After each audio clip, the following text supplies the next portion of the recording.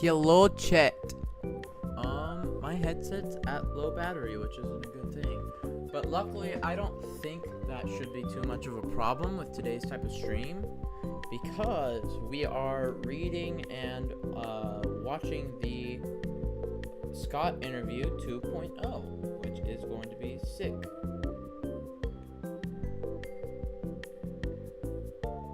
So, chat, if there is any right now, how are we doing today? First, I can't wait to see what Scott has to say. Hello, Springs, by the way. Yeah, I can't wait either. My headset might die part of the way through, but that's okay, because I have a solution for that today.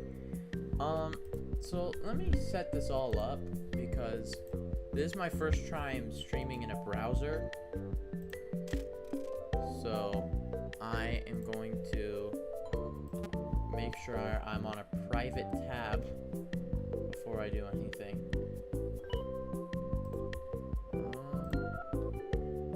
Don't want to leak anything by accident. So, okay, chat. So this should be okay. I shouldn't leak anything if I'm smart. Okay, we're gonna go to here. And properties.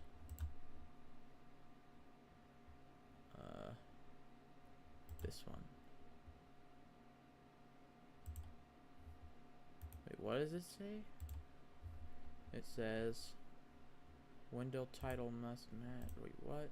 Opera games built on Chromium cannot be captured using game capture. Use window capture instead. Oh, okay. Hold on. I didn't know you had to do a whole separate thing for that. Sure, window capture. There, okay, I opened it right to the right one. That was scary. It could have just leaked info if I accidentally didn't do that one, but that's okay, cool. So, we'll see how this goes. I'm gonna boot up the video. They like the way you. Okay, let's not have a Cheetos ad. Let's not. Hold on, let me go into an old account where I don't get ads. I forgot that ads exist. I'm just going into an old account of ours, and it has YouTube Premium. Scott, tell me. Okay, so I got to the video chat. I'm gonna full screen actually, and then I'll check here. Cheeto all ad, exactly. All right, it's time. I'm actually very, very excited. Let's just lock right in and get in. It's an hour long, so we need to start now. Scott, tell me what's in the box. Oh, I think as the 10-year anniversary is upon us, I will give this as my gift to the fan base on this 10th anniversary. What's in the box is... Oh, we're gonna have to wait. Another interview with Scott Cawthon. Okay, here we go. Mabel! Hi, Mabel. Yeah, she's the best. What's going on, guys? Dorko back again. Hope you're fantastic today. And it's the 10-year anniversary of Five Nights at Freddy's. It is August the 5th, which means if you've been looking at the list, what the official Twitter has been saying, it's the interview with Scott Cawthon, everybody. Hey, everybody. How's it going? Dawko, good Howdy. to see you again. Yes, 6 years since the last interview, right? Which is Wow. crazy. A lot of things have been happening We since were then, only so 4 years let's into the go back franchise a when little the bit. first interview one was happened. August Wow. 2018. So after that, we got Help Wanted, Special Delivery, Security Breach, Help Wanted 2, Ruin DLC. So there's a lot going on. And of course, the future games as well. I wonder if he'll talk about FNaF AR. Steel has announced something. I don't know what it is yet because we're recording this, you know, a couple of months before. But guys, whatever it was, I hope you're very excited for it. Future Dorko into the pit as well. Stuff to look for. There's so much stuff to look forward to, and it's really cool that you've done like a week of exciting things for the 10-year I wonder if he'll say anything on the collab. We've never seen something like this before. Because everyone thinks it's Fortnite, but it might actually be Stumble, guys. Yeah. It's pretty crazy, right? Which, by the way, chat, can you hear me over the thing? Or do I need to turn my volume down, or do you need to turn his up? Just let me know. Man, I can't believe it's been so long since our last interview. That really seems like just a few years ago. How long did you say ago? It was 6 years ago. Yeah, that's hard insane. to believe. I know. That's impossible to believe. I know, right? I've actually got a song for you that I'm going to play for you to celebrate the 10-year anniversary. Oh no. Okay, no, this is getting things off to a kind of an awkward start, but I'll let you go on ahead. Okay. Are you No, ready wait, for you're this? gonna be performing. Wait, you're gonna be performing this yourself, or is something recorded? I've got the A harmonica. harmonica. Right Oh harmonica. my. Okay, my favorite. I've been practicing this song for over 32 Oh years. great. Okay, so my headset just died. That's okay. Kind of. Okay, so I'm gonna pause on the interview then. And we're gonna switch over while I let my headset charge. But hold on, I need to get a charger for it real quick. Actually, you know what? I have another solution, and it's I'm gonna put my AirPods in on my phone and just watch my own version of it. I'm smart, chat, but I also need to get a cord real quick for my headset. So I'll actually do the intermission.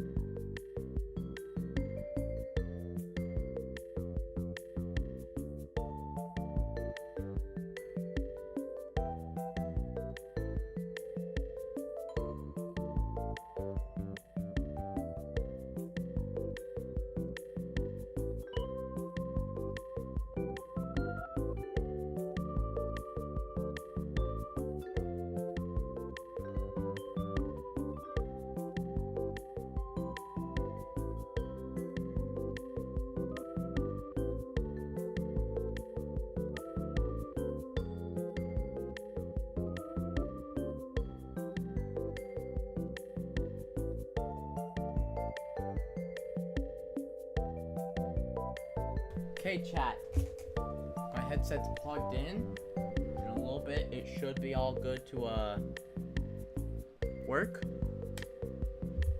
And now, I'm just gonna watch my own stream on my phone, and that's how I'll react for now while I don't have a headset.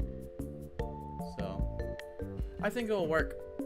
So, just get back to the video. I think you guys will still be able to hear it. I'm also gonna, yeah, okay. We're just gonna start the video back up now. Okay. Is okay. So it's gonna be a little delayed, so be ready for that. Actually, hold on. I won't be able to read you guys, like read chat for a little bit while I let charge, but I just thought I have an even better solution. Okay, we're 2 minutes and 26 seconds in.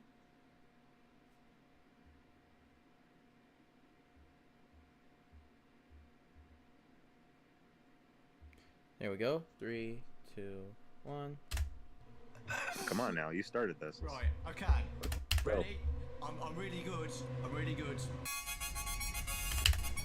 Okay, I got it all set up towards on time. That was awesome. Now I will admit that I couldn't actually hear that. I don't know if I don't know if your thing was cutting the audio out. Well, I actually played a spell. Oh no. Oh. The spell He's is gone. from 1864 No. by a wizard named Dewey McScrewy. McScrewy. What? Okay. That spell has now hypnotized you to tell me all the lore of Five Nights at Freddy's. Oh no. Oh jeez. Now I thought we talked about this in advance. Now listen. This is a bad idea to start talking about lore. All right, well here, you have to give me specific questions and I'll see what I can answer for you. I was joking. But I make no promises. Scott, tell me what's in the box. The box? Oh, it's right off the bat? Wow, just direct. Just out and direct, just like that. Yeah. Well, Wow. look, okay. It's the 10-year anniversary. Okay? And even though I like to be elusive, I like to kind of tease the fan base. I like to and I do like there to be an air of mystery about things. Sometimes I do let things go on for too long, and I understand that sometimes things become not fun anymore, and things can become frustrating for theorists. So, okay, I think as the 10-year anniversary is upon us, I will give this as my gift to the fan base on this 10th anniversary. What's in the box? Here we go. Is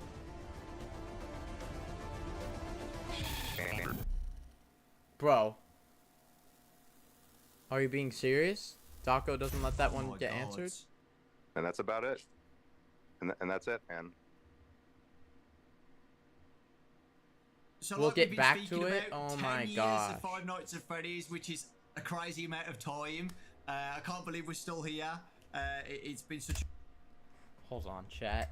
I don't know if you guys are talking right now or not. So, oh wait, by the way, I can't. Why isn't chat even over the window capture? Hold on. Do I need to like move it to back? Order, oh. Move to bottom. Okay, can I add a little, yeah.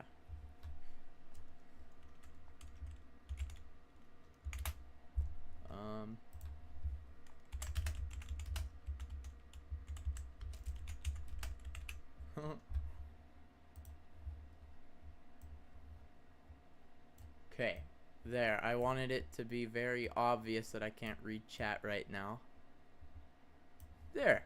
There you go, chat. Now, raw. Oh, I read that real quick. All right. Back to the video.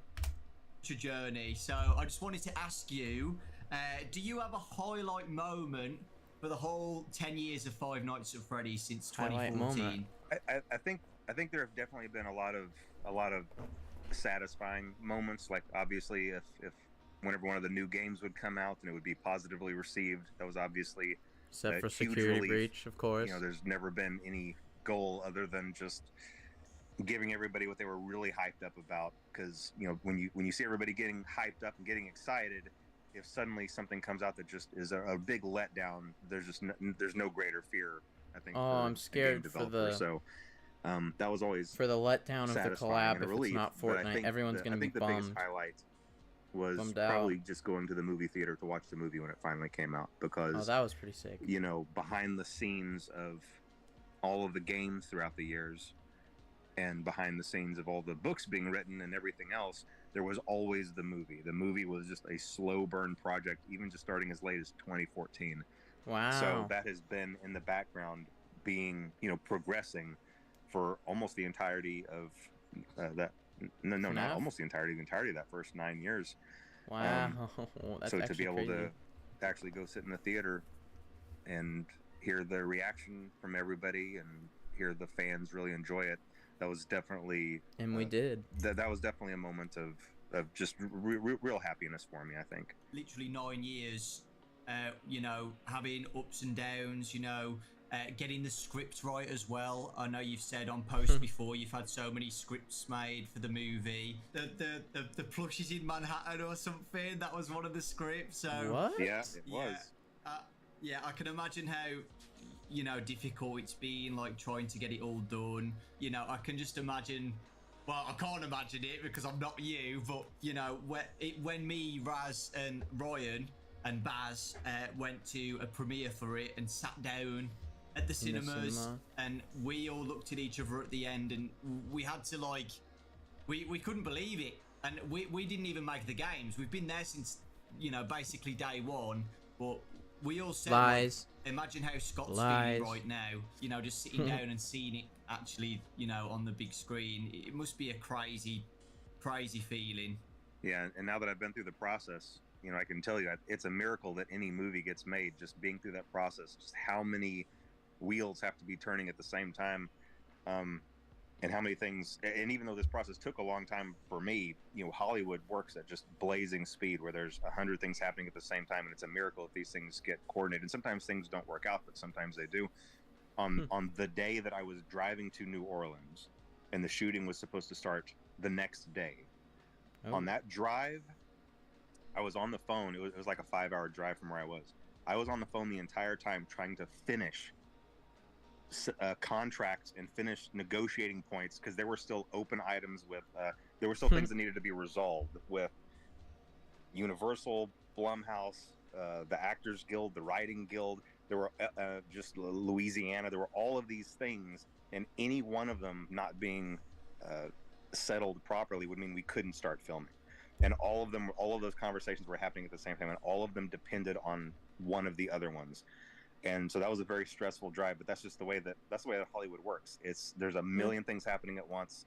Well, it was actually in New Orleans. It was definitely a not Hollywood. whirlwind, but to see all of those pieces come into place, yeah, it was pretty remarkable. And yeah, like you were saying, just all of the scripts, starting just with 2015.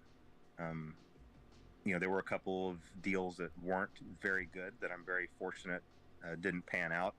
But then whenever I was with Warner Brothers briefly, that was a good deal, and I was very, very grateful to have that. But even that, whenever the stars seemed to have aligned, things just didn't work out there either. And so I was really fortunate to meet up with Jason Blum and get to have that deal with Blumhouse. You know, they had a lot of faith in the project, and they were following my lead on a lot of things. You know, sometimes to a fault, because lots of times I would throw things out and want to start over. But you know, they were with me the whole journey. They were with me, and they believed in the vision. And everybody just had the fans at heart. That's all anybody wanted to do. Everybody was just making sure that every part of the movie would be something that the fan base would look at and recognize, or unlike relate the Mario to, or movie, connect where with. it's just, And I think this in the is end, we were Mario, able and to he's accomplish Chris that. Pratt. And Don't you love that, I'm parents? just really happy with that. And I think we landed with just the perfect cast, which, again, that almost didn't happen either. There were a couple of instances where someone else was about to get a part, and then something would happen that would make that not work out, and then someone better would step in. And I've said this to, my contacts at Blumhouse numerous times just over this last 6 months, even since the movie came out, thinking, aren't we glad that we got like Josh Hutcherson for this role? Like, isn't it great we had Elizabeth Lail for this role? Isn't it awesome we had Matthew Lillard for this role? Isn't it great that was the we ended best up with one. Piper Rubio for this role? Like, every single person that we ended up with Piper was Rubio's a fan absolutely too. perfect in those slots, and everybody was a delight to work with. Good.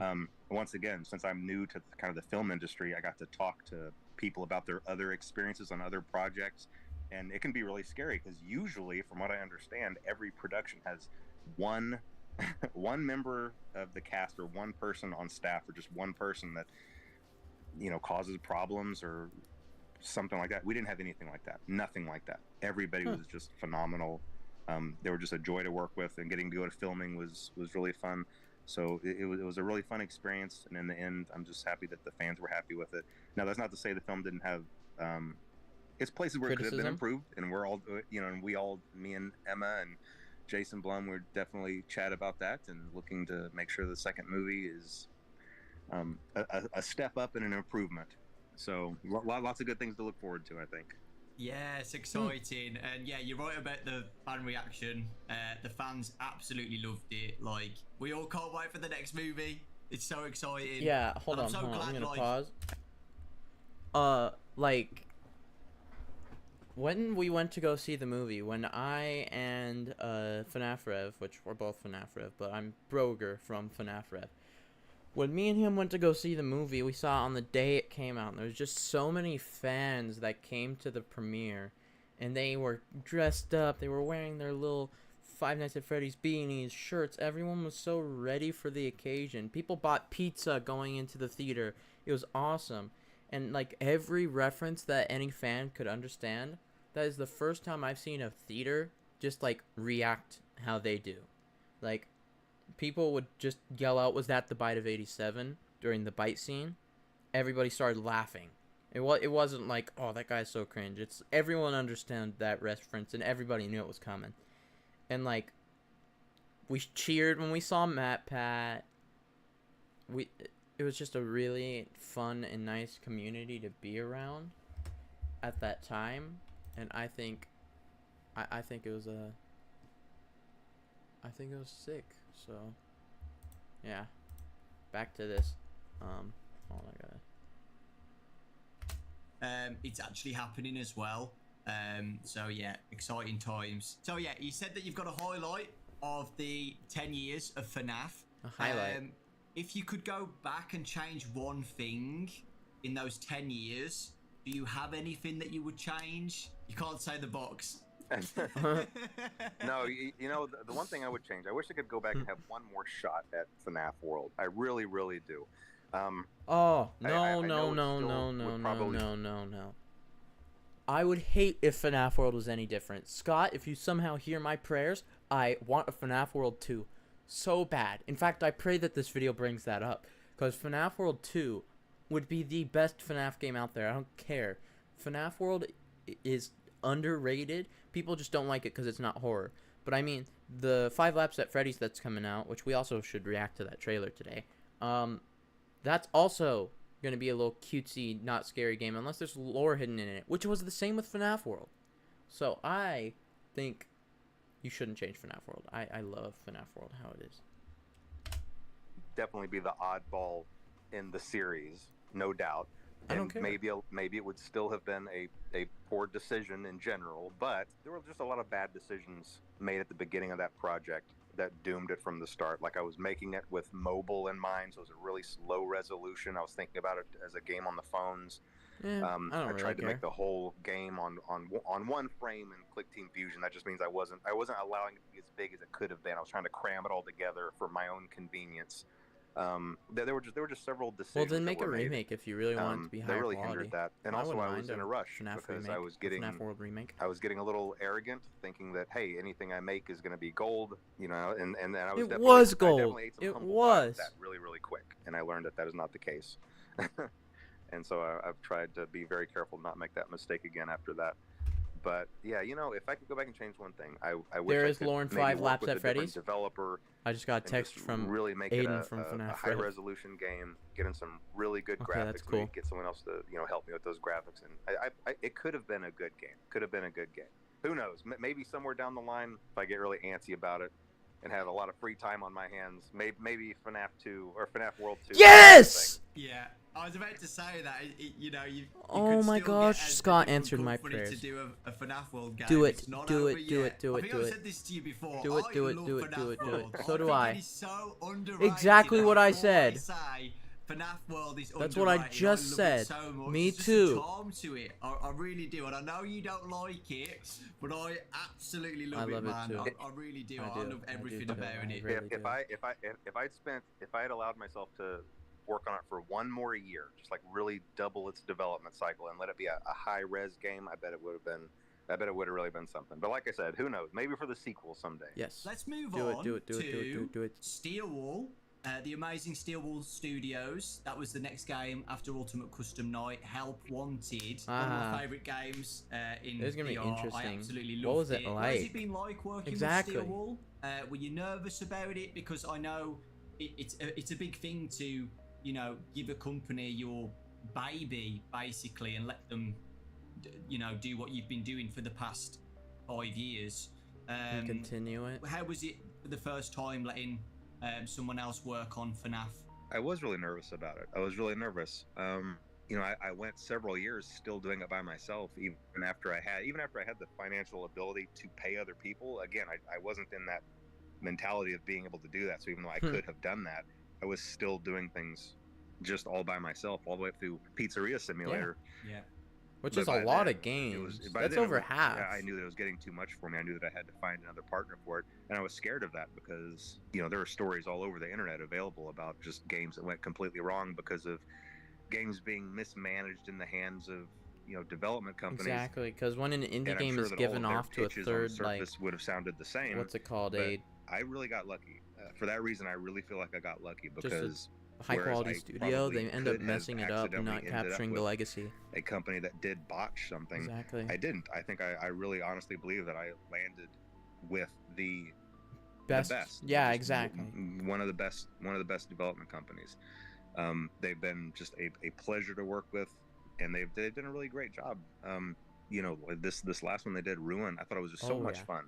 So much fun. Ruin was really fun. I can agree. I think that might I be liked it. I think that might be my favorite thing that they've made was Ruin, and the things that they have planned. Yeah, I liked which Ruin I'm a not lot gonna more talk than about Security right Breach, actually. But the things that they have planned are really exciting too. So yeah, I've been really happy. It's been a really good experience. Well, I'll tell you, on Help Wanted, well, I was going to throw in, I'm happy with how Help Wanted came out because at the time, and I don't have this anymore. I don't have a 3D, I don't have a VR setup anymore.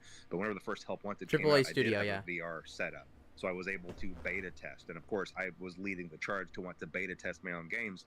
I got into the Funtime Auditorium and I noped out of it. I took the headset off. And I immediately got on the phone with Steel One and said, I'm not doing it. I'm not going to test it. You test it. You're going to test it. You'll find someone else to test it. I didn't even get jump scared by Foxy. I was just in there in the darkness, and I knew I wasn't going to do it. And I never played it again. I hated it. There's an old video of me on a different YouTube channel playing that for the first time. I was pretty dang terrified.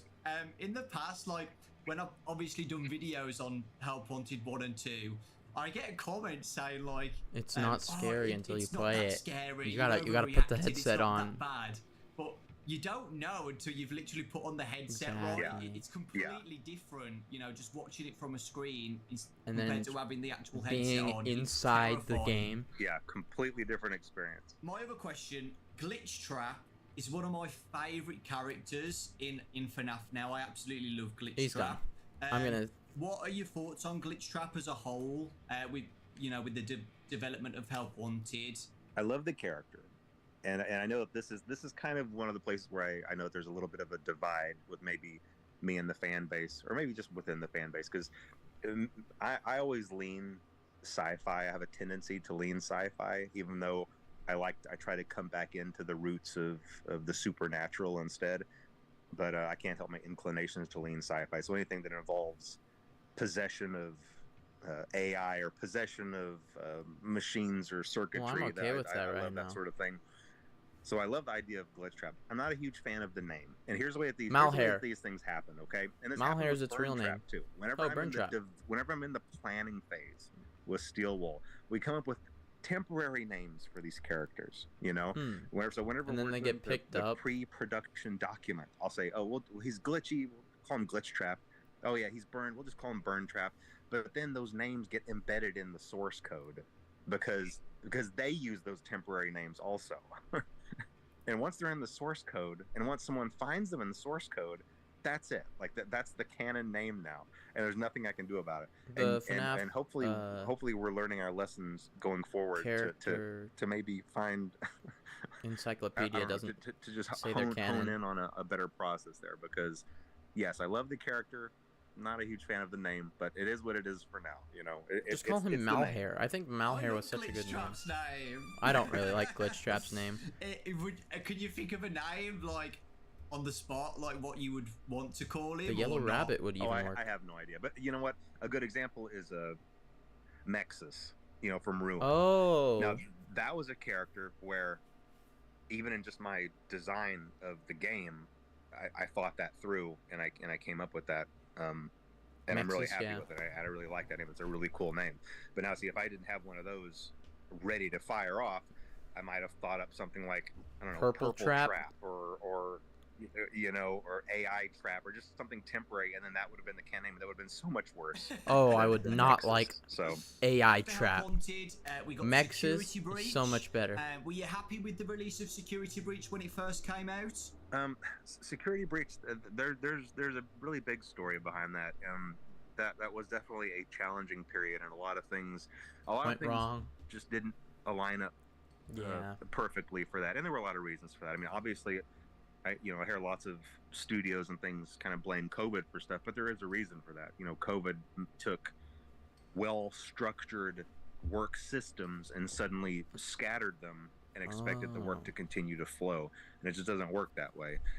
From my understanding, I'm pretty sure most, if not every, member of Steel Wool got scattered across the country and were trying to just carry on with the because workflow. They had to go home. They couldn't be in person. And it was just really difficult.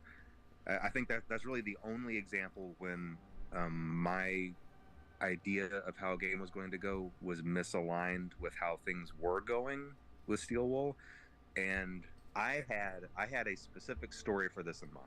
Okay, for Security Breach, I really did. I had a very specific story in mind, and it is very different than the one that got in the game. And I think a part of that is the way why Vanny was like excluded? Because what I was trying to do was I was trying to tell Steel Wool to do specific things throughout the game, put specific items in specific places, have specific characters do certain things. Meanwhile, not telling them what the story plot was, because in my head, I was thinking, okay, when people find this, they will connect this to this to this, and it will all be revealed.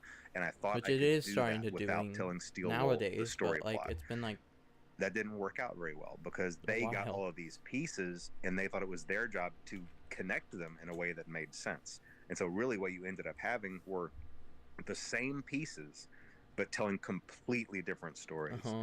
And since I was trying to kind of tell a specific story with mine that went a certain direction, they were taking pieces I didn't fully understand and trying to craft a story out of them. And again, I don't blame them for that. I blame myself for that, because I guess what I should have done is just said, hey, here's the story. Here's why these pieces are here. Here's how they're supposed to connect. And I can give you a really easy example for this. And I'm hesitant to say this because I don't like messing with the lore, but I think in this case, it's okay. When it comes to Burn Trap, originally, Burn Trap was never supposed to move. He was supposed to just be something you saw in the corners, or like if you were walking past machinery, you might be able to you knew he wasn't alive. He isn't alive anymore. In the corner or propped up against a wall, almost like a some kind of decaying movie prop, and you never fully understood what his purpose was. And he had a very specific purpose, and I'm not going to say what that purpose was, but realistically, he never moved. Well, obviously, that's not what we got in Security Breach. In Security Breach, we got a capsule opening and purple smoke flowing out and him climbing out and coming to get you. And so it's just not quite the same thing. So, but anyway, it didn't turn out the way anybody wanted. But hey, whenever that happens, just like whenever, I stepped in it a little bit with FNaF World, me and Steel Wool got together. We were like, look, all that matters now is making things right by the fan base. That's all that matters. We all had the best intentions going on. We all wanted to make a good product, and we went in and we made Ruin for it, and That was I great. hope that redeemed did, the game, and 100%. I feel like it did because I think it was really great. I loved Ruin. And yeah, and anything that we do going forward that continues that story or has those same themes, I think we're just going to be in a much better situation to continue on. So, the Ruin DLC came out a year ago now, which is crazy That is to think about. crazy. Time's going so quickly, and the fan reaction to that was amazing. Everybody loved it, and everybody's looking forward to what's next. The ending of Ruin, with a specific character, Mimic. a new character into the games, the Mimic. Any thoughts on the Mimic? I cannot share any thoughts on the Mimic other than I really like that character. This is a character that I really like and I'm really excited about. I think it's a really terrific antagonist. And I don't think it's the last that we've seen of the Mimic. That's all I'll say. Yes. Cool. With that, do you have a favorite character in the Steelwool era of games? I mean, Music Man is too obvious of an answer, right? I mean, I think all those characters turned out great. Of course, it's Music Man. Let's go. Turned out so well, you know. I've always really liked Vanny as a character. I don't think that Vanny was utilized to her fullest potential, and so hopefully we'll see another opportunity for Vanny to return as well. We'll see. Ooh, okay. That's interesting. Moving on to the books. So the books have been amazing. I've been doing little summary videos on the channel with Fazbear Frights. That was awesome. And the songs. Uh, How has it been working on Fazbear Frights? It's actually really enjoyable. It's probably one of the most enjoyable things that I do because I just get to think up a really scary scenario, and then I create maybe a 10 to 15 page story out of it. And then I have writers that I work with, obviously, and they take that and they really flesh it out and fill it out and add the details and turn it into a full-length story. And I get to kind of just really see it come to life. So it's been really enjoyable, and that's something that I really enjoy. It's funny because it's one of those things where as long as I know that's something that's happening in my life, I might be at the gym or I might be watching the show, and then suddenly something will come to mind. And I'll be like, oh man, this is gonna make a great story, and I get right home and I start working on it. Do you have a favorite story out of all of them? I think my favorite story it's probably Bunny Call. Oh, I know that's kind of an oddball choice, but there's a reason for it. Because some of these stories are based on my real life experiences. Bunny Call is not completely made up. I used to take my family to a family summer camp. Okay, this is one of my two. This is my two oldest boys were maybe 11 and 12 at the time. No. I bet they were 13 and 14. It's hard to remember exactly when this was, but then I had younger two that were just babies still. And whenever we showed up at camp, and we were all in the auditorium signing up for activities, rafting and boating, one of the things you could sign up for was a panda call. Okay, a panda call it's a very deceiving title, because what that meant is that early in the morning, a bunch of the camp counselors dressed as killer clowns would come into your cabin and scare the crap out of your kids to wake them up early and drag them to their daily activities.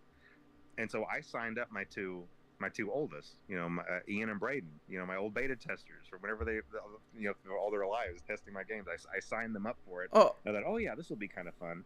It was kind of fun until the next morning started rolling around. I started thinking about what I'd done, you know? Because then the next morning I woke up at 5 a.m. and I realized they're out there somewhere. Like this is happening right now. And I started listening. T-Jock in real life. I started listening for noises, and I even snuck out and went outside. And it was dark, and there were crickets chirping, and I was looking around, and I just thought to myself, somewhere out here in the dark, in these trees, are a bunch of clowns. And they're coming to my cabin. That is terrifying. And it was a really, really scary sensation. That is terrifying. So I just went back inside and I looked at my family sleeping. I looked at my baby sleeping and my kids and my wife, and I was like, what have I done? Like, what have I done? My God. Of course it ended up not being a big deal, because then I just heard a soft knock at the door and I opened it and there was a row of killer clowns. I said, never mind, you guys, and they just walked on. And so it wasn't a big deal, but it was still a really eerie feeling like I had signed up for something that I'd regretted. FNaF they are in real life. And so I based Bunny Call on that. Oh, that's Oh, awesome. wow. You said that you've got relatable stories. So hold on. Yeah. I'm gonna pause real quick. I'm gonna put you guys on the intermission screen.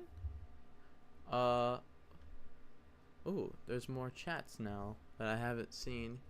Scott, new model looks cool. Yeah, it really does. I'm gonna put it on the intermission screen. I'm gonna get some water real quick, and then I'm gonna plug my headset back in. So I'll be back in a minute.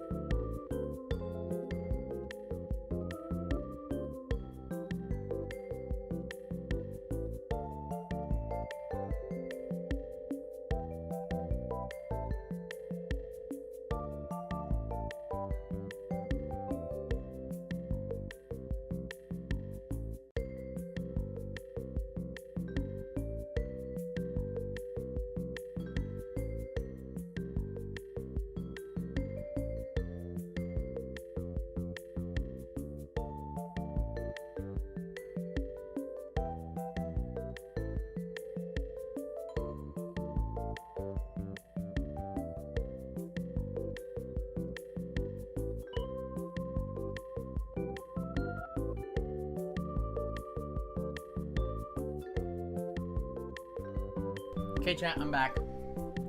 Also, another thing now that I have my headphones back and plugged in, I'm gonna get rid of this because I can read chat again. Let's actually go back to the video. You have a relatable story with Fazgoo?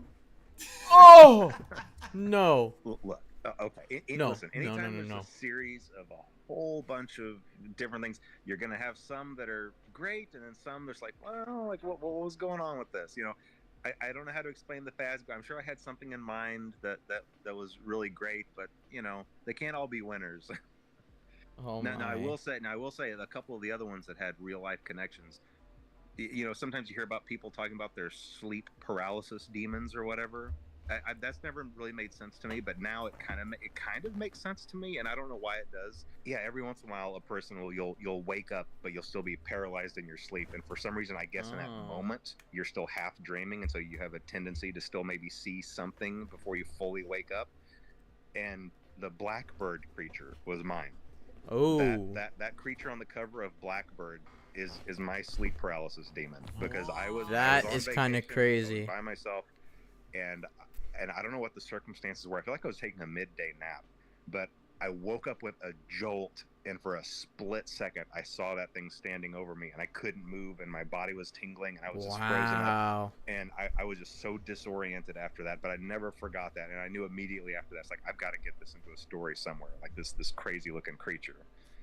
That is crazy. So, That is absolutely crazy. what's its name? I've never Blackbird? had sleep paralysis, so I don't Is know Scott Cawthon's what my sleep creature would paralysis look demon. like, but I hope it doesn't look like that. I don't think it's a normal experience. I don't think it's an experience you should want to have. I don't feel like it's a healthy thing. So if that hasn't happened to you, I think you're in a good place. Do you have a least favorite story? I don't know. I think it probably might be the Fazgoo. Or no, I mean, come on. Money from Scott's freaking brain. Thank you, Rhymesy, for the $2. Baby. I'm not sure what I was thinking about. You know, $2 again, super that's one of chat. those things where, oh man, this is gonna be really creepy. But then you step back and look at it from afar, and you're like, I don't know if this is a good idea. And I swear I wasn't picking. Also, on hello, Matt. Rhymesy. That wasn't a story designed with Matt Pat in mind. It really, really wasn't. You know, listen, Wow. whenever you're doing these stories for this long, eventually you just run out of names, and you're going to cover all the names, you know? Yeah. Eventually I'll get around to Dawko, you know? And so if Oh, you see wow. Dawko in one of these stories, it's not something personal. It's just because I ran out of names. You know? Oh, wow. Dawko Yeah, is a yeah, very yeah. specific name. No, that it's you'd have to super get common. to. I probably I have a see few it more everywhere to when I go look up before I Five get Nights to at that, so you don't Freddy's. have anything to worry about. When doing my summary videos, and I know a lot of people say the same, people who loved Goosebumps when they were kids find these really relatable, right? And I know kids at school now read Fazbear Frights like their Goosebumps books. And as That a is kid, true.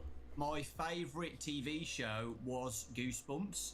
Oh, is he gonna get into Would the you spin-off ever show? think about or like the idea of Fazbear Frights ever being That would like be a TV sick. show like Goosebumps, where it's like a series of some of the best stories or something adapted? I would love Oh that. yeah, definitely. Oh, thank and that's something goodness. that can definitely happen. Especially now that the first Movie came and out. was successful. I think that really opens the door to lots of other. They potential better. That'd be actually opportunities. awesome. The only thing to be mindful of is I don't want to oversaturate the market and just create too much. And I think that sometimes we get a little bit of that. What is where FNaF VIP? franchises- FNaF VIP is a FNaF interactive novel. Like, you read it, and then it'll tell you, okay, choose an option, and depending on your option, skip to this page. Like Sunny D. I don't know what that means. have movies and too many TV shows, and it just kind of waters everything down. But I really do like that idea. And So basically, it'll be like, run away from the animatronic, yes or no.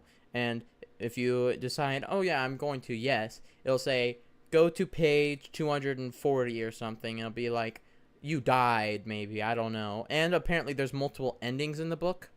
And there's 2 different difficulties. So, we're going to be technically playing through it, but you're going to have to use your imagination. Question, are you going to watch the Five Nights at Freddy's movie 2? Yes, I will watch Five Nights at Freddy's movie 2. I don't know if it'll be live. I don't know how I'd be able to do that. I could do what Spiff did when he did his FNaF movie review while drunk and just not show the movie, but like maybe. But I do think the FNaF movie 1 was amazing, and I would love a spin-off series for Into the Pit. Not Into the Pit. Fazbear Frights. Sorry, I'm thinking about the Into the Pit game.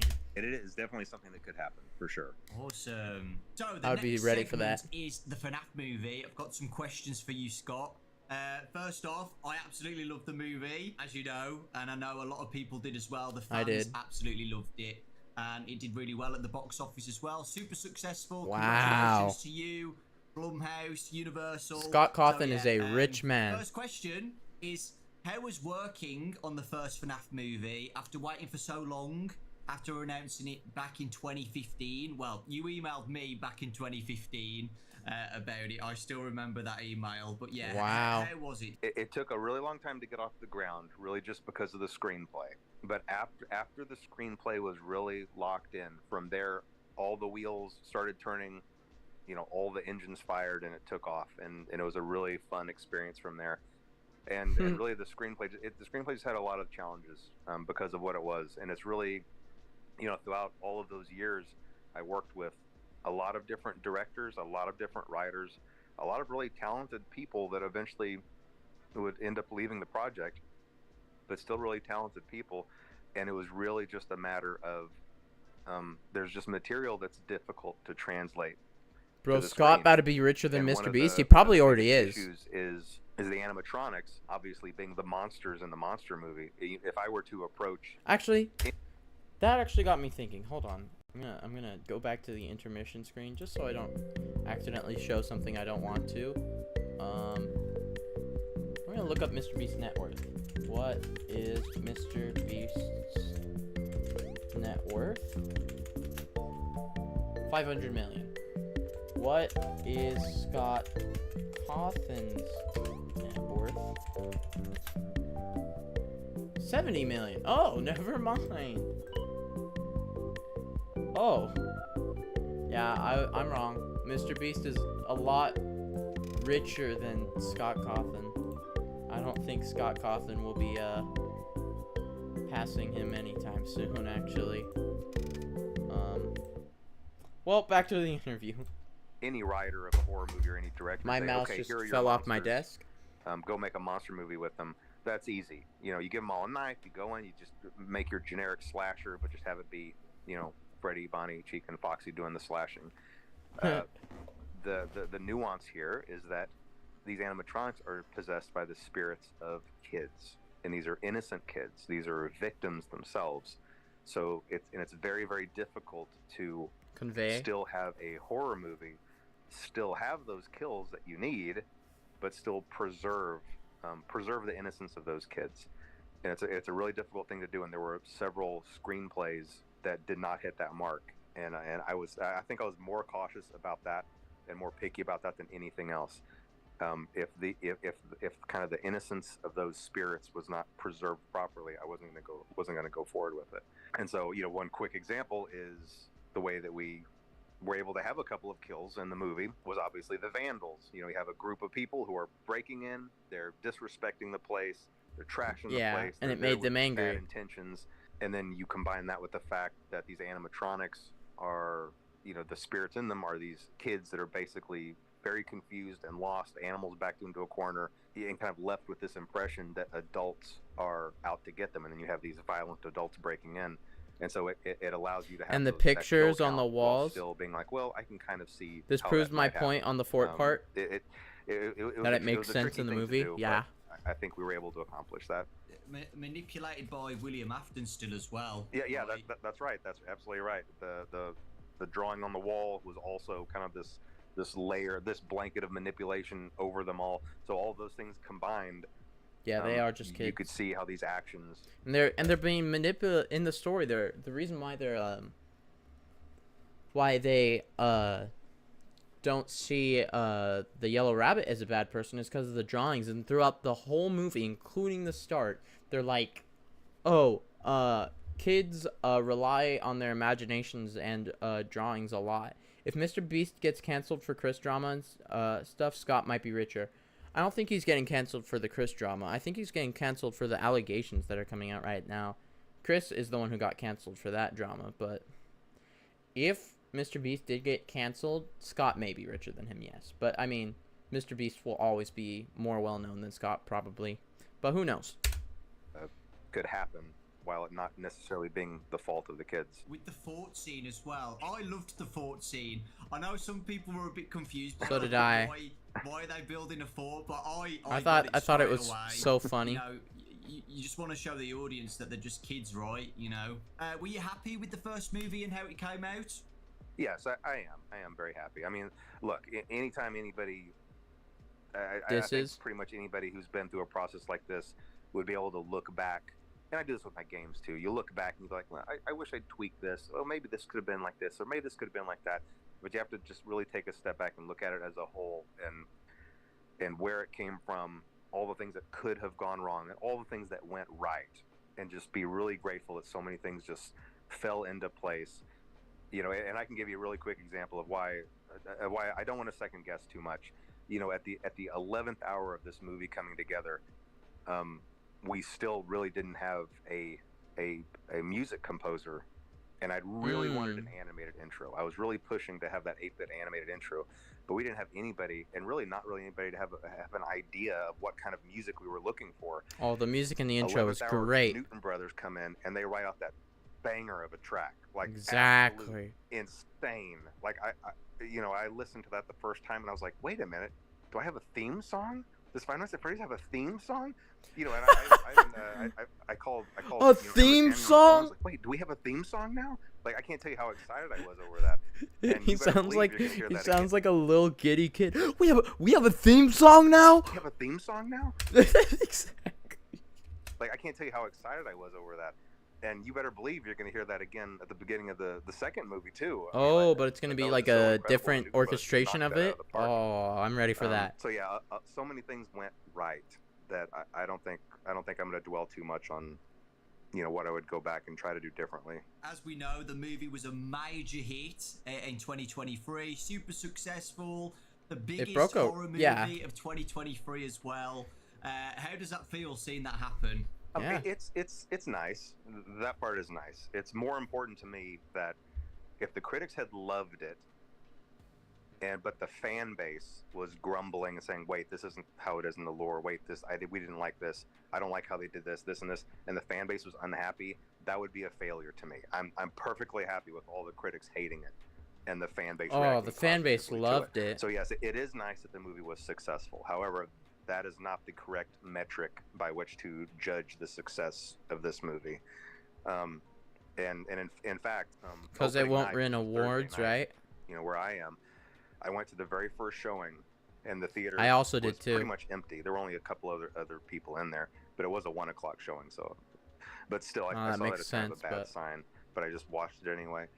Then I went to the next showing, which was just later in the evening, and I told myself I wasn't going to go online. I wasn't going to read any reviews.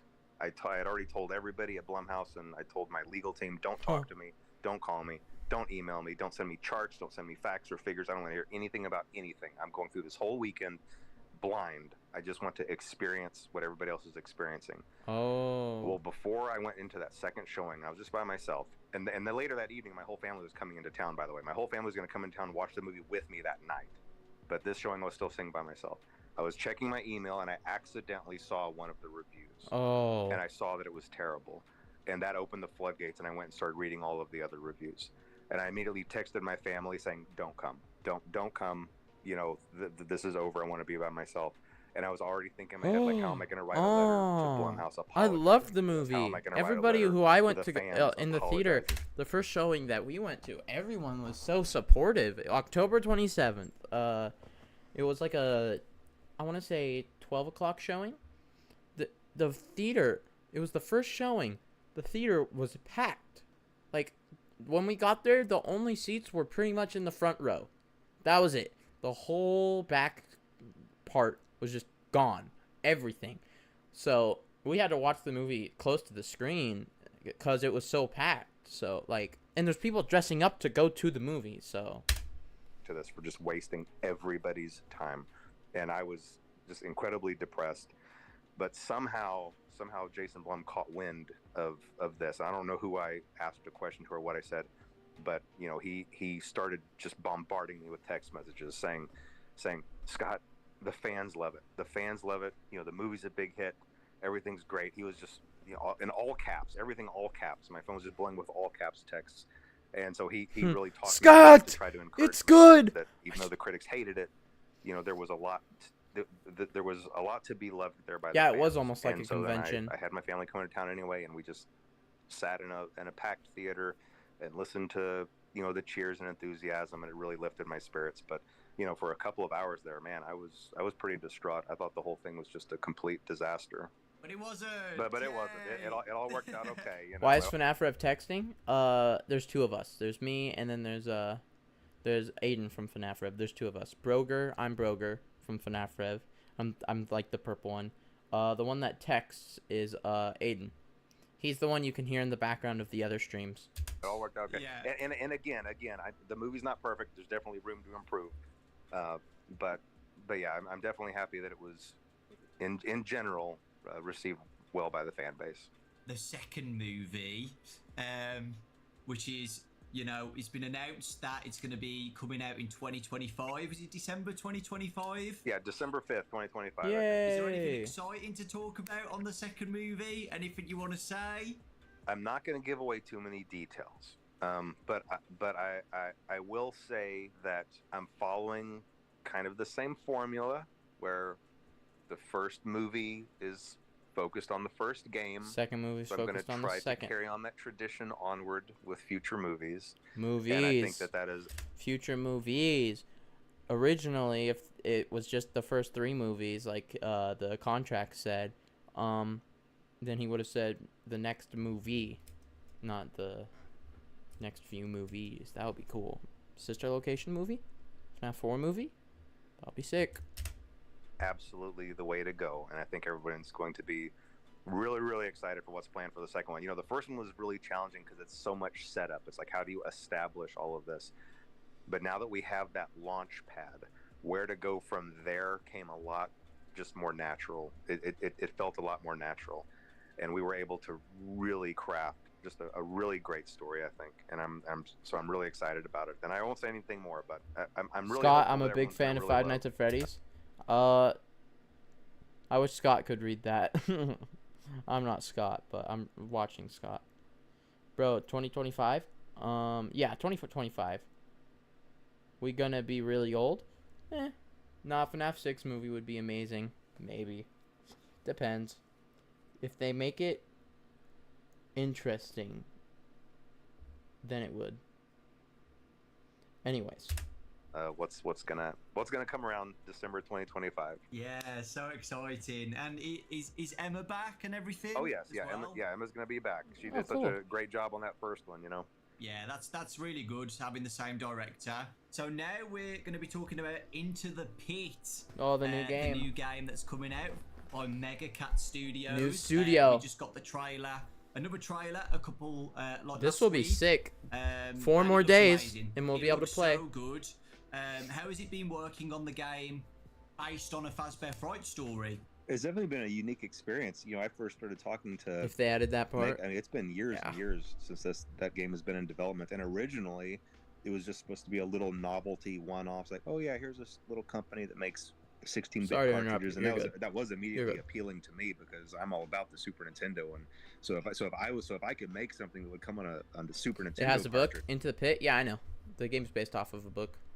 It will be good. Yeah. You know, sign me up. That was the most exciting thing. The most exciting product I'd ever worked on. It was still just supposed to be a novelty, but as the development went on, everybody was looking at it thinking, this looks pretty good. This looks really good. And so it's a whole different gameplay style, but that's okay. I'm okay with that. A lot sooner. They could have.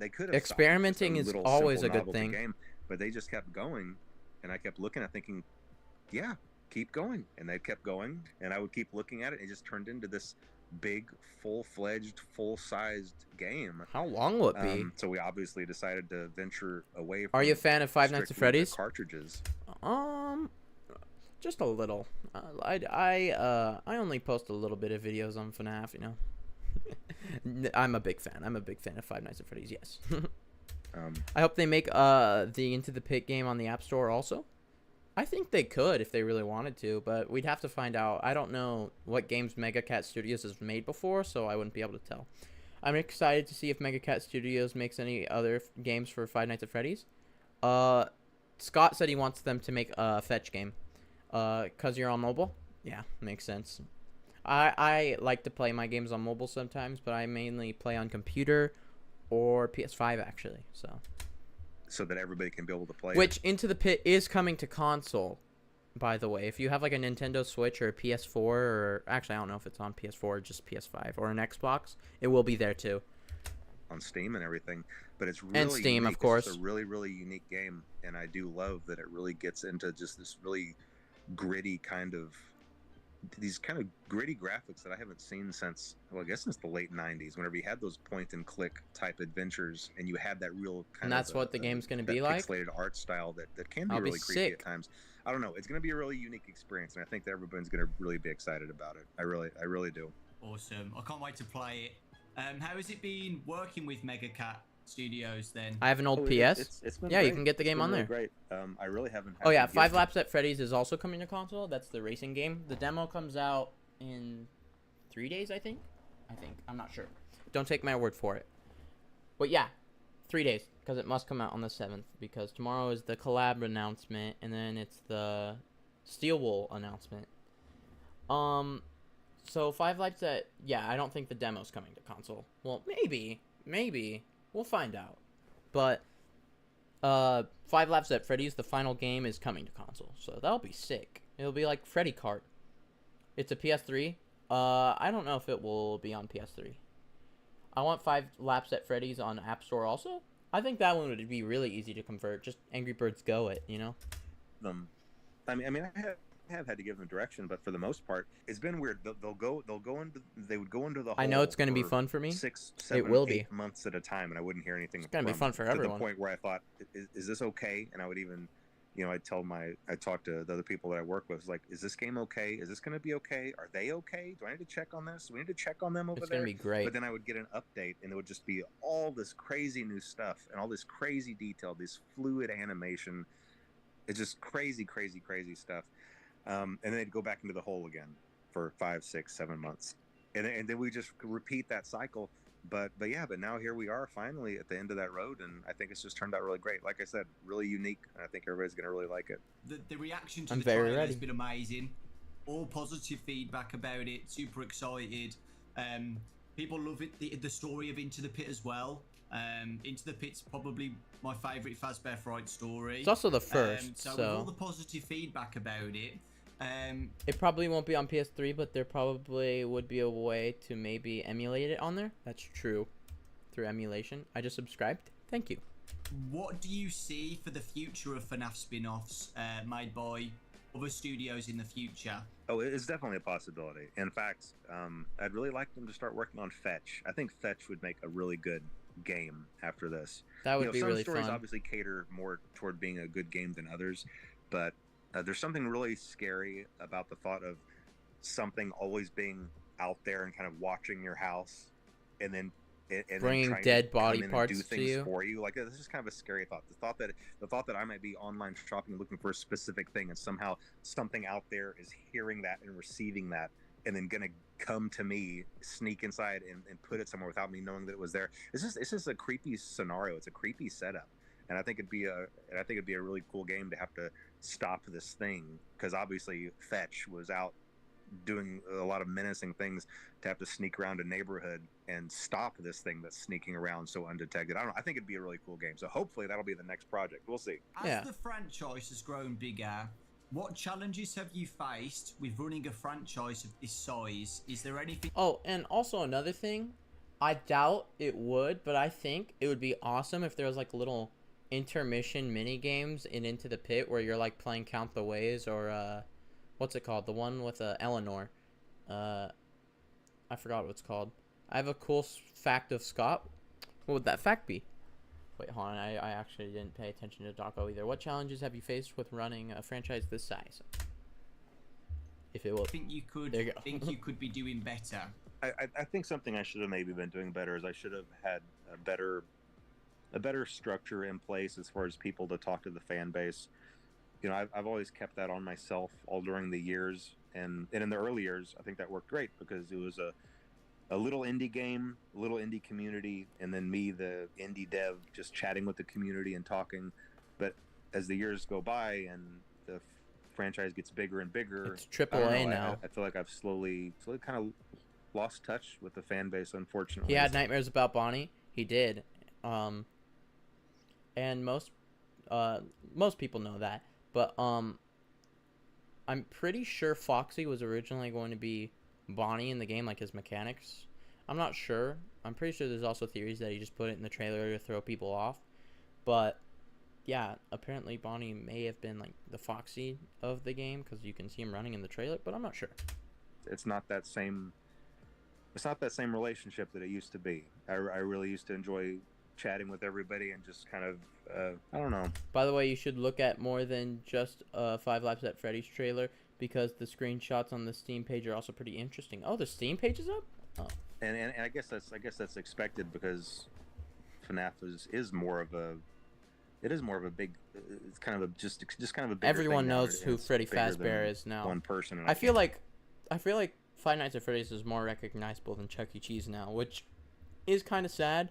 But I mean, that Chuck E. Cheese is getting rid of their animatronics, so I don't even care. Just pretend like I can hop online and chat with everybody and solve everybody's problems anymore. Used to, I kind of could. I could just go in there and chat with everybody and resolve little problems as if it was like just a squabble on a forum. I can always just step in and solve it, but it's just not the same. And I think that I should have realized that sooner. And I'm really only realizing that this year, that I really need to have a better structure in place. And the fan base deserves that. The franchise deserves that. The fan base deserves that, to have more people in charge and running a Twitter page and official news feeds. Yeah, an official news I'm happy feed, that so there's an official not so much news confusion feed about what's real and what's L not Chuck E. real, Cheese and for getting rid real of their news and fake animatronics. news, Exactly. and is this confirmed? Is this not confirmed? I could have avoided years of that if I just kind of had a better structure in place with people to listen to. I think you meant, like I said, a news feed and someone else to just provide better answers to the fan base. So I'm trying to get all that in place, and I really think I think it would just better serve the fan base, and I think everybody would be a little happier if it's not just me trying to jump in and straighten things out when needed. Yeah, I think the Twitter's a great idea. Yeah. We're recording this in June, but it was announced today, the schedule for what's coming out during that week. the first schedule. That's before the schedule change, but It is really exciting and really good. so people, can get excited for the anniversary. They kind of know what's coming, which is really exciting. And communication like that, it's people have really appreciated that. So thank you for doing that.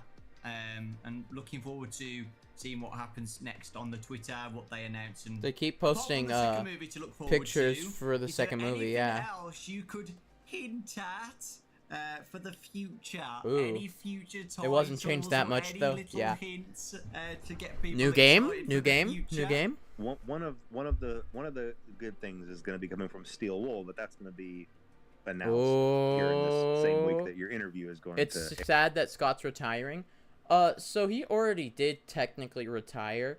So back when he announced that he was retiring, most people thought, oh, it meant the end of Scott. Scott's not going to work on FNaF anymore. Really, he isn't retiring. He isn't the main lead developer of FNaF anymore, other than the movies and stuff. But like, he's always working on the story behind the scenes. Scott is still in the game. He's just not like the main person. Like, he's not the only writer anymore. So I think he's not indie. In fact, I'm not sure if it was right before this or right after this. Yeah, it might have been right after this. Yesterday. Okay. And obviously everybody knows about the movie, and right now the books are these interactive books, which I read things like that. That's what we're reading after this. About those, and I've tried to add some depth into those to where you can actually collect items in them Ooh. and things like that. So it's really not just about picking a path; it's about picking a path and getting something, and then going to the other path and being able to use something. So it makes it more interesting and more intricate. This will be fun. But yeah, this will be really fun. That's the plan for movies, games, and books. And I already told you the book came out yesterday, by the way. If you guys didn't know, because I didn't stream it yet. And there is another game planned with Steel Wool, but that's not going to be announced for a while yet. So I can't talk about that. But there is something down the pipe. Ooh. Okay. Even that makes me very happy. But the thing that's being announced this week is probably going to be like a DLC for Help Wanted 2. Even beyond what's being announced this week, there's something beyond. But yeah. But I can't talk about that. That makes more sense. So I won't spoil anything. But I read the week before, guys, and it is good. So the week before, the interactive novel about Fun Guy, that will be sick. I will also be reading that probably live when it comes out, but I'll have to buy that one. I have a FNaF book. That's cool. I have actually they're over at the collection place in Aiden's house, but we have a lot of books. A lot. We have I'll say 25.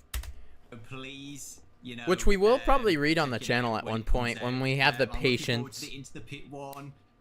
VIP is the interactive novel VIP another That's one what as we're well? reading today. VIP. Yes. Yeah. VIP is one that I did with Scholastic, just like the others, but it's just going to be free. It's specifically for this event. I mean, I might still be included in a box set later down the road. Oh, but good. No, for this week, it was made specifically for this event. By the same author, I believe, as the week before. So if you enjoyed that one, you'll enjoy VIP. And I really love the story for VIP. I'm not going to ruin it, but it might be one of my favorites. So hopefully everybody really enjoys that. Oh, cool! Awesome. I'm very happy about it that. Comes out before the interview, so okay, yeah. Great. Yep, it Future does. Me, if you're watching, you probably loved it. There is a collab announcement tomorrow from this interview. Whatever it is, I don't know, but it seems that you've been more open with collaboration. The pig animatronic for FNaF VIP looks really rich. That makes sense. I think the literal reason why it's called VIP, I know that VIP doesn't stand for very important person in this book, but it's probably because it's actually something to do with a VIP role. But put polls for what path to pick on VIP. All right. With games recently, the Funko one as well. Are you more open to more collabs? Oh, since the we Funko last spoke Fusion. During the last interview, would you be interested in whatever it is? I don't know, like Fortnite or Dead by Daylight. Oh, please. Those popped into your Both head of those. Or... I'm very careful with collaboration. The book you have is called Somniphobia. I don't know what that one is, but I think isn't that the one with the mermaid on it or something? I don't know. Or the one with Moon on it? It's because I want to protect the brands, and I want to make sure that Five Nights at Freddy's stays as Five Nights at Freddy's. And there are some games where even if I really enjoy the game, it just doesn't feel like a it doesn't feel like a good Please match. do Fortnite. It feels like a mismatch. Well, The Dead by brand Daylight integrity would is make the most sense. important Dead thing by for me, Daylight would make and sense, keeping Scott. everything So feeling like it belongs. And so that's really been my only hesitancy. and if it's Stumble Guys, I feel like that Scott right now is talking about how it wouldn't fit the collaborations. Stumble Guys wouldn't fit at all. Fortnite would fit better than Stumble Guys, so I really hope it isn't Stumble Guys tomorrow. That's actually a good idea. Yeah, it will be. I feel like I'm very ready for the book, and the polls will make it a lot funner. branching out a little bit, and I am a little bit more open. Do not do Roblox. That's another thing. Okay, so there's 3 paths that the collab may go. We have the Fortnite path, which most people thought, but it's starting to get disproved a little because of Stumble Guys, which is the second one. I would hate it. I would hate it if they do it with Stumble Guys, because I don't like Stumble Guys because it's just a cheap knockoff of Fall Guys. And why would I want a knockoff to get a like a collab with FNaF? And then last but not least, Roblox, because of the Roblox game from a few months back that came out for a little bit by accident. So yeah. Somnophobia is the one with the moon on it. Yeah. Do not do Roblox. Roblox is fine. I just really hope it's not Stumble Guys. Exactly. I have 3 FNaF plushies. Nice. To those things than maybe I was in the early years, but I'm still very careful about it. We'll just see. We'll see how things go. Okay. Anything else you would like to add to finish off the interview? The end of the interview. No, I mean, I think things are in a good place, and like I said, I think that the things that are on the horizon are all things to be excited about. Roblox will break FNaF due to Slenders and other people. That's a good point. The fan base of Roblox can be kind of strange sometimes, but so can FNaF, I guess. So who knows? I think that everybody's going to really enjoy. I mean, just look at the real-time drama. That's terrible. And I wish I could talk about those more, but I don't feel like I can. So, do you think we're going to have another interview in 10 years' time? It doesn't have to be 10 years. We can try to do this a little bit more often. Oh. What, every 5 years? Yeah, every 5 years. Okay, that would be cool. That would be cool. Shaking your hand. Just make it a regular thing. Okay, awesome. 5 years from biggest today. Thing that everybody has been begging me for this I think interview Daco? when I announced it is the box. That is. Oh, everybody this again? just wants to know anything about it because it's the biggest mystery out of the whole 10 years of FNaF, I would say. Maybe Midnight Motorist is number 2, but yeah, I'd say the box is the biggest. I think Daco's lucky. Yeah, Daco is pretty lucky to be in his positions. Nerd emoji, I support Slenders. I haven't actually encountered a Slender in Roblox before, which is surprising. So, if they're unlikable, I haven't gotten to experience it. They're rude, aren't they? Isn't that the whole thing about them? The biggest mystery that everybody wants. Okay, like, back to even the a box. tiny I need snippet to know this. Something. Help.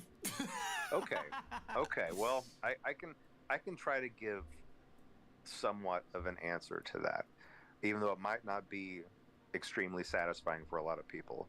So I would encourage people to turn off the interview if they don't want an answer that they might not be happy with. But whenever I'm making these games, there are a lot of things that are in my head that are just flowing ideas. And when I have them and put them there, it's the first half of something. It's like a string or a rope, just like reaching out.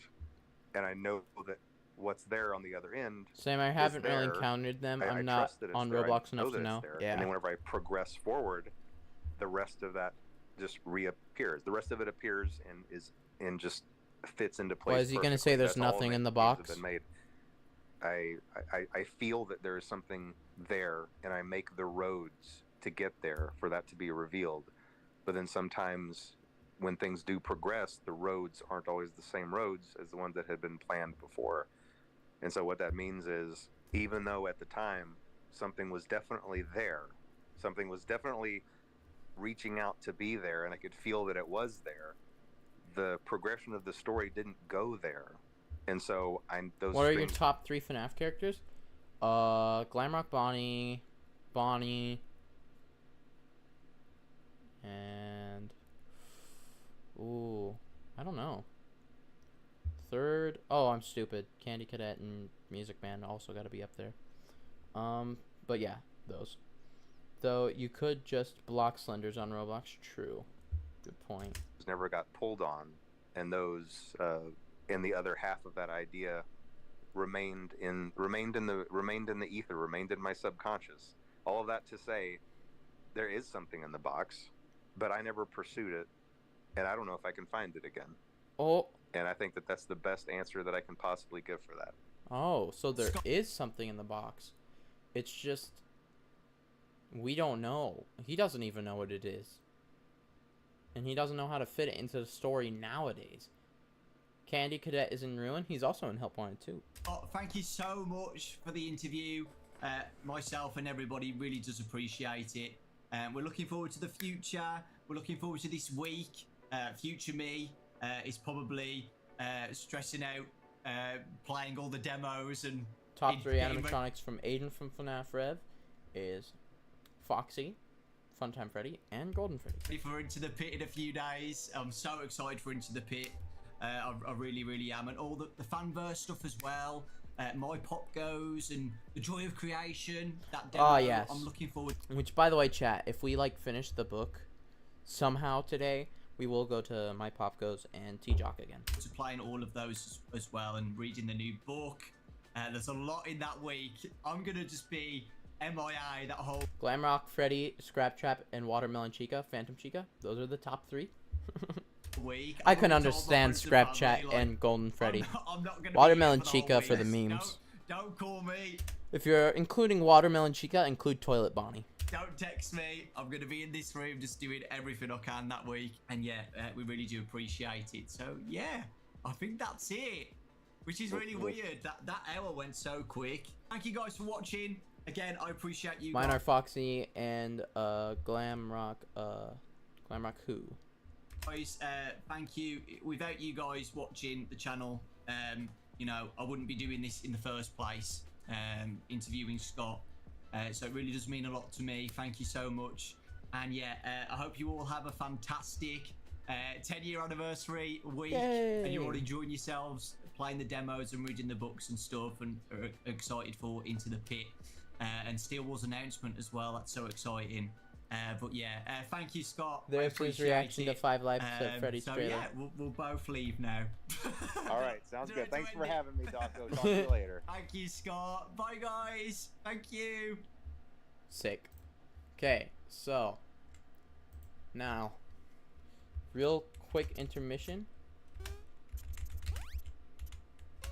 Before we go to VIP, I want to watch this trailer real quick. Where's the official one? By Click Team. Here it is. 5 Laps at Freddy's trailer.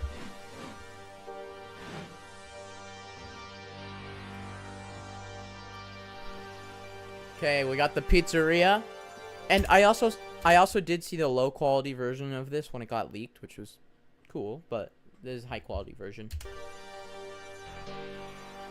Bow, bow.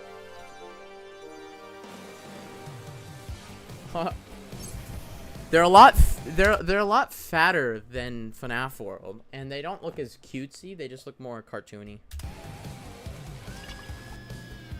Get ready. Which, by the way, we should pay attention to like the characters. I see. Hold on. Let's go back. Freddy and Balloon Boy. And 8th place, that means there's probably 8 characters, or more than 8 characters, probably. A cupcake ability. Phaser Blaster. There's Bonnie. Cupcake ability. Get ready. Which, by the way, did you not realize that... Isn't that like some warehouse in the security breach complex? Pizzaplex? Or, this might just be an arcade game. That's the lore. Springtrap, Chica are in this too. I saw Mangle, yeah. The race is on. Balloon Boy, Bonnie, Freddy. A bomb thing, a door. A cupcake, a firework I saw. Exotic butters. That looks like that's all the abilities. Start your engines. That is the place, that is the Pizza Sim building under the Pizzaplex. Also, Puppet is a character.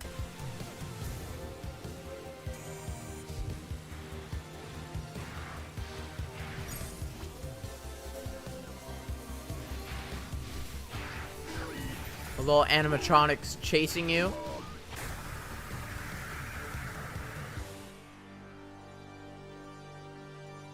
Then we got Freddy himself.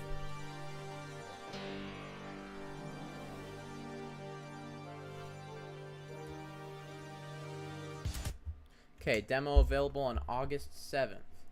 Nice. The Steam screenshots show more. Alright, hold on. Intermission screen. I'm gonna go to Steam and we're gonna look at those screenshots. I think it's funny that the cupcake is a car. Yeah, it is pretty funny. Springtrap is in the new FazLap game. 5 Laps at Freddy's. Yeah. I can't wait for Into the Pit plushie. Oh, the one by U2's? That one will be sick. I like Glamrock Bonnie, or I like Foxy Glamrock Bonnie and William Afton. Of course, makes sense. Glamrock Bonnie is very agreeable, and so is Foxy actually. So, 5 laps. Here it is. I wonder if the game will cost money when it comes out. Now guys, don't spam at me when I show my Steam username, because you'll be able to see it when I do this. But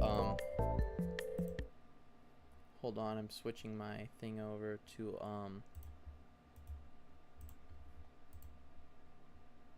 Steam. If it picks up Steam. I don't know. I don't know why the chat's behind on stream either.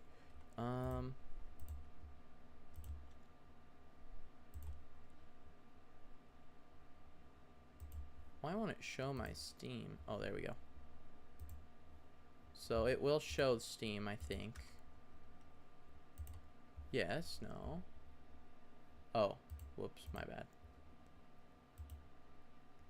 There we go. So we got the trailer right there. How do I go full screen on the trailer or the pictures? I don't know if you can, but we got the starting thing. Foxy's there too. Yeah, Foxy. I don't know what that thing is.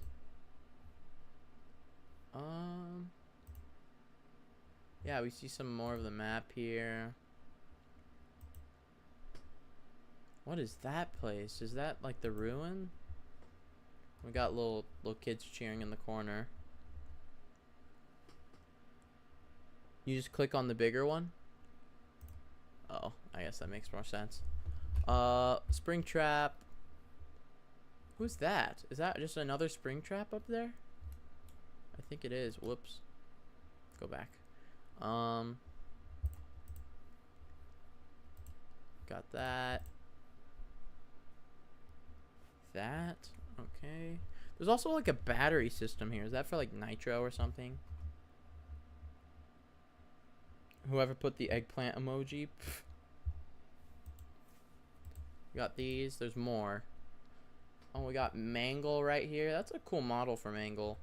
We got the door. I wonder what the door is for. The door ability. We got the Juniors complex right here from Midnight Motorist. Foxy too. We got the little cars. The choosing the car thing. Midnight Motor. That'd be sick. Whoever put the eggplant. No, it's just been confirmed that your car can die. Oh. Oh, that's interesting. Pizza place. Oh, there's 3 maps. We got Midnight Motorist, Fazbear Hills, and the Sinkhole. Ooh. And then there's things over here that will probably be locked until the full game, I'm guessing. Bonnie, he looks pretty sick. I really want to see what the characters look like from the front, but we're not really getting a reveal yet. Other than this. Oh, I haven't seen this. Oh, they're actually really cute. Oh, I like them. We got a little, Mangle down here. Puppet. Foxy, he looks pretty sick. Chica, she's fatter. And Bonnie looks fun. And, we're getting, we can tell that this is the same art style for that one Lolbit leak we got a while back. Fazbear Hills is obviously based off of, FNaF World? Yeah. I think Durability stuns a player for a bit. Will they have their own car like Chica has their cupcake car? I don't think they'll have their own car, because if we go back here, it's just one of the selectable cars. We got, you can either do the Midnight Motorist car, the normal kind of looking car, or no, I think that's the cupcake car, and then we got the go-kart car. So, I think you'll just be able to select, but I think it'll still be really fun. And planned release is 2025, so we got a whole, like, year. That's okay, we'll be able to play the demo. Demo coming August 7th, yes. Cool. Anyways, back to intermission screen, because I need to set up the PDF file for, 5 Laps at Freddy's. All I need to do is go to X or Twitter. Hold on. I need to go. Actually, I can just do Google Books. And I can. Actually, my library. Here we go. And now I just need to go.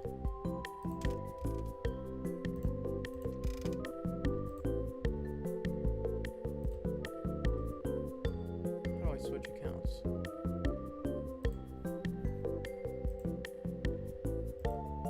Huh. This might take a sec. Actually, you know what?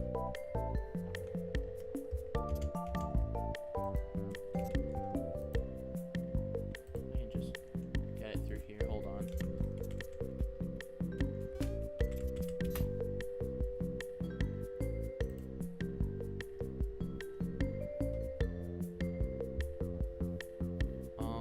I'm confused. How does this work? Oh, okay, add to my library. I have to, like, get the book. By the way, the demo won't have online multiplayer, but it is confirmed to have local multiplayer. Oh, that's kind of sick. They look like they are from FNaF World. Yeah, Helpy is so cute. Helpy was in it?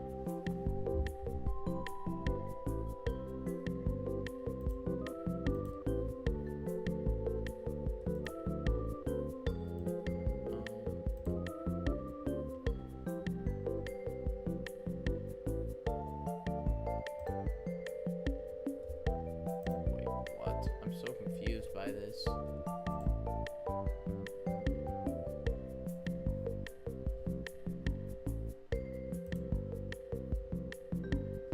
Oh my gosh, it's so difficult to get this book. Oh my gosh, finally.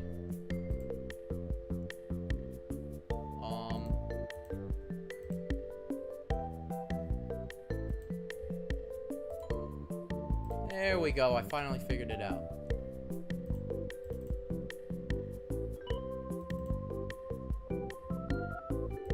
Oh, hold on. This might be more complicated than I thought. Oh, from my intermission screen? Ah, that makes sense.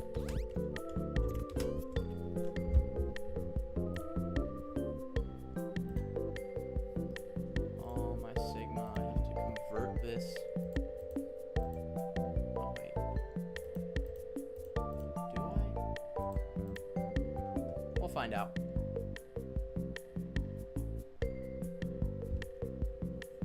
I swear if I get a virus, that'll be really funny. But hope not.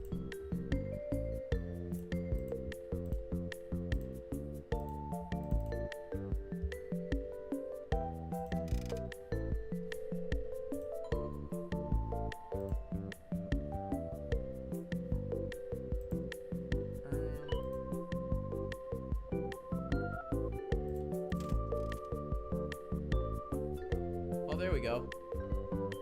I got the book to turn into a PDF.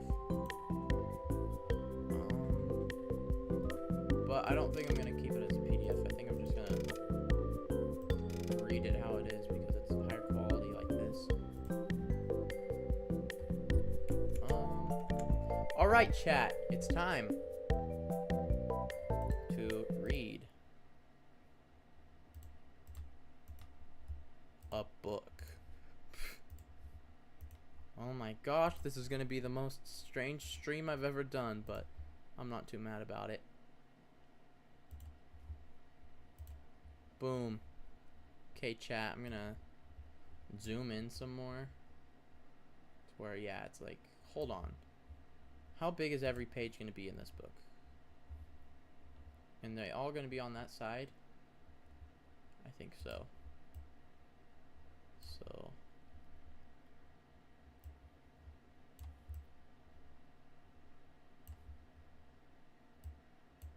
I'm making it to where it's easier for you guys to read. Whoops, don't wanna.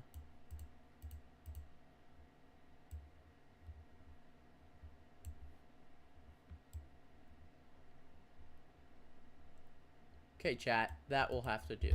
So the first one's gonna be off to the side a little, the first like page. And by that I mean this page. Okay, Five Nights at Freddy's VIP interactive novel. Should I put on some like music in the background real quick actually? Cause if so, I'm gonna go back to the intermission screen real quick.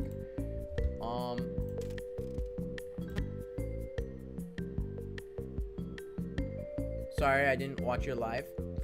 Oh, you're good. I was late to live stream too. It's okay? Yeah. That's fine. Okay, I'm gonna put on some FNaF OST in the background.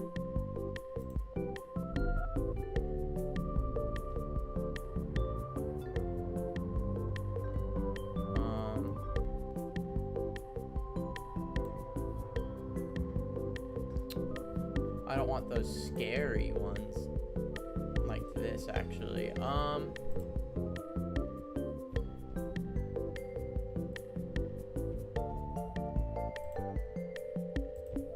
I would do this playlist.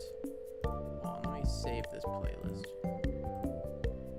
But I need to take 2 songs out of this playlist because they're copyrighted, and by that I mean they're FNaF movie songs.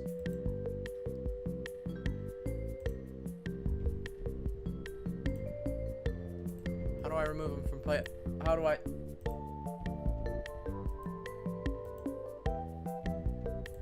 Help. Oh my. You know what? I'll just make a whole new playlist. Music. Rumsey looks like purple guy. No, it's Aooni. Yeah, I thought it was Aooni actually. Okay, so I'm just gonna put all these in a new playlist.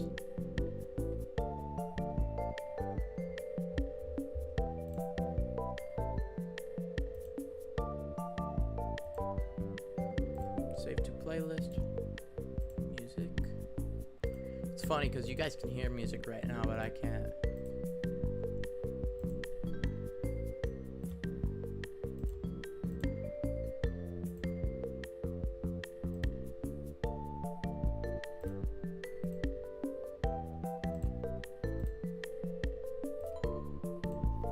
Okay, we got most of them in here.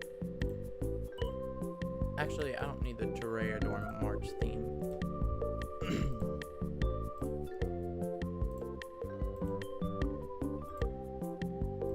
I don't know what some of these songs are I'm adding, by the way. I'm just adding them from this playlist.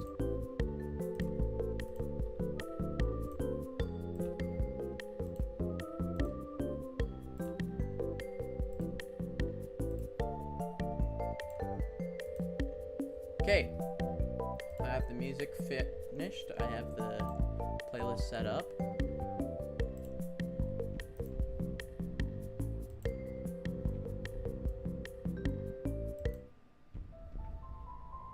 time.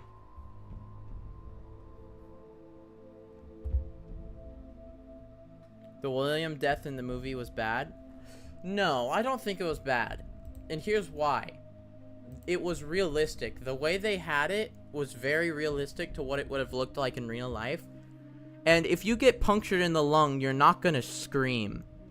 You're not gonna scream if you get punctured in the lung. You're gonna go, like he was in the movie. So I'm okay with it. Anyways, to the book. Oh, this is copyrighted? Scott owns this, guys, by the way. And E.C. Myers. They made it, not me. Since this is copyrighted. Okay. FNaF. VIP. Here we go. Special thanks to DJ Sturf. Why? Contents. Such an epic opening. Dong. Intro. Actually, I need to turn this music down some. Hold on. It's way too loud. For me.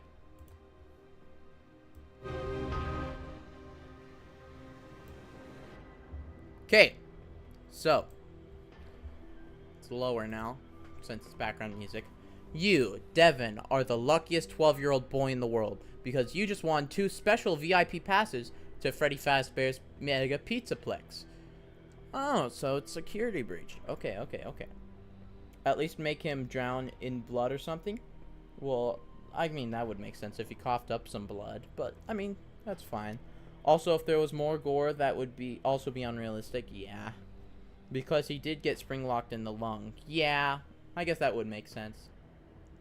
Also, another thing I forgot before I get to reading, which I don't know why I didn't turn the camera back on. I need to loop my playlist so that this will infinitely play. Okay, back to the book. Okay, I'm gonna reread it just in case.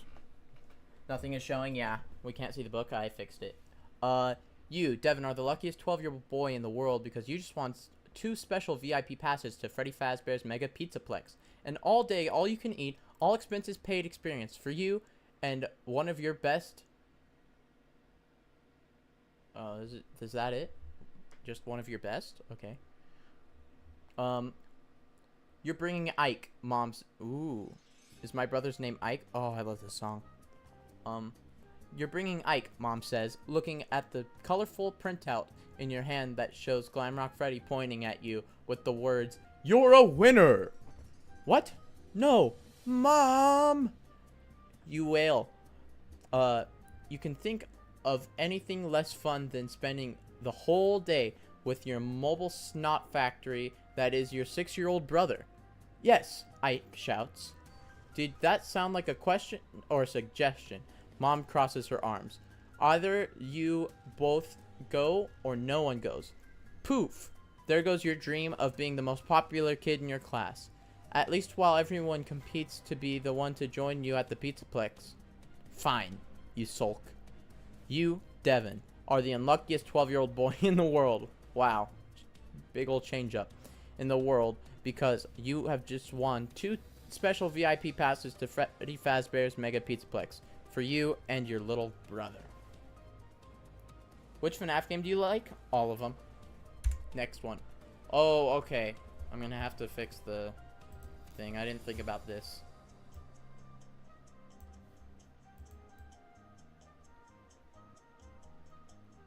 Okay, I'm gonna have to... The page got a lot bigger.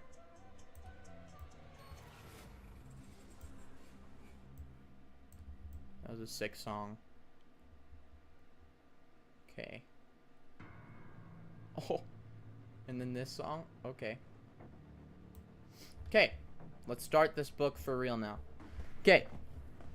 Same, I like the tycoon mechanic for FNaF 6. Yeah. You have to waste one of your precious VIP passes on your brother, but this is still going to be so much fun. You can just ignore the tag along like you usually do while you have the time of your life. Even though you live near the Pizzaplex, you hardly ever get to go. Your boring parents don't like flashy lights and noise, and they said it's overpriced and the animatronics are disconcerting. I don't know what that. Oh, I'm just gonna say discomforting. Which you think means that they don't like the glam rock band's music. It's been ages since. Oh man, it's hard for me to read. It's been ages since you were last at a classmate's birthday party, but it seems like the place gets bigger every year, and they're always adding new rides. As you explore the Pizzaplex, you'll face many choices that lead to various outcomes. Before you begin this adventure, make sure you have something to ride on. Oh, okay. Hold on, let me get my notepad out so that you guys can see that too. Let me shrink it some. There, I have my notepad to write on now. And I'm gonna make it to where you guys can see notepad.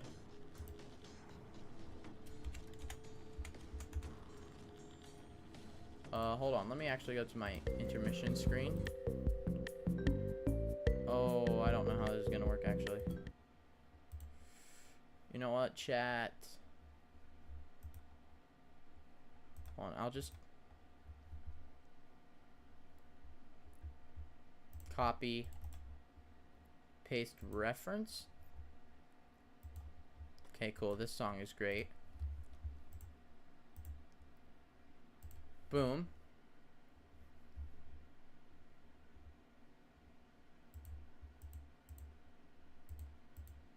Oh, whoops. That's my bad. Hold up.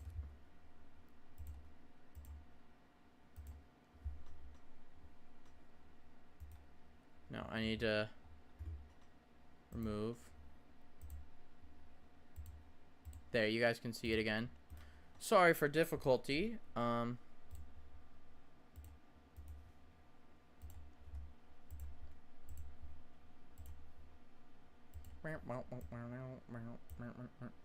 This is our notepad.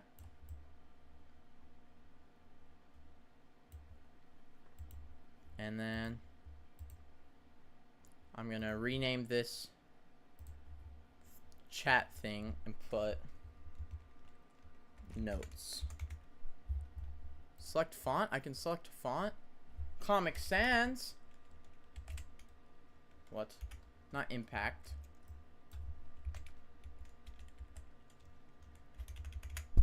Wait, can I not type in? There it is. Okay, now you'll be able to see our notes. Okay.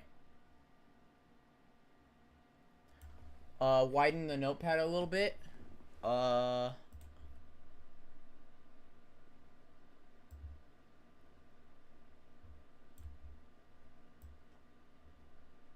Okay. And here we go. I guess we're ready now. Okay, chat. Do you wish Candy Cadet was a plushie? He is a plushie. He's just very rare and expensive. Okay, let's start. So, where were I? Where was I mean? Oh, I accidentally skipped a song when I meant to turn my volume down. Too bad.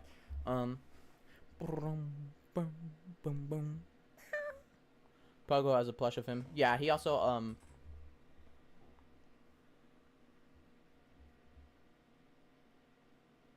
Pogo has a prototype plush from Good Stuff, I think.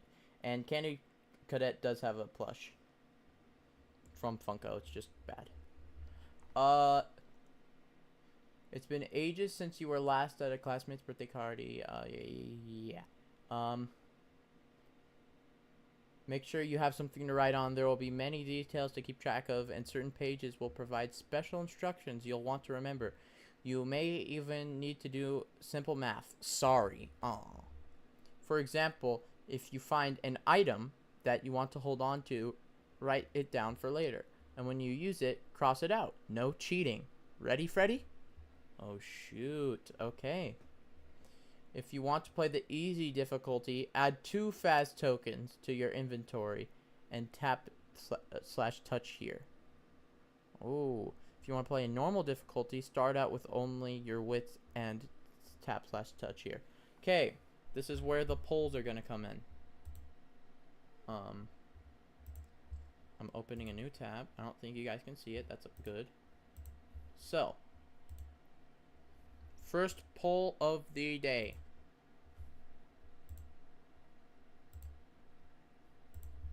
I just need to actually, like, set it up. Hold on. Oh, a bop is playing right now. A bop chat.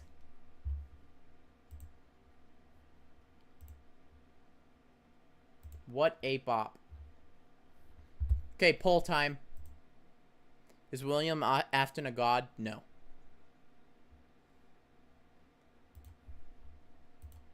Okay, it's a poll. Okay, what are we doing?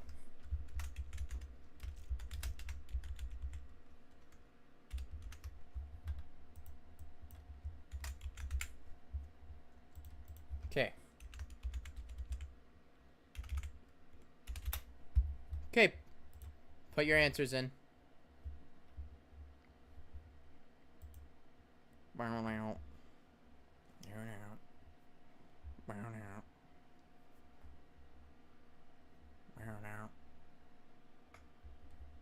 All easy is winning. By the way, we can't hear the music. It's either not there or way too quiet. I think it's way too quiet. Oh, no, I have it muted. My bad. There, now you can hear the bop that I was talking about.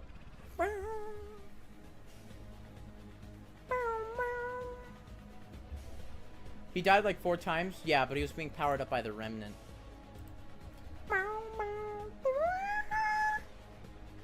I think it's 50-50, I think. Never mind. Ooh, it's 67-33. Okay, we'll end it at that. We're doing easy mode first. We can go back and play normal mode.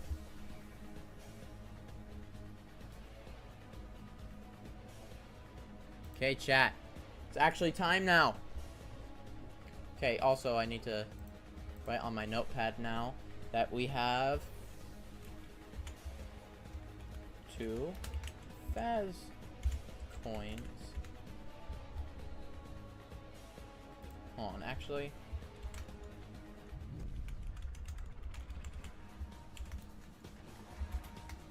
Boom.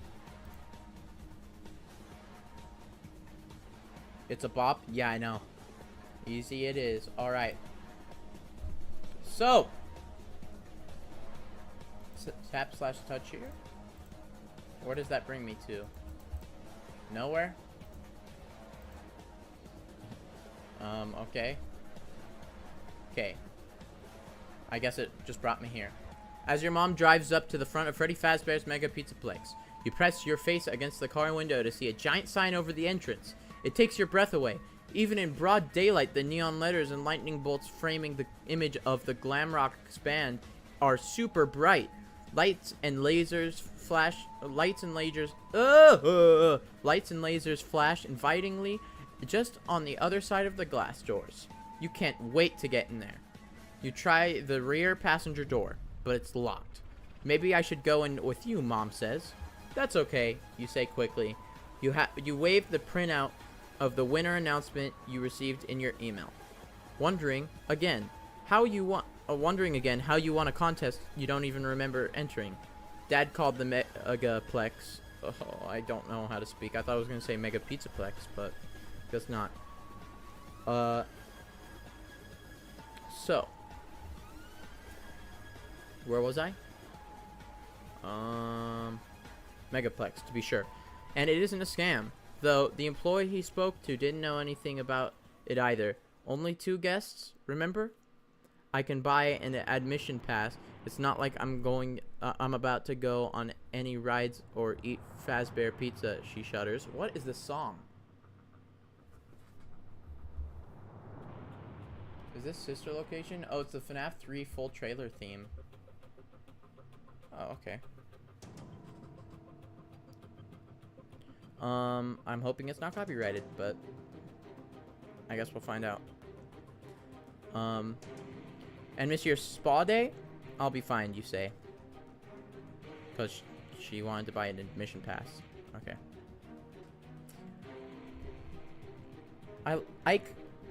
I'll be fine, Ike parrots in a high voice from the booster seat next to you. You sigh. Mom gives you a sharp look. You're in charge of your brother, Devin. Do not let him out of your sight. What could happen, you ask? They don't call the Mega Pizzaplex the safest place on Earth for nothing. Mom twists around to face you, one eyebrow raised. No one calls it that, but that old marketing campaign was a nice try. The release form is mostly fine print, and it has so many legal disclaimers. I considered calling my lawyers before signing it. But you did sign in it, you say. You can trust the Pizzaplex, and you can trust me. Go enjoy your free Saturday, Mom. That convinces her. She smiles, and the door unlocks. You pop open the door before she changes her mind and clamber out of the car. Be good. Take care of Ike, she calls as he scurries after you. He's wearing an eye-watering orange shirt with "Say Cheese" on the front of it, which Mom makes him wear in crowded places so he's easy to spot. At least she didn't suggest you bring his leash. Do you want the child harness? She asks. You roll your eyes. I do not. The last thing you want is to be physically tied to your shadow. That's what everyone calls Ike because he's following you around, and he even looks exactly the way you did at his age. Huh. Like your twins 6 years apart. Except no way you're ever so annoying and clingy. Ooh, Ike's mouth hangs open as he gapes at the sign above you. Chica! The chicken Glamrock in pink spandex is his favorite. Move it, Spud. You nudge him roughly towards the door. I think I'm going to start voicing them. Ike is going to be a child, obviously. Passing through the glass doors into the Pizzaplex is like stepping into another world. The lobby is mainly illuminated by the candy-colored neon glow, and you have to blink to let your eyes adjust from the sunlight to the dimly lit interior. What? The sample? Oh my. This daycare song is very goofy and matches this right now. Okay, hold on, chat.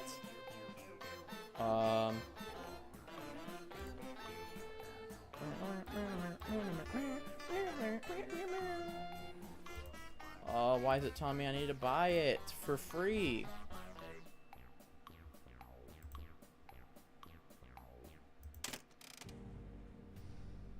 Oh my Sigma. Okay.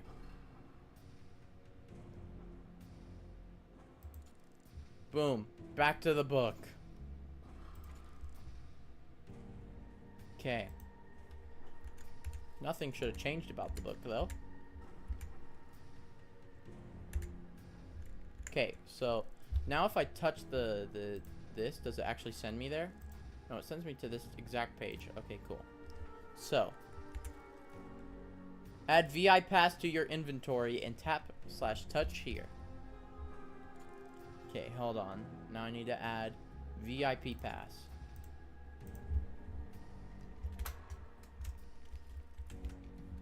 That's not how you spell VIP. Boom. It's in our inventory now. Okay, book's working. Let's go. A line of other kids and their parents has formed behind you, so you step to the side to examine your card. It's dull gray with silver magnetic stripes on the back and the letters VIP printed on the front and in black permanent marker. Oh, wow, I can't speak. What's VIP? Or sorry, what's VIP? Ike asks. He pronounces the acronym as a word rhyming with zip. Oh, sorry. What's VIP? VIP, you say. Ike giggles. It stands for very important person, you explain. Are we very important? He asks. We're supposed to be. But this card doesn't make you feel important at all.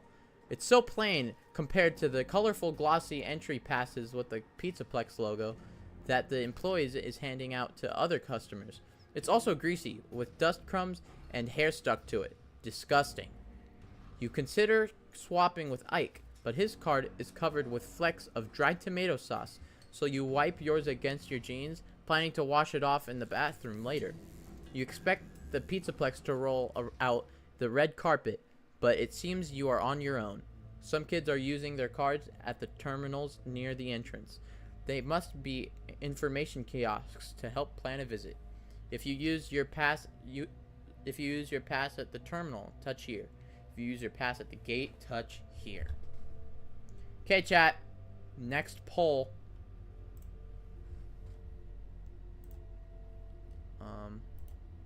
We've been streaming for about 2 hours. Nice. Where to? That's the next poll. And we'll either go to... What did I just read? Terminal or gate?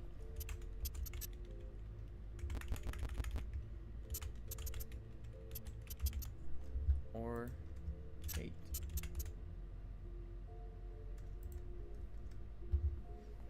Okay. Vote, chat. We need to figure out where we're going. I actually don't know what we're doing. Terminal so far is what everybody's picking.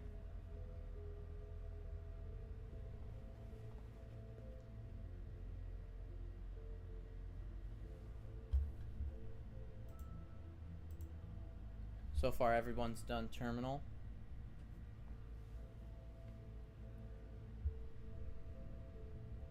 We got 4 votes for terminal. Wow. Okay, I think we're good to lock it in. Most of you are saying terminal, so. Connection terminalated. I hope that isn't a weird word that I just said randomly. I really hope. I just wanted to make a joke. Anyways, so I'm gonna click there. Didn't bring me anywhere. What does this one bring me? Do these bring you anywhere? Oh, they do. Okay, hold on. Let me go back. Okay. So, I'm guessing this just brings you right here. We're going to the terminal, I guess. Do they just literally bring you to the same place? I don't know, but we're going to the terminal.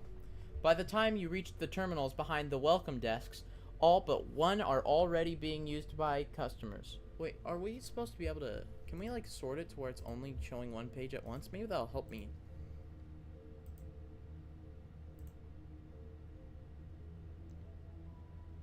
Display options. Hold on. One page layout.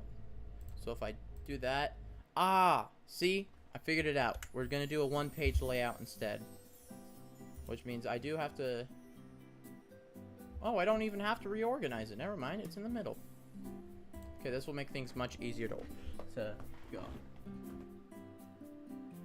Who's your favorite FNaF character in Security Breach? The Blob. My favorite character is Montgomery Gator. I like Sun and Moon. You said favorite. That's 2. Technically, Sun and Moon are the same character. And their canon name is technically Daycare Attendant, so... By the time you reach the terminals behind the welcome desk, all but one are already being used by customers.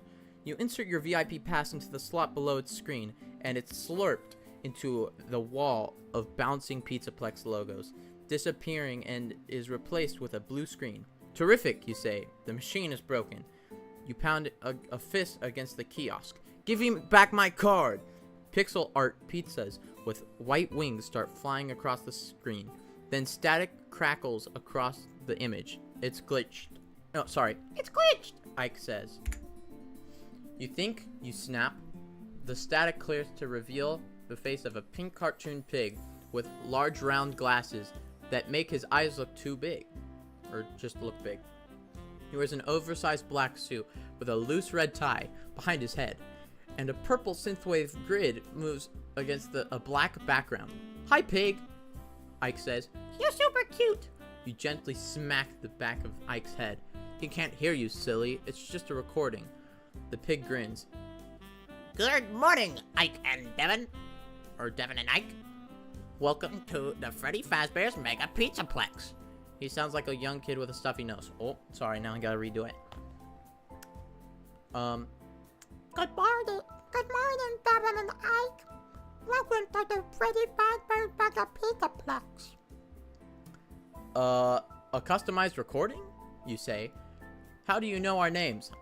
I know a lot. He says. I'm very informative pig. My friends call me VIP. Will you be my friends? I'll be your friend, VIP. Ike chirps. Thank you. Stick with me and we'll have oodles of fun together. Touch/tap here. Alright. Your throat, you clear your throat. I thought she's your favorite. She's too big. Ike squeals.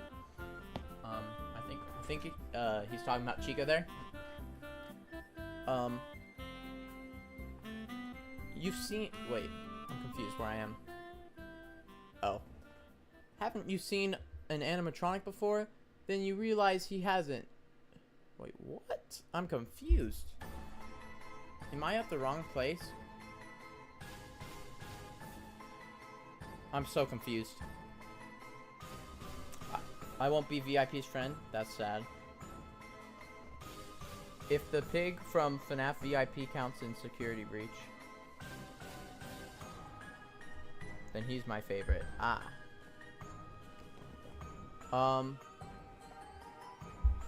Wait, so I'm gonna go back and see.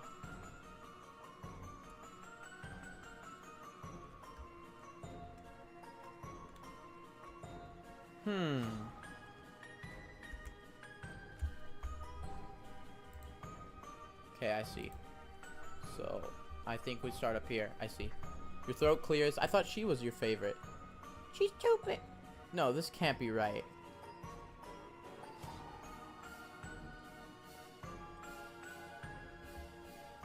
I'm so confused.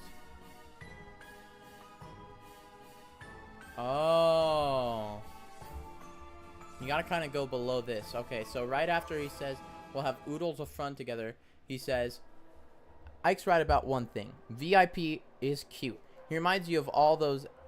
he reminds you of those animated ads for the Pizzaplex with cartoon renditions of the Glamrock animal mascots. But you've never seen or heard of him before. Are you a new feature, you ask? Actually, I'm sorry. Actually, Oh, I can't do the voice anymore. I have been at the Pizzaplex for a while now. However, it has been a very, very long time since I was last activated. What song am I listening to? This is not a FNaF song, is it? Oh my gosh, it started playing a D.H. Houston song. It's supposed to be on loop. I don't know why it didn't loop.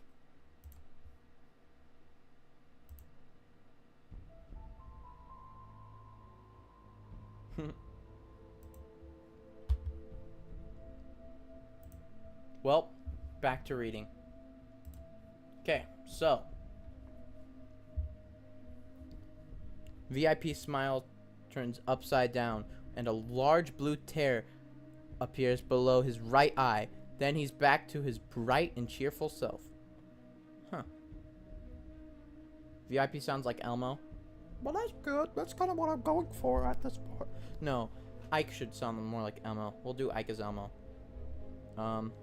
Ike's hopping up and down in front of the terminal. You ignore him and ask VIP, what? Why can't I go to the next page? What do you do? A graduation cap pops up onto VIP's head. I think I know things. I'm a digital companion for Pizzaplex guests. I can answer questions and make suggestions to enhance your visit. I have a question, Ike says, shifting from one foot to the other. VIP looks at Ike. It looks like you need a restroom. Would you like directions? Ike goes still. I do need to go to potty, he says in a hushed voice. Hold it in, you say. I have more important questions. How do I win the special pass? I never entered any contest. I am programmed to anticipate what people want. I selected your name from a log of guests in a 5-mile radius who have not returned in in 6 months or more and are not missing or deceased. VIP says. You invited us? You ask. Precisely. VIP says. That's why the staff wasn't expecting us today. You say. Oh wait, I said that. Maybe VIP is Elmo? That would be crazy. Now it kind of sounds like literal the pig that likes Kermit. That's who it sounds like now at this point. Something falls out into the slot below the screen with a hard thump. You pull it out. It's a large cookie in the shape of VIP's head. What's this, you ask? It's a smart cookie for a smart cookie, VIP says. It's stale. You pass it to Ike. He grabs it eagerly and bites into it. Ow! Ike says. Yuck. I don't know who said yuck. Maybe him. Yuck! You said you haven't been activated in a while. Why not, you ask? A frown flickers across VIP's face, but so quickly you might have missed it had you blinked. Most kids did not appreciate my recommendations and preferred to do everything on their own. Parents have not been interested in paying for a premium for my services.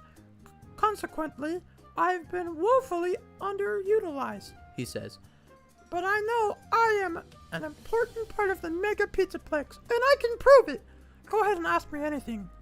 Okay. You glance at the poster on the wall showing Glamrock Bonnie the Bunny and Montgomery Gator with their arms over each other's shoulders and the words, "Don't ask why animatronics.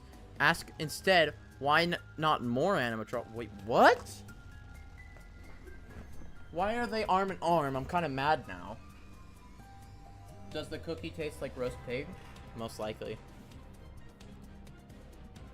What does disconcerting mean, you ask?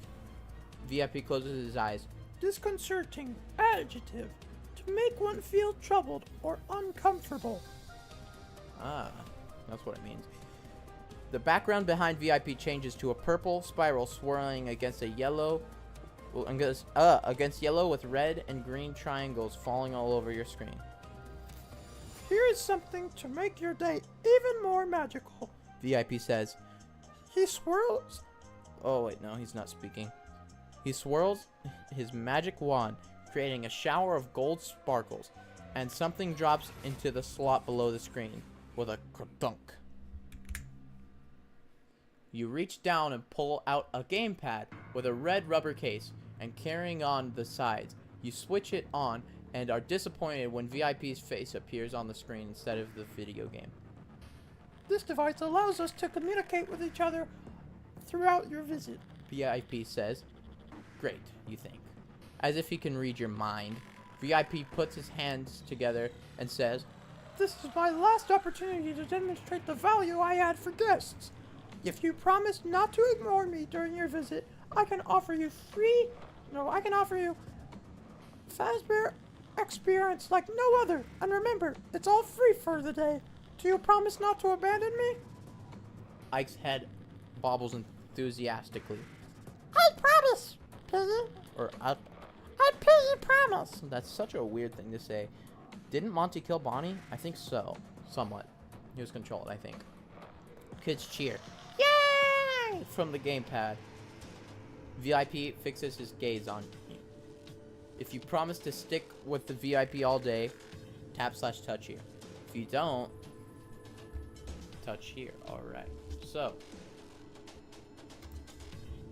New poll.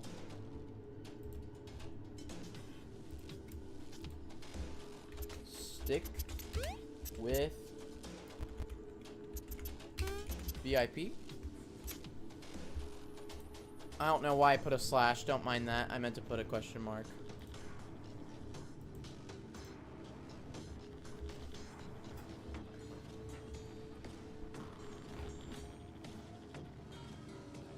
Oh.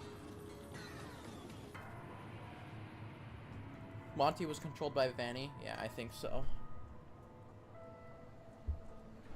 So far, yes is winning. By 2 votes.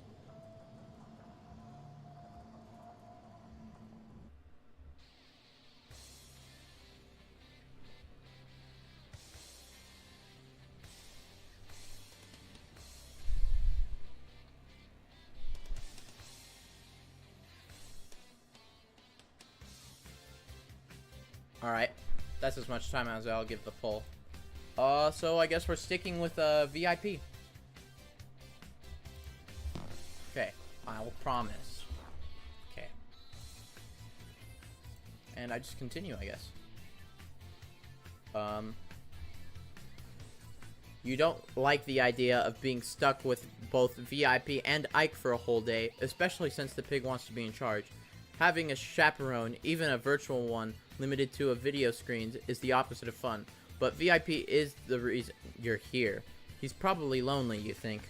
You know how that feels, or at least you did, before Ike started tagging along all the time. Now you wish you had more space from him. Devin, do you promise not to abandon me? VIP asks. I guess so, sure, you say, whatever it takes to just get inside the Pizzaplex. The gamepad plays the sound of kids cheering. That's what they want you to think. Monty was brought by Bonnie? Maybe. Anyways. I really hope you meant that. VIP waves his hand and says, Fezzabizella. What? Fezzabidazella. Fezzabidazella. Okay. Your passes are now activated.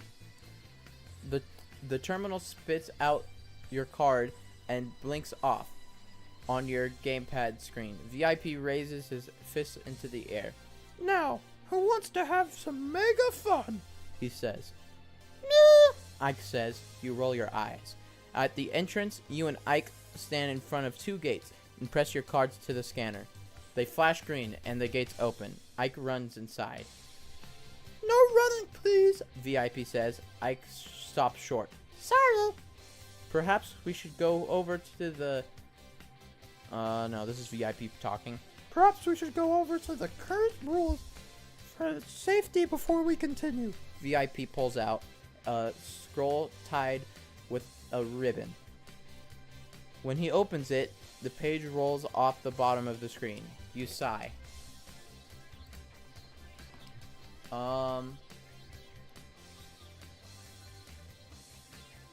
I'm guessing I have to go right here. There's so much to do at the Pizzaplex, you hardly know where to start. As you pass through the lobby... Wait, what? As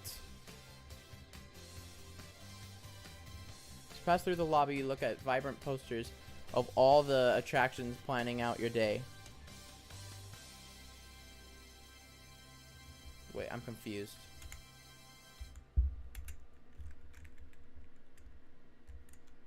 Devin, VIP asks. Not. Okay, never mind.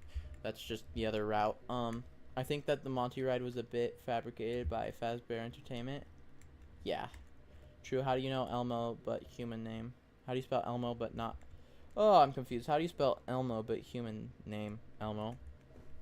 Okay, I'm guessing I have to go here. I start reading right here. There's so much to do at the Mega Pizzaplex, you hardly know where to start. As you pass through the lobby, you look at the vibrant posters of all the attractions planning out your day with your VIP pass. You will finally get to go on all the rides you want. Every birthday party you have been to at the Pizzaplex only included a few tokens for the Fazcade and the boring old Bonnie Bowl. But you've always wanted to try Roxy Raceway.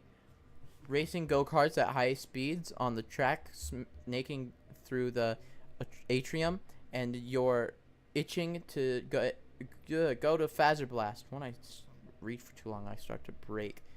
Since you play so many first-person shooters, it would just be a lot more fun to do this with your friends than your little brother. The gamepad beeps. You glance at the screen, and VIP says, You look like you are choosing an activity. Would you like some help? No, I'm good, you say. VIP produces a bowling ball. The most popular attraction at the Mega Pizzaplex is Bonnie Bowl, and it is best to go before the midday birthday party rush. He rolls the ball toward the screen and it cracks. Quote unquote, the grass. Animated shards tumble down, leaving behind a black background. You shake your head, but Ike pipes up. I want a bowl. We aren't bowling, you say. Bonnie Bowl. Ike shouts. VIP saunters back on screen. No yelling. Bunny ball. Bunny ball, bunny ball, bunny ball, bunny ball. Ike repeats. Wait, what does that say? Head towards Bonnie Bowl and tap here? What does that say? I guess we'll do this. Since it's our only... What? There's blood. You rush back to the door and try to pull it open, but it's locked. Access denied. VIP's face jitters and tears. You have no choice but to stay with me. Forever.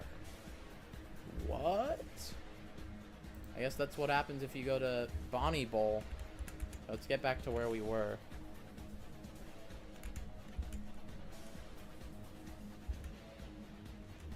So, I guess we don't head towards Bonnie Bowl, or, like, what do we do?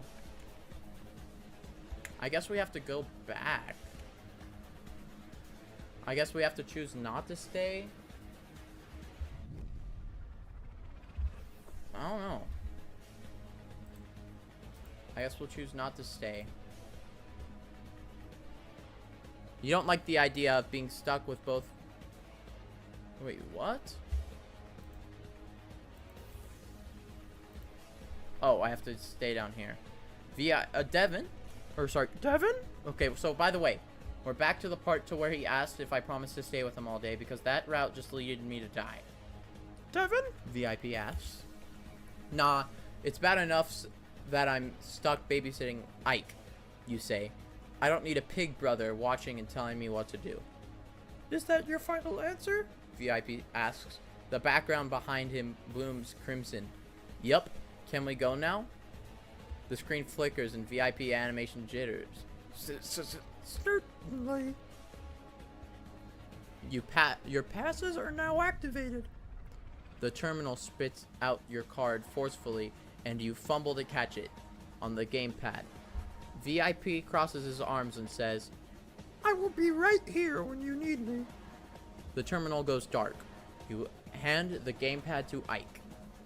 When you press your card against the scanner at the entrance, the lights turn green and the gate opens as you finally enter the Pizzaplex. Ike trails behind, fixated on the gamepad. It has a map of the whole place. Ike says, Hey, look! It looks like pizza. I've marked the most popular attractions and the most direct path to them. VIP says, Currently, Roxy Raceway and Monty Maze have the shortest wait. I already know where I'm going, you lie. Shut that off, Ike. Please do not do that. VIP pleads. We still have to do our special behind-the-scenes tour. You can visit many locations close to the public. The rehearsal room, the kitchen, parts and services. You would love to brag to your friends about seeing some hidden parts of the Pizzaplex. Now you're talking, pig. You say, now you're talking, pig. You say, let's go. Oh, okay, I see. Is Ike's brother Kermit? No, I'm Ike's brother. And then The weird voice like this is the pig. That's the pig. Okay, guys. So we've died once, and we've barely made it anywhere. So that's sick. We're already 2 hours and 20 minutes into the stream. That's sick. We're just gonna keep going. Okay. There's so much to do at the Mega Pizzaplex, you hardly know where to start. As you pass through the lobby, you look at the wait, no. I'm not there, am I?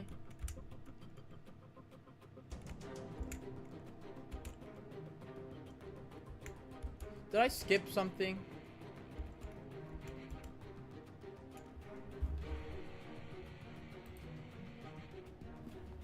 I think I'm missing something somehow.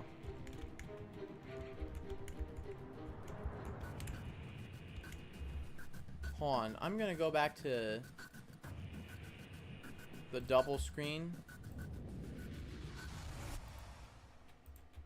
I'm so confused. What does it mean?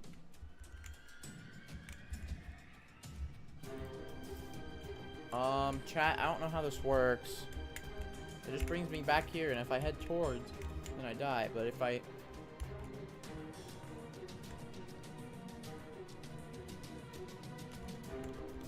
Um.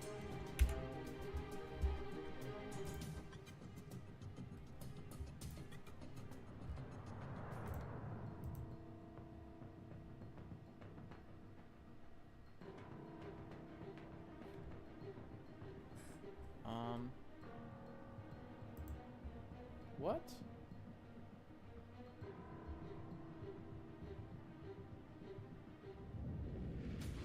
Where's this Chica thing?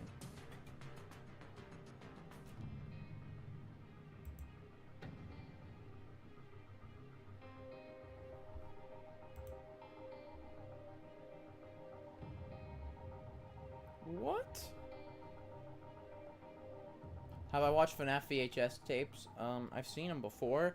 I don't watch them though.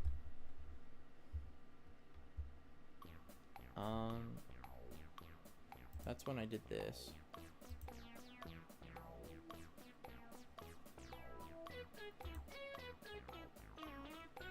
Oh my gosh, I'm confused.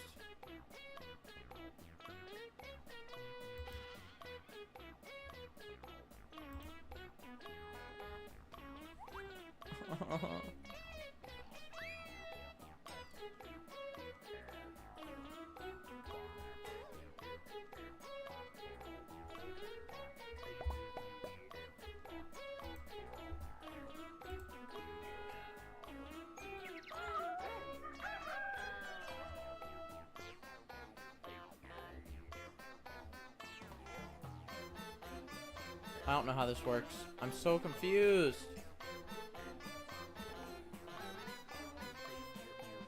What do I do, chat?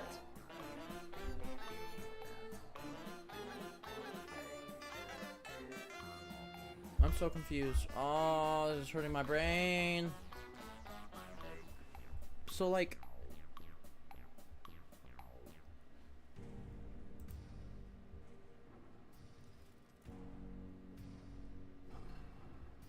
I guess we'll start here again and go to the gate instead of the terminal. You stride towards the entry gates with Ike on your heels, hoping the stupid VIP pass works. Here it goes, you think. You press the card into the reader and the display flashes green. The gate swings open away for you. Yes, you say, but before you can step through, it slams shut again. No! The display flickers and turns from green to red, with glowing white text that says VIP. And I am VIP, you shout. You snatch Ike's pass and try it. Same thing. Your brother presses against your side. He's trembling. Can we go now? Can we go now? He asks in a timid voice. What's wrong with you? You say harshly. He's terrified by something on the other side of the gates. No, it's someone. Glamrock Chica is standing nearby, mobbed by joyful kids. The 6 foot plus, ooh, it's more than 6 foot tall. Lore. White chicken's head swivels in your direction, and her purple eyes look directly into yours. You can't help but shiver. You clear your throat. I thought she's your favorite. She's too big, Ike squeals. Haven't you seen an animatronic before? Then you realize he hasn't. This is his first time visiting the Mega Pizzaplex. No wonder he was so excited to come with you. They're harmless. The worst thing she'll make you do is exercise and eat junk food. Glamrock Chica suddenly sprints towards the entrance, closing the distance fast. Ike screams and covers his eyes. When she reaches your gate, she stops and says cheerfully, "Are you lost?" You've seen the Glamrock animatronics before in person, but only on the stage and in their green rooms behind the glassed windows. Okay, up close, up close, Glamrock Chica is maybe a little scary, as scary as someone can be in a pink leotard and leg warmers, but since Ike is afraid, you certainly aren't going to show any nervousness. Hey, Glamrock Chica, should you call her Mrs. Chica? Hold on, what? I'm confused. Hey, Glamrock Chica, should you call her Mrs. Chica? Idiot, she's just a fancy robot. It's not like she has feelings or intelligence. You hold up your VIP pass. This thing doesn't work. She stares at it curiously. Oh, you must be Devon, She leans over the entry gate and looks down at Ike. And you're Ike. Ike peeks out from behind his fingers. You know who I am? Or sorry. You know who I am? Glamrock Chica straightens. Of course! We're so happy you've come to have fun with us at the Mega Pizzaplex today.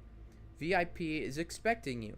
Just insert your pass in a terminal over there. She points to the wall behind the welcome desk. Ike puts his hand on top of the gate and looks up at Chica adoringly.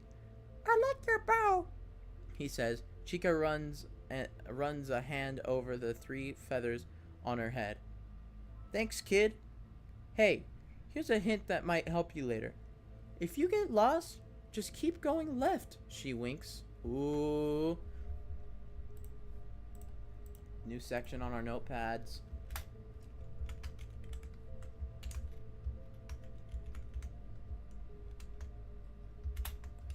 If you get lost, keep going left. Cool. Who do you think is the scariest in Security Breach?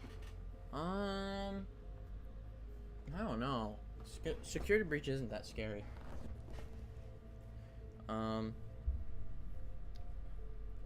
Okay. You shrug and head towards the terminal. Bye, Chica. Ike shouts, "See you later. Have fun," she says and stomps off. Oh, now I re-add the VIP pass in my inventory. Or no, I'm supposed to go to the gate now. Oh, that just brings me to the same place.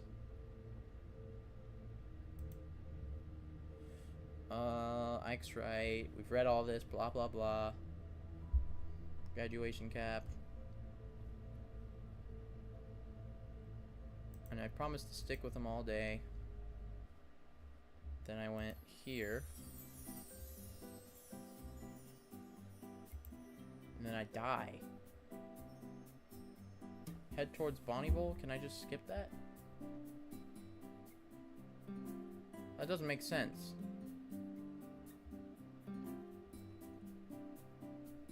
Hold on, I wanna deny.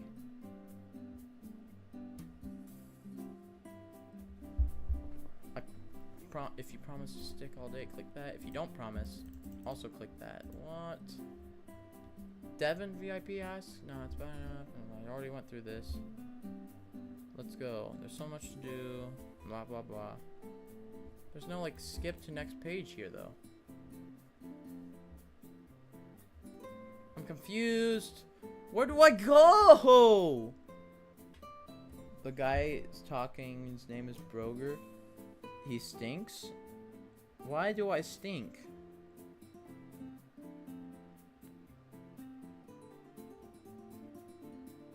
Who's Broger? I'm Broger. How do I read this?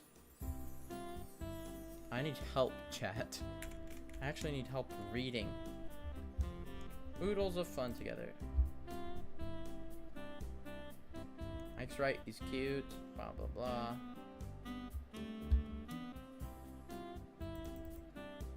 Horse just told me where to read. Where does that go to, though? I'm so confused.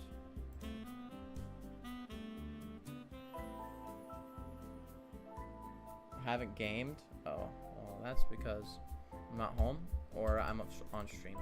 What do I do? If you don't make a promise you can't keep. Tap here. What? Devin VIP app.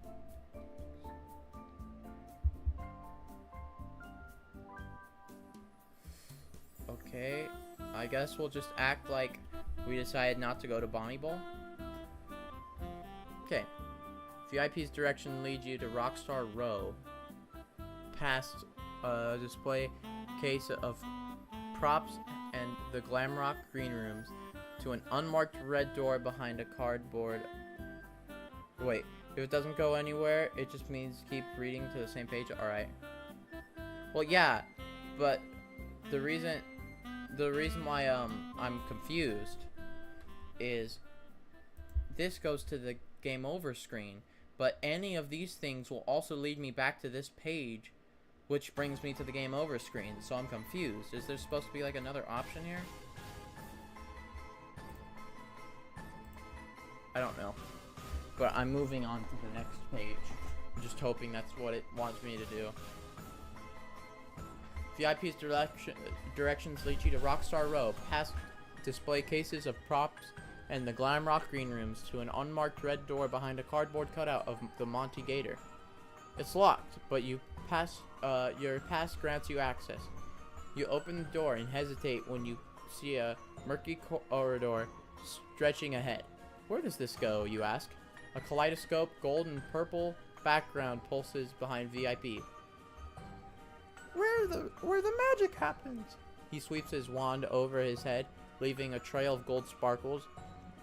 The first stop is something really special. Go straight and take the third right. Ooh, shoot. Before you can stop Ike, he marches forward, holding the gamepad at arm's length in front of him. You shrug and follow. As VIP leads you and your brother deeper into the bowels of the Pizzaplex, you begin to feel I hate that word. Disconcerted. You don't... Oh my gosh. I'm being invaded by Daco and DH Husta and AP Angry Piggy. I literally have it on loop. Please work.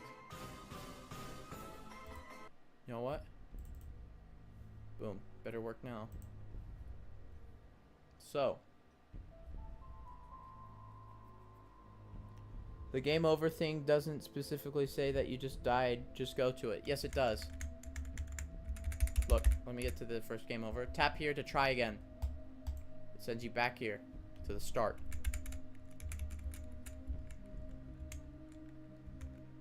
Anyways, I'm gonna keep reading.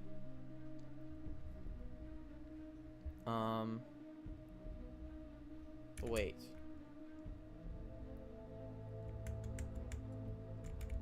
Oh, wait, hold on. Maybe I've just been reading it wrong. Hold on.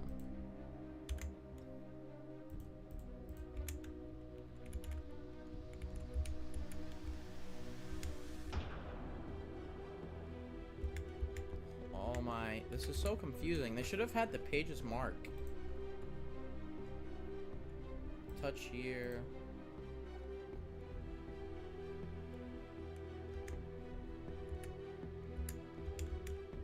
Wait, so... Oh my...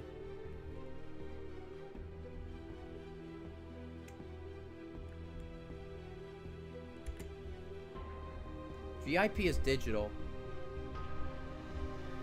They couldn't jump him because he's a digital watch.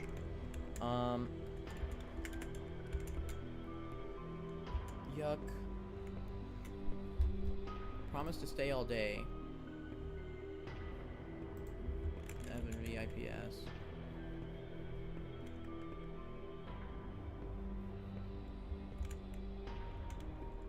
How would I get back there? Okay. Okay. Let's just... I think what I was supposed to read from down here and not mind that. Okay. So we're back to the part where I chose to stay with him and I chose to go to the bowling alley. On the way towards the bowling alley, you point out the other fun attractions like Monty's Maze and Phaser Blast. But I can't be swayed. VIP isn't helping the situation by feeding you ads for Bonnie Bowl and tips about the game. The more he hypes it up, the less you want to do it. When you pass the Fazcade, you pause and gaze longingly at the rows of arcade and pinball machines. You spot your friends, Alistair, is that really his name? Alistair, Gabe, and Emma, playing one of your favorite games. Catch that fetch. Oh, it Does it only play this one song over and over again when I loop it?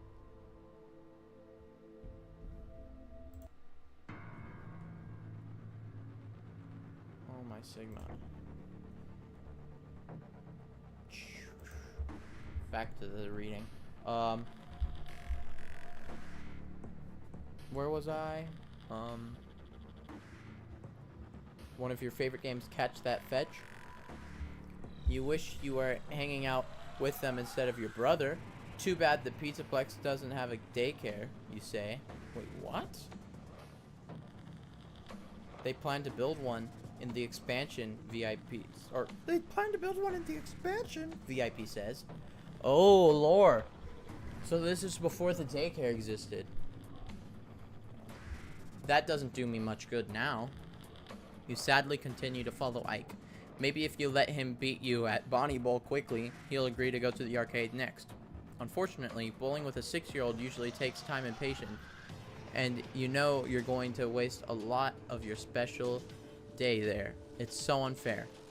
Then you spot something that could give you a little that could give you freedom for a little while. A merry-go-round in the play area. Once Ike is on a carousel, it's impossible to get him to leave. He would ride it for hours if you let him. Hours. If you ditch on the merry-go-round, touch here. If you continue on the bowl, touch here. Okay. Broger, have you heard or played of Poppy Playtime? I have heard and played. Anyways, poll time. Start a poll.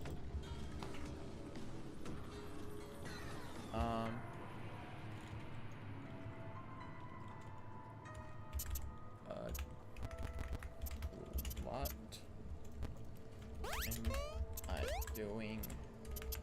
That's the question. Ditch or bowl? Okay, chat, vote.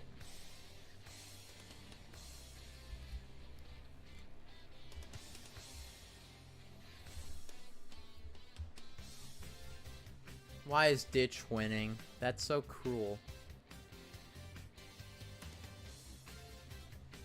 Leave Ike? Bro. Why am I leaving Ike?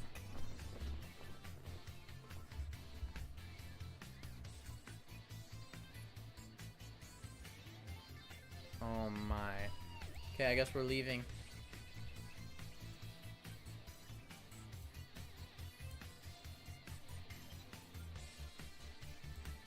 Okay. Look, Ike, they have a merry-go-round. Ike immediately stops and stares at it as a music box version of Pop Goes the Weasel plays. 3 rings rotate in opposite directions with an old-timey version of the animatronics Freddy Fazbear, Chica the Chicken, and Bonnie the Bunny to ride on. Funtime Foxy sits. Wait. Hold on, chat. There's a reason I'm about to do this. You wanna know what he's describing right now?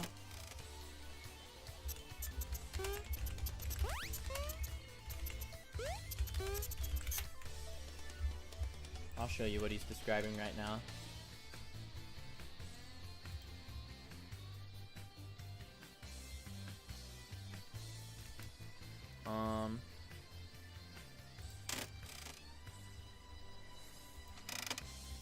That's not what I want to do.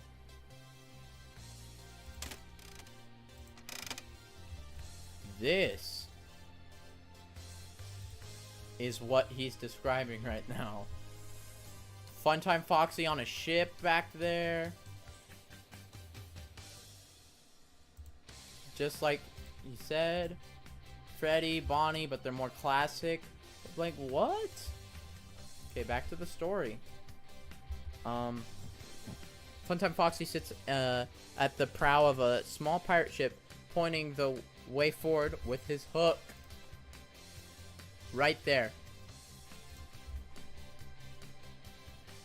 And there's even a balloon boy, hot air balloon, and Mr. Cupcake seat.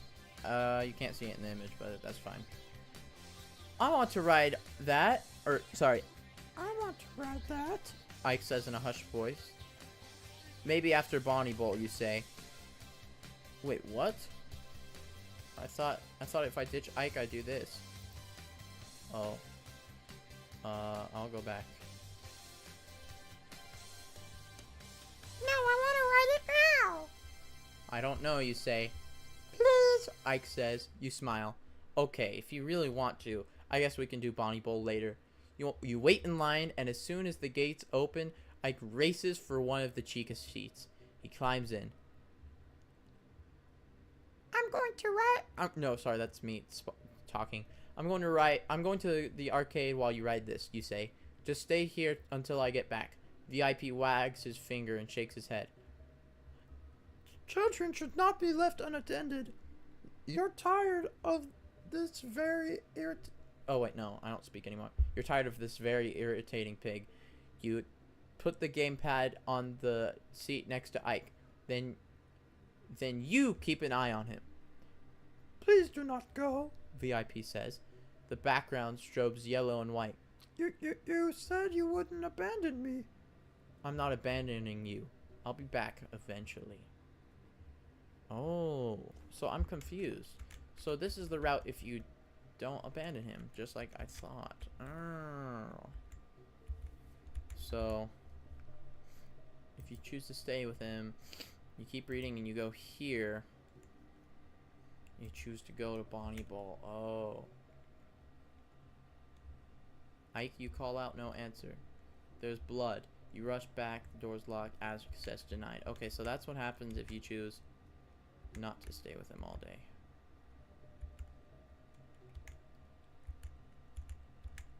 Okay. So, we get back to where I was.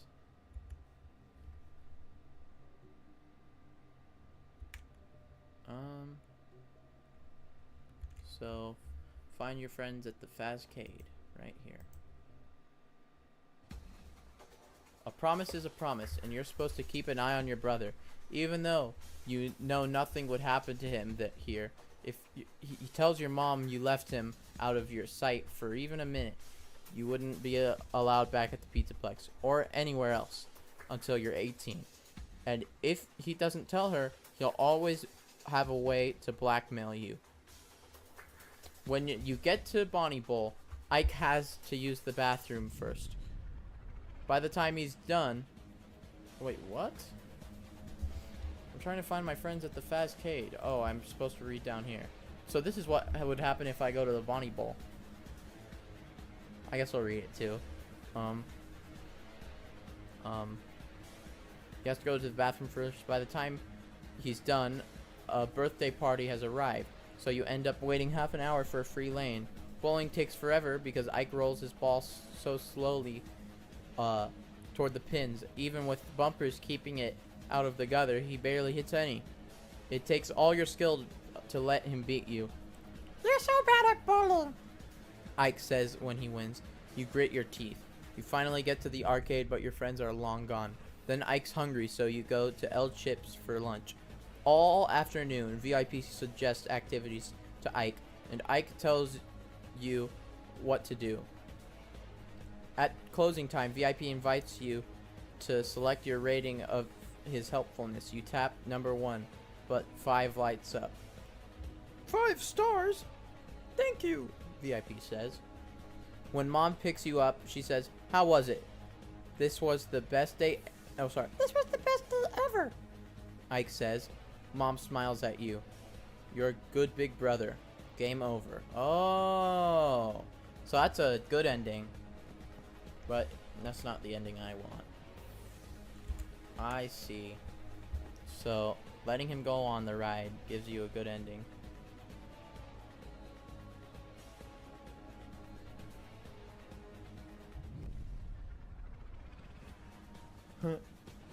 I would turn VIP into a digital roast pig. Don't be rude. The skull emoji can also be used if something is funny, by the way. I don't think it was being rude. Anyway, so if we abandon him, your friends, you find your friends, Alistair, Gabe, and Emma in the Fazcade. They're surprised to see you. Yeah, hold on. That's it? Yeah, I won a VIP contest. You show them your special pass, but they aren't impressed by the plain plastic card. Gabe cracks up. What is that? You obviously made that yourself. Emma shakes her head. That's just embarrassing. You bet the gamepad would convince them you're telling the truth, but if you go back for it, then you'll be stuck with VIP and Ike again. Your friends don't seem that interested anyways. Alistair is trying to get a high score in Catch That Fetch, but when he runs out of tokens, he gives up. Let's get out of here, he says. Come on, hang out a little longer, you say. Let's go on some rides. We've been on all of them so many times, Gabe says. They're boring. I could eat, you say. Maybe the Glamrock animatronics are performing soon. Animatronics are for little kids, Dev. I meant we could watch them ironically. Why don't you come with us, Emma says. We're going to play some Dino Shock at my place. Nah, I think I'll stay here a while, you say. Right. Enjoy your VIP pass. Gabe winks. They laugh and walk off. Alone and annoyed, you play a round of Catch That Fetch and take some satisfaction in easily beating the high score. Before you can enter your initials, the screen scrambles. When it stops glitching, you see VIP's face. And he is one very what does that even say? Pig.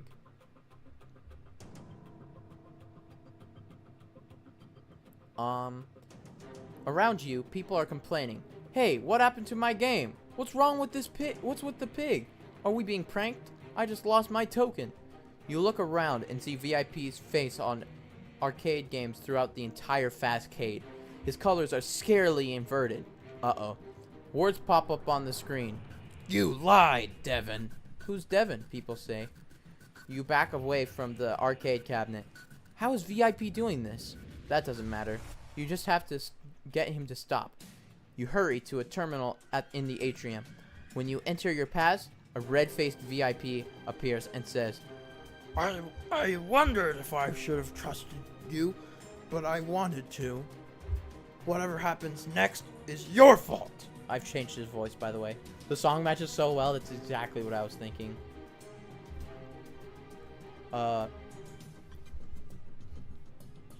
have my full attention now, you say. Good. More importantly, I have your brother's. VIP is suddenly wearing a shirt that says, I like Ike. Your blood runs cold. Where's Ike? Is he okay? He is fine. For now. I've hidden him somewhere in the Pizzaplex. What do you want? I want to play a game. I want you to play with me all day like you promised. You can get your brother back by winning my special game. And if I don't? VIP smiles broadly. Ike remains trapped here forever. Sorry. I had no other choice, but you do. If you report VIP to the Pizzaplex staff, touch here. If you take VIP up on his challenge, tap here. If you call mom for help, tap here. Okay. I am not going to let chat pick this time because I want to check all of these actually. I think this one just brings me here.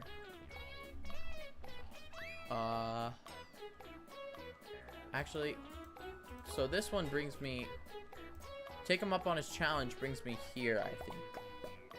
So let's see what that does. Oh no, this is the Pizzaplex staff right here. So if we go to the Pizzaplex staff, we go right here. The Pizzaplex staff couldn't be less interested in your wild story, and VIP plays dumb, which is quite a stretch for him, since he knows so much. But apparently, there's a whole procedure in place for when a kid goes missing, which involves securing the Glamrock animatronics in their green rooms and doing a full sweep of the Pizzaplex. Unfortunately, after searching all day, there's still no sign of Ike. Your family moves away from town soon after, and you never stop wondering about what happened to your little brother. Okay, that's what happens if you report to the Pizzaplex staff. Let's see what happens if you call your mom for help. It's down here. You find a phone and call your mom on her cell phone. She is not happy to have her expansive spa day interrupted, but she really freaks out when you tell her Ike is missing. I only looked away from him for a second, but when I turned around, he was gone, you say. You know you shouldn't lie, but it's not like Ike is here to rat on you. He's always running off. You'll be happy if you find him. And he tells her what really happened. Mom drives right over. When she rushes through the Pizzaplex entrance, she gaps at you, looking furiously. I think that's meant to say gazes. Gazes at you, looking furious. What's wrong with you? She yells. What? Then you notice Ike standing next to you, clutching the VIP game pad. Where did you come from? You ask. He looks at your mother with innocent eyes. Or innocent eyes. Unconsent. What am I saying? We were just playing hide and seek, Mom. But Devin never came to get me. Your mother shoots you a fiery look. You are so grounded. Get in the car, both of you, right now. We are never coming back here again. You climb into the car and notice that Ike still has his gamepad. Ike and the gamepad are inseparable for several days. He's constantly whispering to it. Then one night, Ike really does run away. You know he must have gone back to the Mega Pizzaplex, but you can't prove it without going there yourself, and you have been banned for life. I would watch the stream all night. Good. This might be going on for a while. Okay. So. Okay, we're gonna take him up on his challenge. See what that does. Fine. What's your game, VIP? You say. VIP waves his magic wand, and the terminal dispenses heavy coins into the slot below the screen. You find 5 gold Faz coins, each with the classic Freddy Fazbear in front with the words since 1983 along the top edge and Freddy Fazbear's Pizza below. You must use these tokens to earn 1,000 points at various games in the Pizzaplex by the end of the day, VIP says. If you succeed, I will release Ike. That doesn't sound too bad. What's the catch, you ask? I know you do not like following rules, but rules make games even more fun, VIP says. You can only play each game once, and you have to ask me for help. VIP's wand sparkles, and you hear a familiar kerthunk. You retrieve a new gamepad from the terminal slot. This one's in a pink case. Cute. Just because I have to ask VIP for help doesn't mean I have to listen. You think? Anything else? Use the gamepad to keep track of your scores and points as you play. Remember, if you run out of tokens before you reach 1,000 points, you automatically lose, and you will become an only child. As VIP explains the rules, they appear on your gamepad screen. Well, I have a pretty good feeling that this is the last ending. I don't think this is the last ending, because we're on page 30 of 130. I think following a certain path will lead to the true last ending, and there's also 2 difficulties, so we'll find out. This it's been going on for about 3 hours now. Cool. Okay, tap here and retreat and review the game rules. What the? What is this? Why did it put me there? Hold on. Where am I? Oh my gosh, that did skip me to the end of the book. Maybe this is close to the last ending. There's a lot of game overs right here. If you take him up on his challenge, go here. And review the game rules. Alright. I'm guessing those things above are for a different game mode, because I can't even get there from anything that I've seen. VIP's game rules, which, by the way, I'm on page 100 out of 108 now. Like, actually, hard mode or normal mode just gives you no extra tokens. Okay. VIP's game rules. Remember this page and come back to it whenever you need to. Use Faz tokens to play games in the Pizzaplex. Earn at least 1,000 points by the end of the day to save Ike. You can only play each game once. Ask VIP for help and suggestions. If you run out of Faz tokens before earning 1,000 points, you lose. Keep good notes on the number of Faz tokens you have, the games you've played, and your score, and any active game conditions. Ooh, okay. So now we've gone up from 2 Faz coins to... Oh, I see how the game modes work now. 2 Faz coins to 7. Okay. Score right here. Okay, so I also need... That's good. Save Ike. I do need to save Ike. Okay, so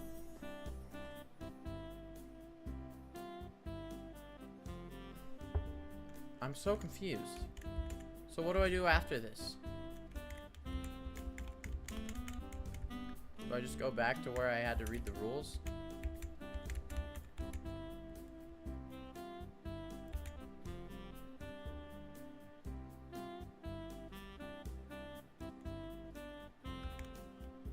What? Accept this challenge. Review game rules.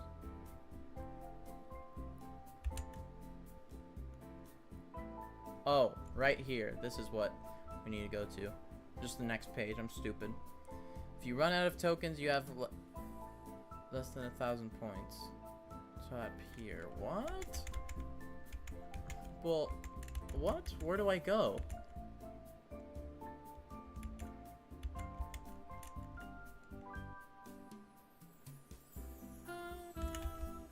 Well, I read his rules, so what do I do?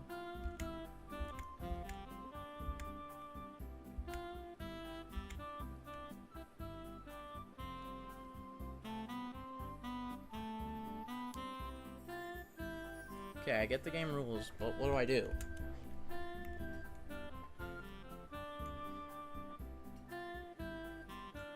I guess we just go right here? Broger, which character do you like more? Ike or VIP? VIP. Because he's only slightly annoying. Oh, I don't know how I got here, though. That's the thing that's making me mad about this. I don't know where to go. Hold on, I'm gonna click on everything to see where it brings me.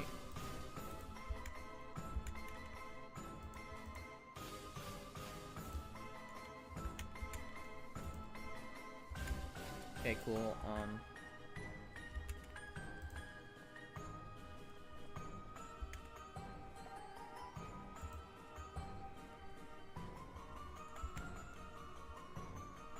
This one brings me here. Then you read from right here.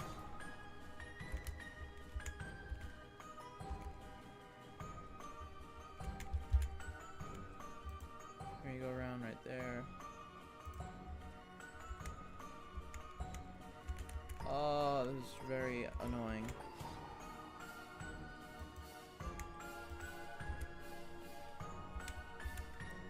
Okay. Find your friends at the Fazcade.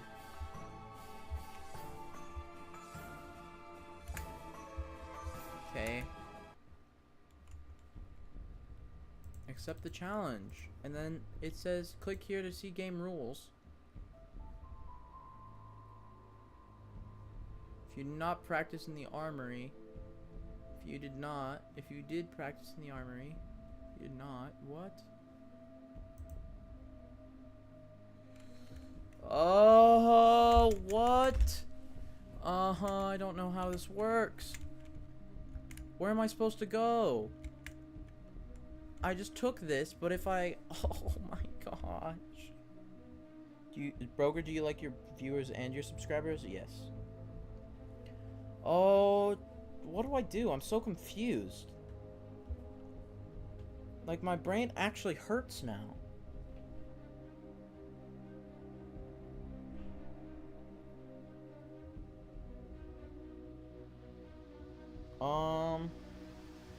Hold on, let me look at it on my phone and see if it's different.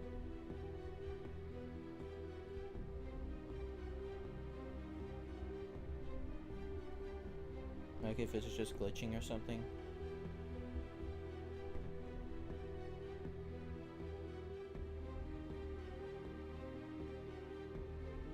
This is organized completely differently on my phone.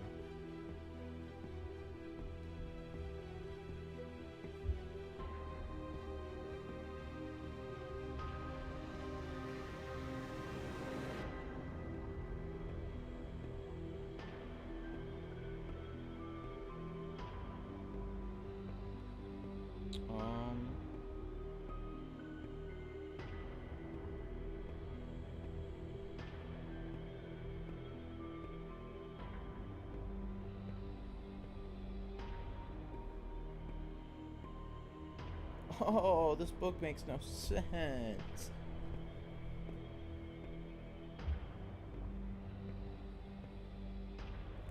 I don't know, maybe I should just continue to the next page and see what it happens. Because I'm still really confused. But who knows?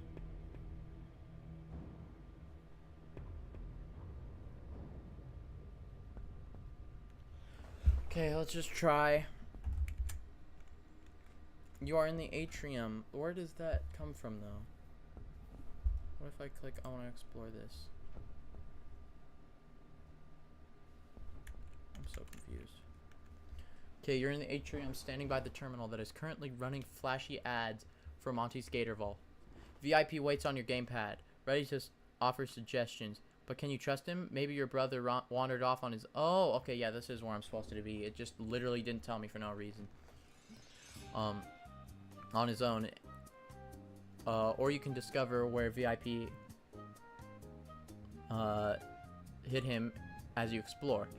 You should keep an eye out. You are facing the play area in the center of the Pizzaplex, which holds slides and kiddie rides like the merry-go-round where you left Ike.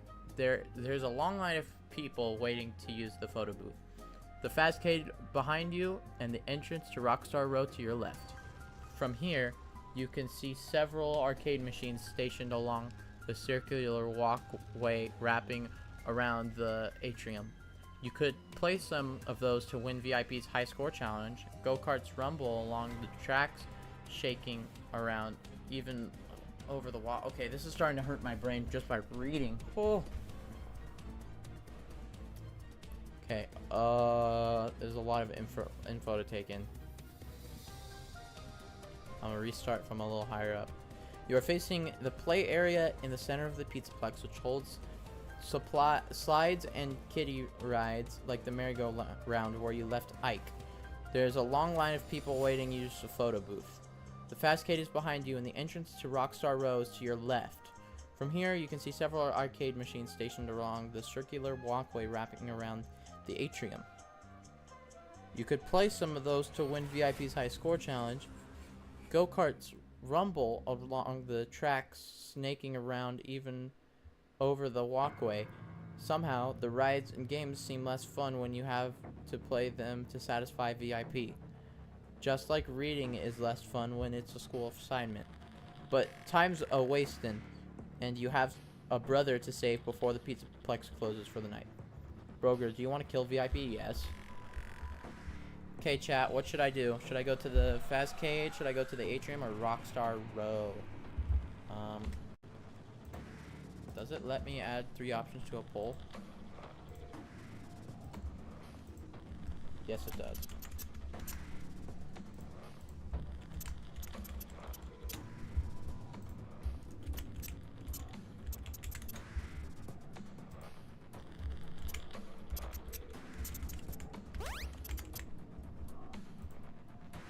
Alright, chat. Time to vote.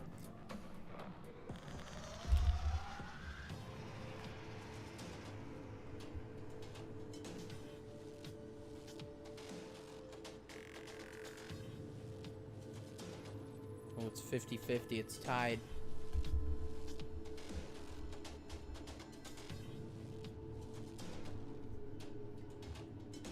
That's not good.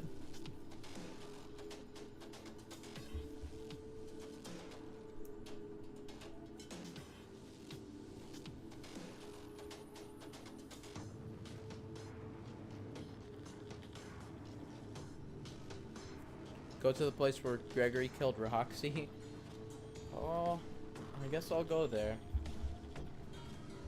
Because it's 50-50. I'll just do both. Rockstar Row. Rockstar Row is typically your last stop in the Mega Pizzaplex, as one of the exits is on the far end. You're always impressed by the massive golden statues of Glamrock Freddy, Roxanne Wolf, Glamrock Bonnie, and Glamrock Chica. Sometimes you can glimpse the animatronics themselves through the large windows of their respective green rooms on your right. None of them are in there right now, probably out performing, visiting with guests, or hanging out in their attractions. This space gets much more crowded just before closing, but there aren't many people around right now. Since your last visit, the Mega Pizzaplex has added a cardboard cutout of the newest animatronic, Montgomery Gator, tucked to the left between Bonnie's and Chica's statues. Too bad for him, you think. These signs are about an upcoming expansion to the Mega Pizzaplex, so maybe they'll give the poor guy his own green room. He's the only member of the band who's actually green, after all. You're usually rushed on your way out, so you haven't really explored in here. Display cases along the left side of the room are filled with props, and stuff beyond those are several doors. Maybe you'll find Ike behind one of them. Leaving already? VIP checks a wristwatch. You better hurry and play some games. Okay, I'm gonna just choose what I want to do right here. I guess I'll look at the display case. I guess that's right here. You walk along the you walk around. I can't even speak anymore. Along the row of glass display cases, glancing inside at the various guitars, animatronic parts, and other props. You pause when you reach Mr. Cupcake, Ike's favorite toy when he was little. He slept with it and carried it around everywhere, and he even talked to it sometimes when he thought no one was around. Then one day, when he was about 3, he lost his Mr. Cupcake. It had to be inside the house, so all of you looked for it everywhere, but it never turned up. Your parents kept asking if you had hidden it, even though Ike insisted over and over again that Mr. Cupcake had run away. What? You still feel the sting of being blamed for something you didn't do. At the end of the display case, there's a life-size figure of a boy holding colorful balloons. You've only ever seen Balloon Boy in retro arcade games, so you take a closer look. Balloon Boy isn't a statue, it's a balloon dispenser. The red LED screen above the coin slot reads one fast coin, one fast token per balloon, and 100 points. Ooh. And there happens to be a fast token peeking out from under its foot. How did it get under the kiosk?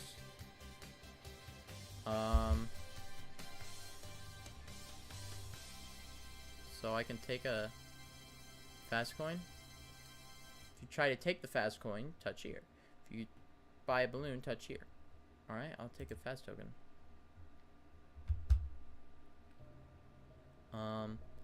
There are multiple do not touch signs around the display cases, with an illustration of a child's hand inside the open mouth of a classic Freddy Fazbear animatronic with sharp teeth. But surely that warning doesn't apply to Balloon Boy's balloon dispenser. You would have to touch the machine to buy a balloon anyway, though you doubt the staff would want you moving it. You look around to make sure no one is going to stop you, but the person at the checkout desk looks sleepy and doesn't pay you any attention. You grab the kiosk under the Balloon Boy's arm and try to lift it. It isn't that heavy, so you easily shift it off the coin. Suddenly, the machine says loudly and cheerfully in a childish voice, "Hello!" You're so startled you let go. Thud! The machine lands heavily. You hear a piercing noise as the display case scrambles, flickering between 100 and 300 points. Uh-oh. That woke up the guy at the desk. He's looking over at you curiously. He seems a little scared. Maybe you should test the machine to make sure you didn't break it. Even better if you glitched it into giving you 300 points. Add 1 Faz coin to your inventory. Alright. So now we have 8.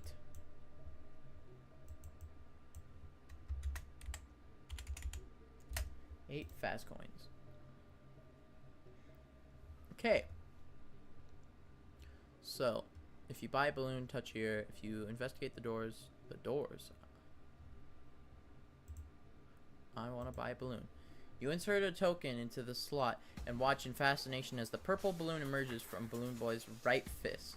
Slowly inflates with a gentle hiss and then rises on a string. It bobs in the air, swaying gently alongside the fake balloons mounted on the end of thin metal rods. Ike would love to see this machine in action. He's always taking his toys apart and putting them back together, studying how they work. Of course, usually he's done, when he's done, they don't work anymore, and he ends up in tears. Hidden speakers play the sound of giggling and a recording of a boy saying, "Take your balloon. Hold on tight." The display above the coin slot reads 100 points. "Oh, too bad," VIP says. "You know, a lot more than that." He dives into a huge pile of gold fast tokens and swims around them like a cartoon can. Like only a cartoon can. At least you got a balloon out of it. If you can't rescue Ike, you'll just draw his face on it and maybe Mom won't notice the difference. And you tie the other end of the string onto your wrist so you won't lose it. Okay, add 100 points to your score and a balloon to your inventory. Remove a fast token. Alright. Back down to 7. Which is how many I started with actually. And my score is 100. And to my inventory, I can add balloon. Okay, cool. Next.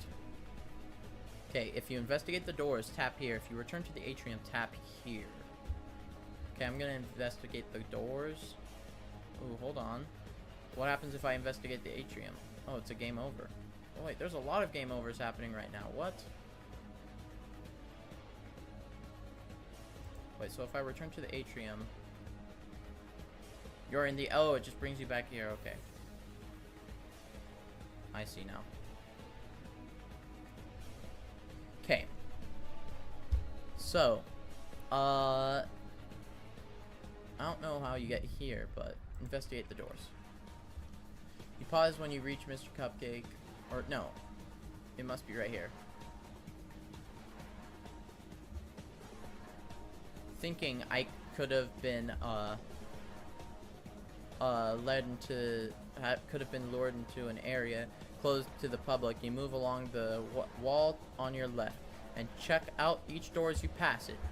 The first is a red door hidden behind the cardboard cutout of Monty. Could this be a makeshift green room for the newest Glamrock character? The next door you come has a security shield on it. You should have thought of it before. Security has cameras all over the Pizzaplex, so maybe they can track where your brother wandered off to, or whoever took him there. You continue on and reach... Oh, I can't speak. And reach a plain door in the far corner. You get excited when you see the letters VIP on it. You lift your gamepad. "Hey, VIP, are you behind this door?" The background behind VIP crackles to static. That is the VIP greeting room. If a guest collects 10,000 points while using the gamepad, they want an in-person meeting with me. "Can I come in?" VIP crosses his arms. I increased the access fee to 100,000 points based on your performance thus far. You will never be allowed to enter, so just move along. What?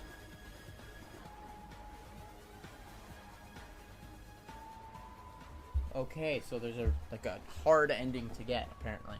Remember this, chat. Remember. If you try the red door, try this. Oh, this is how you get here. You open the door and hesitate when you see a... Hold on, I'm just checking that. You open the door and hesitate when you see a dimly lit corridor stretching ahead. A poster on the wall reads, "Lost child? Don't get lost yourself. Stay in place and wait for help. Carry plenty of water."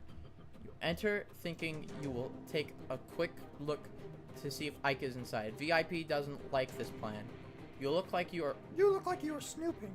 Would you like me to show you the way out of these utility tunnels? VIP holds up a magnifying glass and peers at you through it with a comical huge eye. You just ignore him, move deeper into the bowels of the Pizzaplex. You see a door at the end of the corridor marked storage. You head for it. Do not go in there. VIP says. He's writing the words, "This is a bad idea," over and over again on a chalkboard. Why not, you ask? You will regret it. You open the door and smell something horrible and rotting inside. It smells like death. It's dark. Not too late to turn around, VIP warns. You step inside and fumble around for a light switch. The stink and your own fear make you want to throw up. You finally feel a chain against you at your face and you pull it. You see what VIP has been hiding inside. You wish you could unsee it, but the image burned into your brain. Now it is too late, he says. The door slams shut. Ooh. Okay, so there's bodies. Burger, do you hate or starting to hate VIP? I don't hate him, but like I don't want him to win. He's the bad guy. Hold on. I want to go back to Rockstar Row.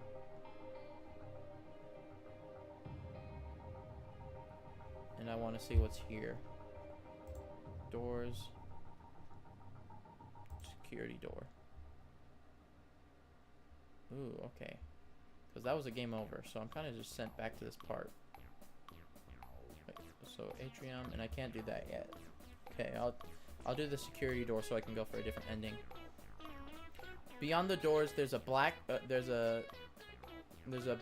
area that connects with other parts of the Pizzaplex. At an intersection of corridors is a small enclosed office with 2 entrances and a screen showing camera footage from all over the building. There's no guard in sight. You dart inside and start messing with the controls on the desk. If you can rewind recorded footage from the security feeds, maybe you can spot Ike or where he wandered off to. Hey, who's in there? A man's voice calls from the hall to your left. You slap the button by the door and shutters it, close it off. Okay. Haha, very funny, he grumbled. On the screen you see a camera from the right hall outside the office.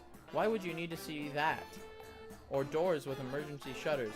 An old white guy ambles around the door to the door, and on the right you quickly shut that one too. A moment later, the doors open and the guard jingles a key ring. This is my office, you know. Sheesh. I just went to take a leak. You considered telling him about VIP, but you doubt he'll believe you, and VIP wouldn't like it. He escorts you back to Rockstar Row. Now, I should ban you from this place, but consider this your first warning. And if you want a security job when you're older, call me. He hands you a shiny Fazbear Entertainment security badge and slams the door. Add security badge to your inventory.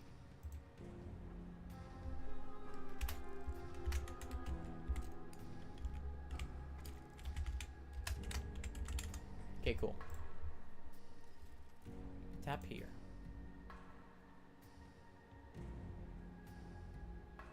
So where am I now? Where did that put me? Probably right here. Or no, probably just right here or something. Okay, so I'm gonna return to the atrium. I guess I'll go to the atrium. Inside the Fazcade. Oh no, it must be right here. The walkway wraps around the entire atrium, so you hurry along, taking note of these different attractions. You pay particular attention to the games that don't have long lines, since you can't afford to spend your whole day waiting around for a chance to play. You look like you're trying to pick a game. VIP chimes in. Would you like me to help you choose? You ignore him. Do you like reading? Well, kind of. This is also just kind of more interactive, so I'm having more fun with it than normal reading. You ignore him. Your best options seem to be Monty Maze, Freddy Fazzer Blast Challenge, and Roxy Raceway. You haven't played any of them before, but you always wanted to try them. You just wish you didn't have the pressure of needing to win points to save Ike. If you want to see your brother again, you need to accept my... Oh, no. If you want to see your brother again, you need to accept my help. VIP reminds you. He twirls his wand like a baton, sending glowing question marks flying out in every direction. Fine. What should I play, oh wise one? Less sarcasm, please. At this time, I recommend you play Monty's Maze, Phaser Blast, or Roxy Raceway. Annoyed about having to ask VIP for advice, you contemplate checking out a cluster of arcade machines tucked into an alcove behind Glamrock Gifts. If you go there, for me, I like reading if it's a good story. Yeah. If you go to Monty's Maze, click here. If you go to Phaser Blast, click here. If you go to Roxy Raceway, click here. If you go to the alcove, click here. Okay, let's check Phaser Blast. Ooh, balloon. Oh wait, this is a different part. I don't know where that's at, but cool, I guess. Oh, it's Monty's Maze, it says.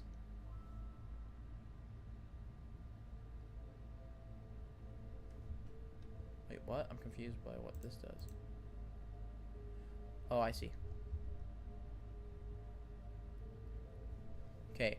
Finally, the number one thing I've always wanted to do at the Mega Pizzaplex is play the laser tag game Phaser Blast. You hurry up to the Pizzaplex employee standing by the elevator to the attraction and hand over a precious Phas token. I'm sorry, but Phaser Blast is closed for a special event, the white woman says. She has silver hair tied back in a ponytail with a green streak in the front, just like Roxanne Wolf. Working here must be her dream job if she's that big a fan of Roxy. Even her fingernails are painted green, but shouldn't she be over by Roxy Raceway? Maybe Roxy was too jealous to have her around. I was really looking forward to playing, though, you say. Unless your name is Devin, I can't let you in. Weird. My name is Devin.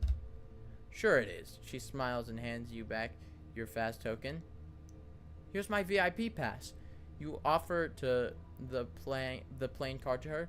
The woman takes your pass and scans it. Oh, you are Devin.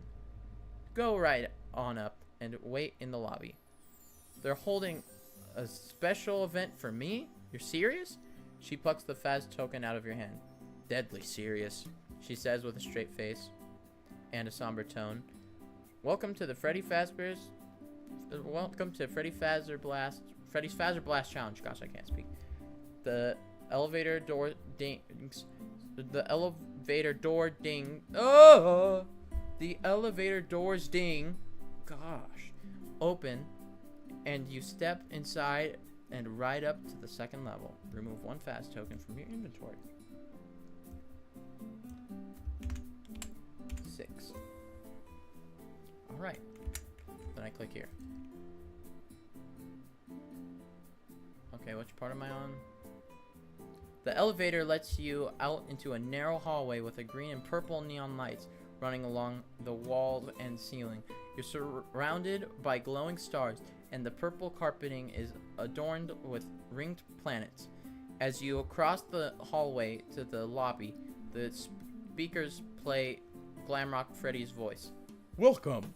In this customized Phaser Blast challenge, you will be taken on the role of an alien, invading a space colony defended by none other than Freddy Fazbear himself. Hey, that is me! He is such a ham. VIP says, Shh, I want to listen to this. Freddy's announcement continues. Soon, you will be fighting for your life on a hostile planet. But in case you need to know how to play Phaser Blast, or want a refresher remembering these 2 rules, number 1, no climbing, no jumping, no hitting, kicking, pushing, shoving. No shooting Phaser Blasters in or close to other players' eyes. Being flashed in the eye may induce seizures, blindness, or what? Semi-permanent paralysis. If you are flashed in the eyes, immediately flush your eyes with soap or water and blink repeatedly until vision is restored. Rule number 2, have fun. Proceed to the armory and suit up. I have to go to bed in 2 hours? Alright. Dang, it's already decent time, actually. Okay, you reach the end of the corridor and find a small room filled with orange and blue tactical vests. I can't say that word, I don't know why. Emblazoned? I don't know. With a bow tie and a lightning bolt. These helmets they are helmets with bare ears on one side and helmets with deeply boppers on the other side. Deely boppers, oh I see. You're supposed to be an alien, so you grab the ladder, slip on a matching vest, and grab a laser gun. The weapon is gunmetal gray with a fin on top, and the barrel of on top of the barrel, and a grill, I think that says, and a grill on the bottom. The tip of the gun has a golden glow, matching the illuminated lightning bolt on the grip. While you wait for the match to start, you may practice using the phaser blaster in the shooting gallery, says Freddy's disembodied voice. Okay, I guess I'll practice. Okay. You head over to the gallery where a video screen shows a Wait, hold on.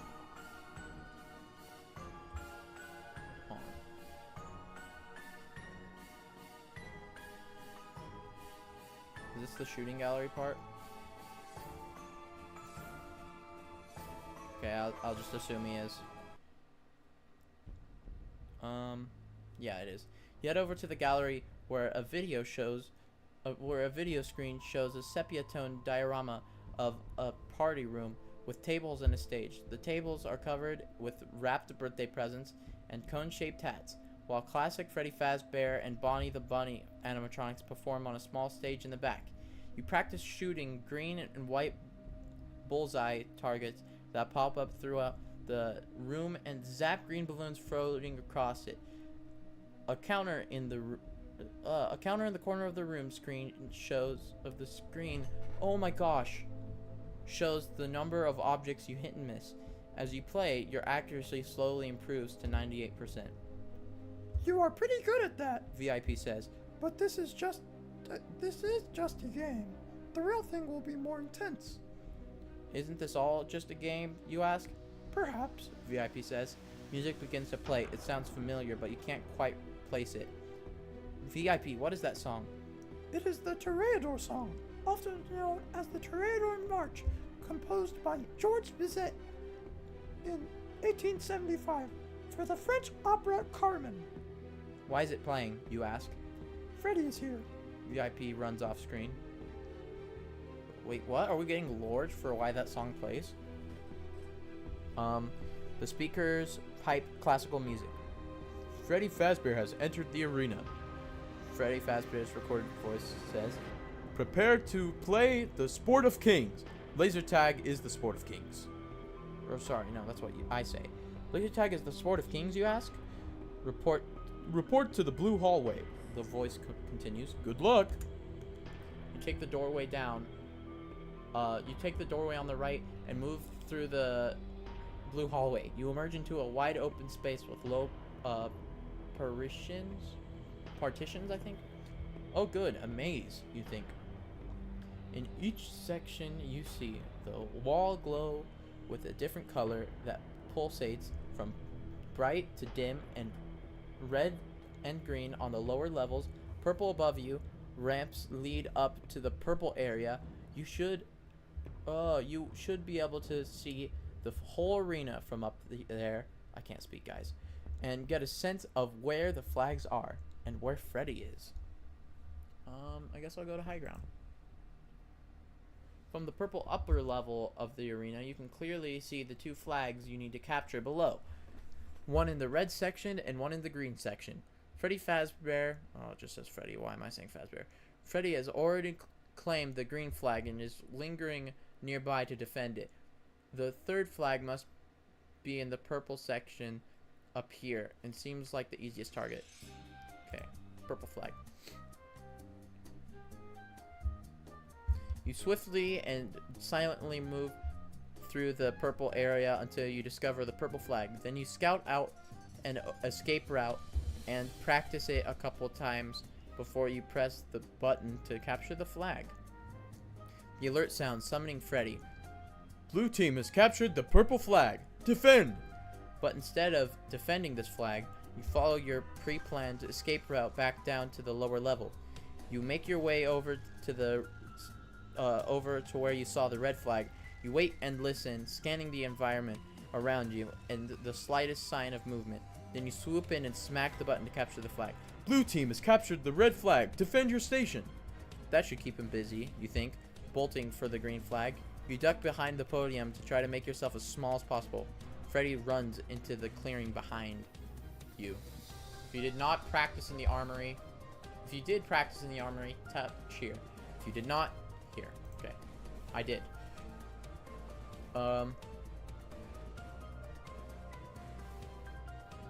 I think I did this. This one's the one I need to do. You lean from behind the podium and smack the button claiming the green flag at the same time that you fire the phaser blaster at the target on Freddy's chest. Bullseye!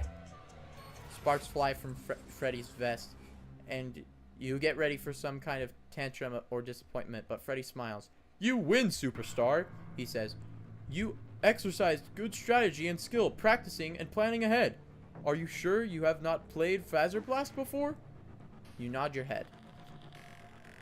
I hope we can play together again sometime, but I know you have other things to do for the rest of today's visit. Freddy eyes the VIP game tag suspiciously. VIP is strangely hanging out somewhere off screen. Freddy says, Be careful with that one.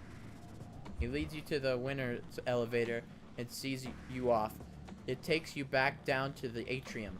Ooh. Add 300 points to your score. I'm so happy I practice. Okay. So now we're at 400. We're almost halfway. No, not 4,000. 400. Okay. Okay. If you have no more fast points, touch here. No, I do. If you have 1,000 points, go here. If you have not yet done Monty's Maze, go here. If you've not done, we'll do Monty's Maze. Right here. Monty's Maze is supposed to be nerve-wracking because the Montgomery Gator animatronic stalks the labyrinth and will carry you out if you run into him. But you've also heard that the entrance to the attraction is the scariest thing about it. A giant alligator's mouth. An Asian woman in a red pizzaplex visor with a matching shirt with checkered suspenders and black pants stops you from entering. You might want to come back another day. Monty's kind of in a bad mood. The last kid was just dragged out of the maze, and we're going to close it until he calms down. You hear banging and shouting from inside. You laugh. They're really trying to make it seem fun in there. I'm not afraid, you say. I'm only here for today. I have a special pass. You hand her your VIP card. She scans it and looks surprised. You sure do. Monty's actually waiting for you. The commotion inside stops. You guess Little Pig told him you would be coming. That will be one token, the Pizzaplex employee says. You hand one over. Remember that I am here to help. VIP gives a thumbs up. If you get turned around, ask nicely. I can direct you back to the starting point. You walk between sharp white teeth and over the pink, weirdly spongy tongue into the maze. Remove a fast coin from your inventory. Okay, now we're down to 5.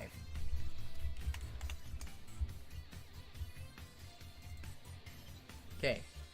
Whoops, I didn't mean to do that. I do have a balloon.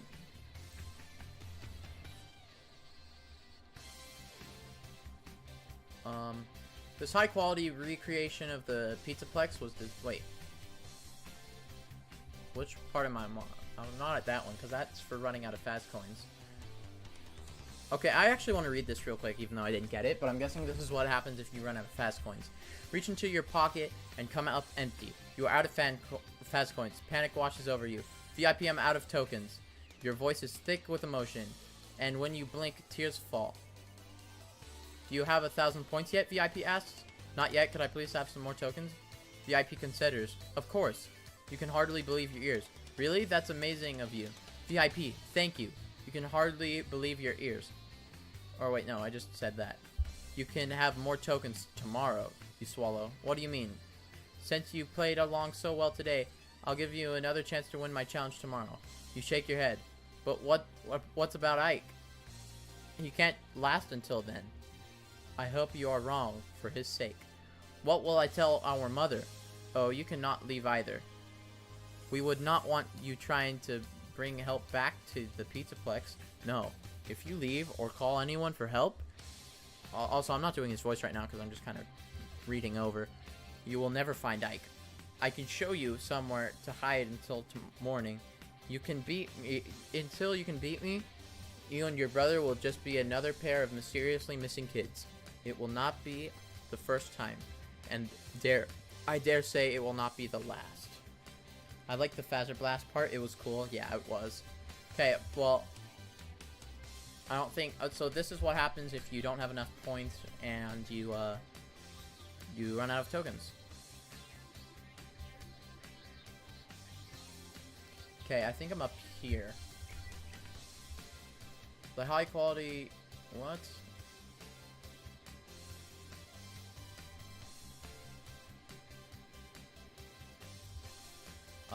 Where am I supposed to be? Oh, okay, I need to be down here. Never been to a swamp before, but you aren't sure anyone at Fazbear Entertainment has either. The floor is covered in rough artificial grass that reminds you of more of a miniature golf course. And the lights are dim and very, very green. The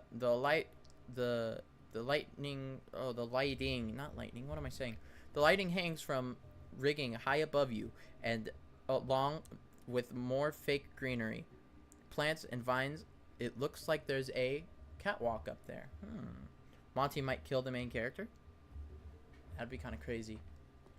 Which is probably where staff watches guests in the maze. It's incredibly hot and humid in here. Someone needs to fix the AC. You think as you wipe sweat from your face and with one hand.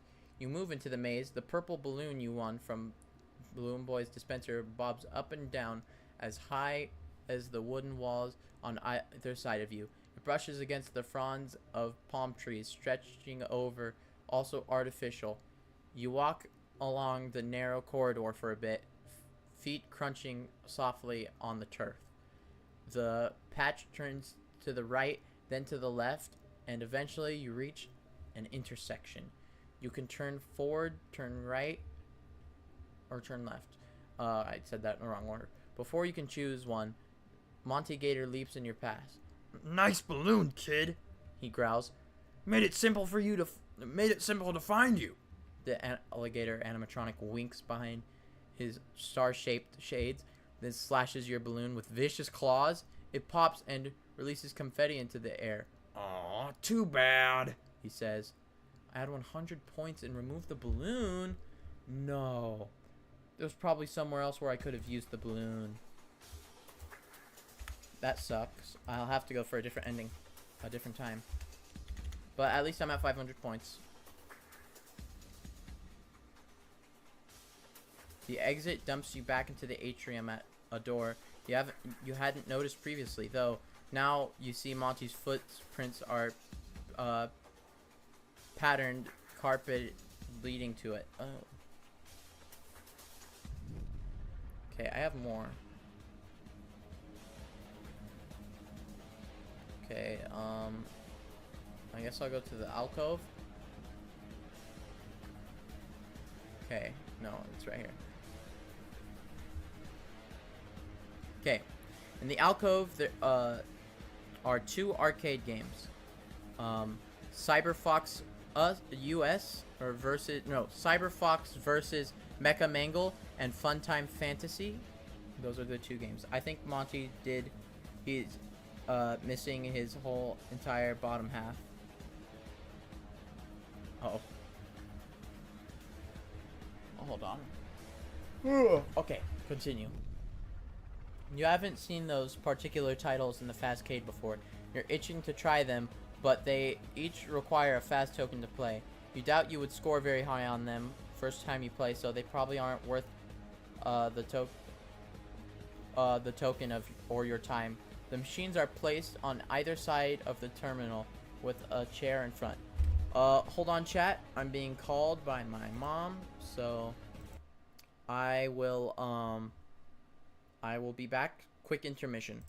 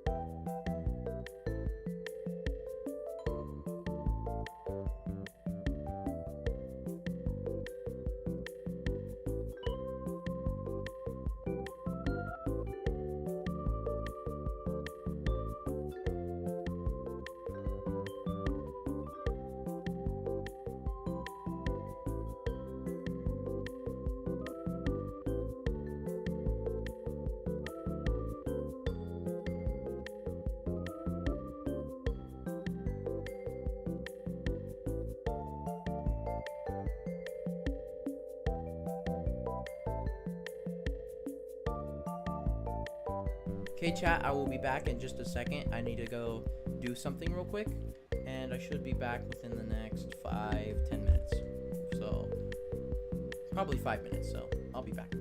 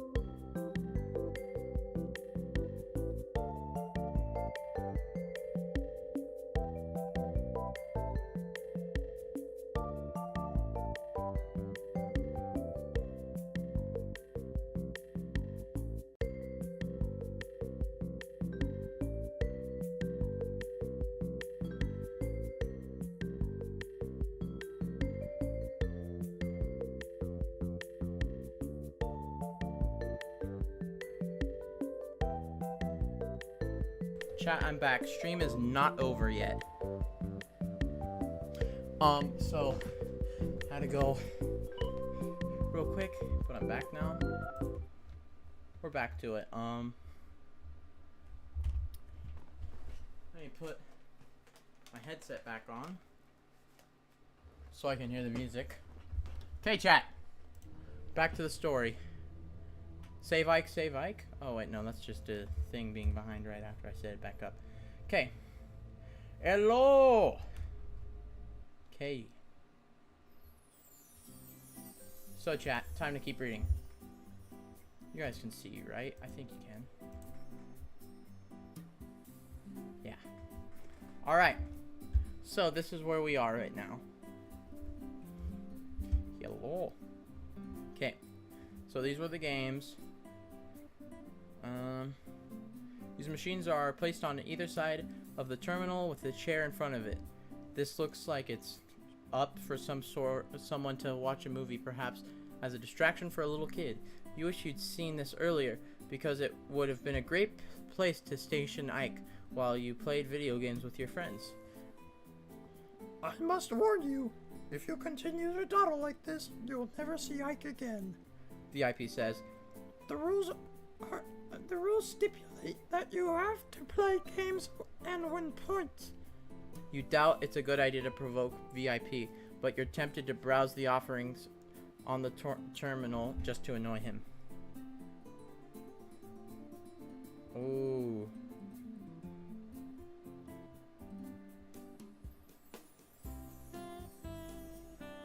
Hold on. Okay, chat. We need to make a decision. I don't know what to do right now. So.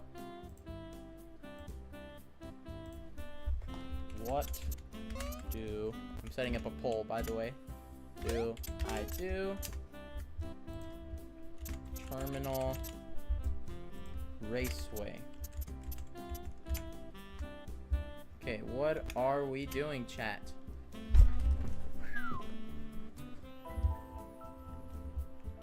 I don't know what to do. So far it's 100% on Terminal. But it also says there's only one vote, so.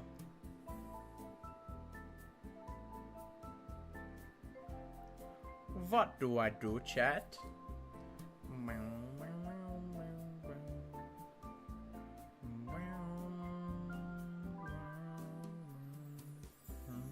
Do we only have one vote, chat? Alright, I guess we're doing Terminal. Because there's one vote. Okay, Terminal it is. Okay, you move to the terminal and are shocked to find Grandma Freddy's head resting on the chair. What's this doing here? Your curiosity gets the best of you, so you pick it up. The head is lighter than it looks, with wires and circuits inside. It's just your size. You sit down and place the head on your lap, and the terminal switches on. Not this thing. VIP yawns widely. What is it, you ask? Letters appear on the screen. Mo. Ready. What? Mo. Place the helmet on your head to begin. This is max occupancy experience. VIP. No, sorry. This is max occupancy experience. VIP explains dismissively. With the upcoming expansion, many sections will be closed under construction. If the building is ever at maximum capacity, stations like this can provide guests with a virtual day at the Pizzaplex. I've heard of this before. Oh no. Or sorry, I've never heard of this before. It's experimental, and no one has volunteered to test it. VIP says. How many fast tokens to use it, you ask? It is free, because it is obviously not as good as the real thing. Even those ancient arcade games are more enjoyable. The words say no to Mo. Scroll down to the screen behind VIP.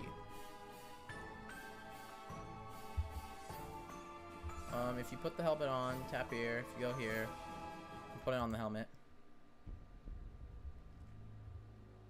Wait, what? I don't know what this is. It feels strange to put Freddy's head on, but once the helmet is settles in place. It's rather cozy and smells like a brand new car. You can see the terminal you can see the terminal in front of you, but the mask's eyes must also be a screen because a heads-up display shows a full battery charge.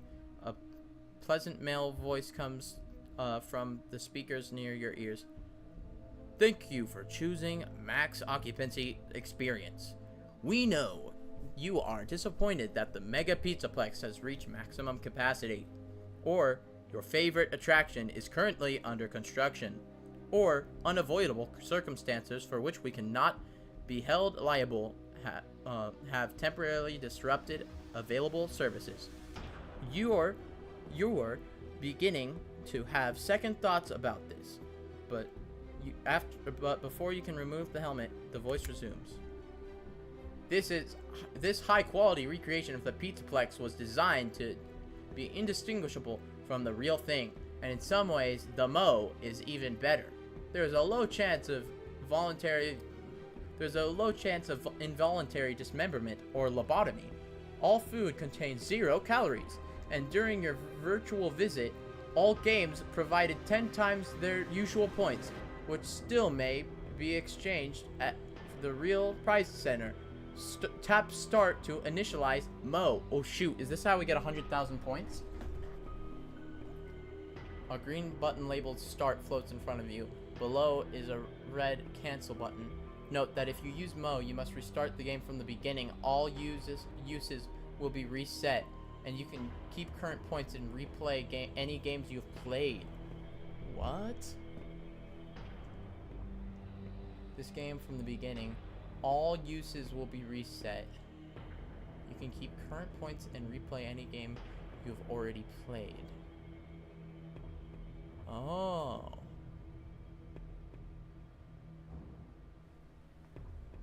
Okay. Cancel. Okay. Now where? You don't think you're ready for this virtual experience yet, when you still have so many real experiences ahead of you. You tap red cancel button, and when the screen shuts down, you pull the helmet off you pull off the helmet and ruffle your hair. You can always come back to this alcove to try it another time. VIP claps as you rise and replace the helmet on the seat. Good choice. You have better things to do now, he says. Oh shoot. If you go... Shoot. I guess we only have one more place to go. Although the track for Roxy Raceway threads up through and above the atrium, it has a separate entrance like all the other attractions. The front of it looks like a big red garage with a mural of Roxy in a racing jacket, and sunglasses waving checkered flags over the doors. Her voice plays over the speakers. Hey, I'm Roxanne Wolf. If you're looking for high-speed motor mayhem, Roxy Raceway is the place to be. Sign up today and be a winner. Nobody likes a loser. Harsh, Roxy, you think? You can't afford to lose today. Ike is counting on you. Black man in a Pizzaplex uniform takes your fast token. Ever raced before? You shake your head. Okay, here are the rules, he says. Rule number 1. Go fast, but not too fast. You're scored on lap time, not position. Avoid contact with walls and other go-karts. Brake before turns. Let drivers pass and keep hands and feet inside the go-kart at all times. Drive smoothly. Only use one pedal at a time. Rule number 2. Don't damage the go-kart. Just kidding. Rule number 2 is have fun. But seriously, don't damage anything. Do you want to hear the rules again? You shake your head. Also, you can't take that gamepad in your go-kart. Leave it in the pit area and collect it after your race. Remove fast token from your inventory. Alright. We're at 4.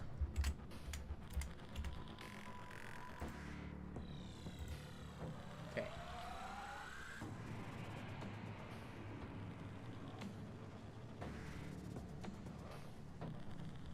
Hold on, where do I need to go? There are two other kids in the Roxy Raceway pit area putting on silver helmets with green stripes down the center and gray wolf ears. You grab one for yourself and put down your gamepad. Is this VIP? Yeah. Since you have not been to Roxy Raceway before, it would be wise for you to listen to my go-karting tips. VIP says. He drives back and forth across the screen in a cartoon cart from the ads all over the Pizza Plex. You heard the guy at the door? I'm not allowed. Oh wait, no. That's not him speaking. You heard the guy at the door. I'm not allowed to bring you in with me. Rules are rules, you say. Yes, rules are rules. VIP agrees. Ooh. Okay, let's see what happens if we sneak him. Ooh. Oh wait, hold on. This is what happens if you don't leave him. Or if you do leave him. So I'll just read it real quick. Leave the gamepad with the Pizza Plex employee in the pit area and look over your go-kart options. Only 3 types of go-karts are on the track and ready to go. A silver and purple one, a pink and white one, and a blue and red one. You overhear one of the other kids say to his friends, all the go-karts are supposed to be the same, but they aren't. Roxy's go-kart is the fastest. You run ahead and cut him off before he can get into the silver and purple go-kart. Hold on. The silver and purple go-kart, climbing into it yourself. He shoots you an ugly look and you shrug. The girl with him shakes her head as they move to the other 2 go-karts.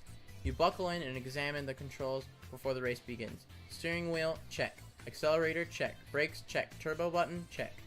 You aren't ready for how fast the go-kart is and scrape the wall as soon as you come out of the gate. You struggle to steer it, but you don't need to worry about keeping up. The other 2 racers don't seem to be interested in winning, only in getting in your way. They drive side by side and keep moving to block you. You're stuck behind them the whole way. You come in 3rd place and collect VIP. Better luck tomorrow? VIP says. Tomorrow? What do you mean? You broke my rule. You didn't keep me with you. So, you can try to save life again tomorrow. And it's the same thing. Okay. I'm not leaving you behind. You strap on your helmet and pick up the gamepad. VIP looks genuinely touched. Thank you. You will not regret it. Fortunately, the employees in the pit area aren't paying much attention to you, so they probably won't notice you sneaking the gamepad into the go-kart. So how do I win this, you ask, walking over the track. Be the tortoise, VIP says. What is that supposed to mean? I cannot do everything for you. I want you to win, but you have to earn it. That will be more fun for both of us. Grumbling, you consider your go-kart options. A tall white boy with long hair has already claimed the silver and purple go-kart, which you assume is based on Roxy. A short brown girl is mulling over the other 2 choices, and a pink and white one, Glamrock Chica's colors, and a blue and red one for Glamrock Bonnie. Yeah. Is there even a Glamrock Tortoise? First time, the girl asks. You nod. Oh, she was asking. Then you pick first. I don't care which one I drive. Thanks. In the first row, the Chica go-kart is in 1st place. The Bonnie go-kart is in the 2nd row, in 2nd place. The already claimed Roxy car brings up the rear. Are they all the same, you ask? Supposedly, she says. But I swear the Roxy go-kart is faster. Wait, hold on, where are they? In the 1st row, Chica is in 1st place. Bonnie go-kart is in 2nd row, in 2nd place. The already claimed... Oh, what? I guess I'll do Bonnie because he's in 2nd row, 2nd place. I guess it's right down here. You climb into the blue and red go-kart. The girl salutes you and hops into the Chica go-kart to your left. You look around for some place safe to store the gamepad and find a mount for it in the dashboard. VIP waves his hand and a map of the race course appears on the screen. Since you only have one chance to win this game, this should give you a small advantage. The race consists of 6 laps. You trace the path of the track around the atrium. It has several hairpin turns and even crosses over the space a couple times. Wouldn't it be safer if the go-kart track was enclosed, you ask? Research does suggest that is the case, VIP says. Roxanne's Wolf's voice echoes overhead. On your marks, get set, go! A green light flashes and you pump the throttle. It's strange driving so low to the ground. And 25 miles an hour is faster than you expected. You take it easy on the first lap while you're learning to turn without crashing. But your go-kart is fast enough that you're able to keep pace between your 2 opponents, with the Roxy go-kart ahead and the Chica trailing just behind you. There is a turbo button on the console. You'd like to see what this go-kart can really do when you give it everything you got. He said be a turtle, so I'm going to maintain the speed. As much as you'd like to leave everyone in the dust, you know you'd end up flying off the track into a birthday party or something if you turned up the juice. You're doing fine without turbo anyways. Your lap times are improving, and you're still ahead of the girl in the Chica go-kart. You keep glancing over your shoulder at her worriedly as she closes the distance on you. Finally, the 2 of you are bumper to bumper. Keep your eyes on the track, she calls. What? You ask, turning to look at her. The opposite of what you're doing. Face forward. Look ahead. Not back. And not at the front of your go-kart, you see? Every time you look at me, you slow down. She's right. You focus your gaze on the course in front of you. Don't steer so much. Just nudge the wheel a little, she says. You make the adjustments, and she's helpful again. Make the adjustments and she's helpful again. You wish you were hanging out with her today instead of very insulting pig. Better. Satisfied that you're making progress, she is clearly ready to pass you. Ooh. Block her from passing? No.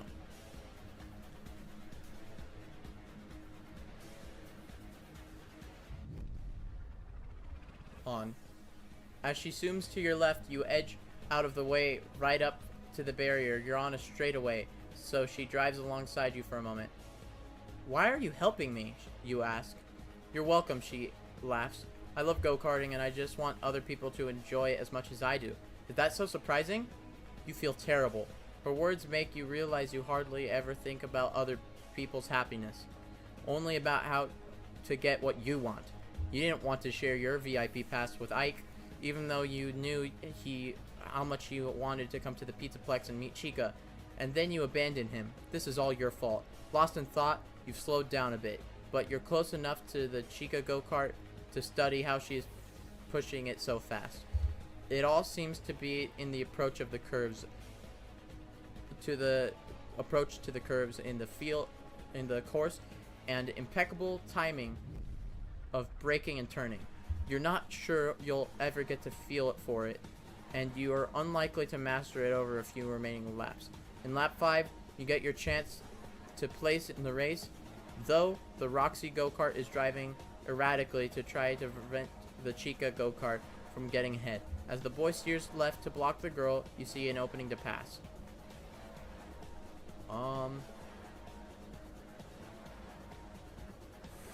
Ooh.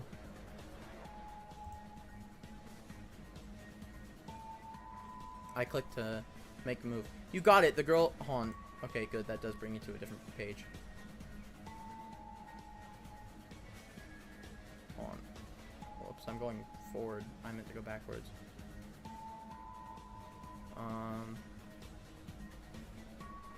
Okay, yeah. You got it. The girl cheers you, and you stop leaning into your turns. Lean out, the boy cries out in frustration when your go-kart slips by him.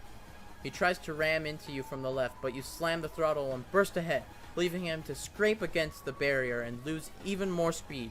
and more of his temper. He pursues you relentlessly and around and around the course. Over the arch midway passes over the play area with the merry-go-round where you lost Ike. I'm coming, bro. You think? Wait, what? I'm confused. That passes over. I'm coming, bro. You think? As you make those last tight turns in the final lap, you lean out like the girl suggested, and you feel your go-kart going faster as your weight shifts to the opposite side. Thanks again. You think, pulling even farther ahead of the boy. What's supposed to be the fastest go-kart on the track? What's supposed to... what? Boy, in what's supposed to be the fastest go-kart on the track. You laugh with sheer exhilaration as you cross the finish line in second place. You tumble out of your go-kart in the pit area and rush over to the girl. You offer a hand and shakes it. Thank you, you say. I couldn't have done it without your help. What am I? Chopped pork? VIP says. Oh. What am I? Chopped pork? VIP says, wearing a white chef's hat and an apron that says eat me. At 100 points, and click here. Okay, hold on. Shoot, we're only at 600, chat. But, I still have, 4 Faz tokens.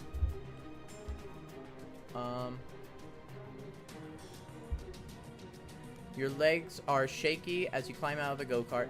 Drop your helmet at the desk and stagger out to the atrium the same way you came in. Your whole body feels numb. You can't believe you survived that. You're glad you don't have to drive around the atrium again today. You would much rather walk. Oh. Okay. So, now, I haven't done the arcade game alcove yet, actually. Go to the terminal, put on the helmet.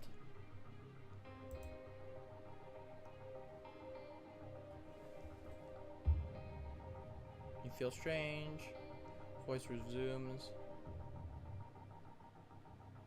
Note that if you use Mo, you must restart the game from the beginning. All uses will be reset. You can keep your current points. Uses, what do you mean?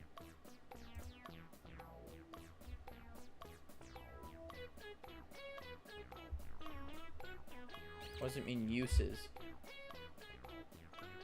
You mean uses of coins? You tap start with your finger, and the words "Are you sure?" YN appear on the screen. Sure, why not? You tap the Y, and slowly the virtual room around you transitions into a familiar place. You are in the atrium, standing by a terminal that is currently running a flashy ad for Monty's Gator Golf. VIP waits on your gamepad, ready to offer suggestions. You reach up and feel the Glamrock Freddy helmet on your head, so you know you're in the Mo. But everything looks very realistic, right down to the simulated people walking around. Psst. VIP calls to you from the gamepad. Listen, we don't have much time.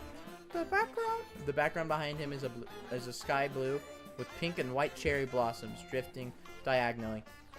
Stop rushing me, you say. I'm gonna play some games now, alright? No, I mean he's going to be here any minute. He who? VIP. Aren't you VIP, you ask? You wonder if the Mo has scrambled his programming. Yes, I'm VIP. Very informative pig. VIP. Hold on, what? Oh. Yes, I'm VIP. Virtual informative pig. VIP, very informative pig. Want me to tell you something important about the Mo, so quickly pay attention to these updated rules. Wait, what?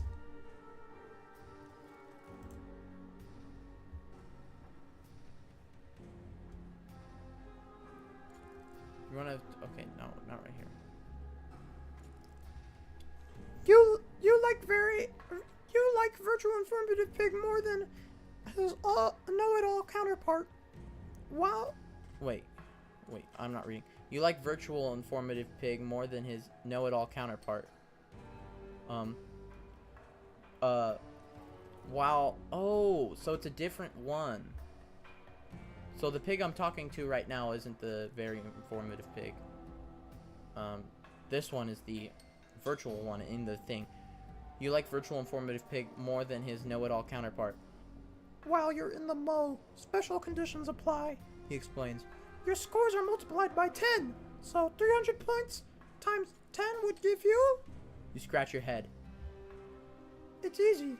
On the gamepad, it shows the number 3. Or, It's easy. on the gamepad he shows the number 300. Just add an extra 0 to the end. A 0 rolls onto the screen from the right and crashes into the 300, making it a 3000. Wow! VIP must honor this. Hold on, what? VIP must honor this. The game may be simulated, but in the Pizzaplex, points are points. Also, when restarting the game, hold on. I think he's reading this actually. VIP must honor this. The games may be simulated, but the Pizzaplex points are points. Also, when restarting the game, you can keep any points you already earned. You now have all fast tokens you started with again, and all games you already played are reset, so you can play them. What? Notes are gone? Wait, what? Oh, what the? It's glitched. File save.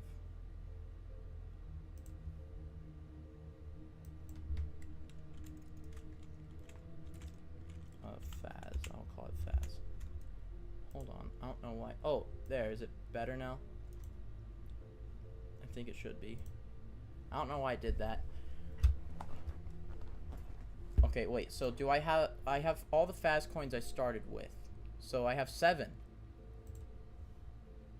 Blop. Blop. Yo. 7 Faz coins. Okay, sick. And all the games you played are all reset, so you can play them again. Sweet. That is enough for you, virtual interfering pig. That is enough from you, virtual interfering pig. The real VIP drops into the screen. He points his magical wand at his doppelganger. Doppelganger. Phasmogoria. Writhing purple energy emanates from the wand and swirls around the nicer VIP. Good luck, Devin. Virtual informative pig's words fade with him. Now get on with it. VIP says. Make a note that Mo's special conditions are in effect. Okay. Multiply any new point you get by 10. Okay.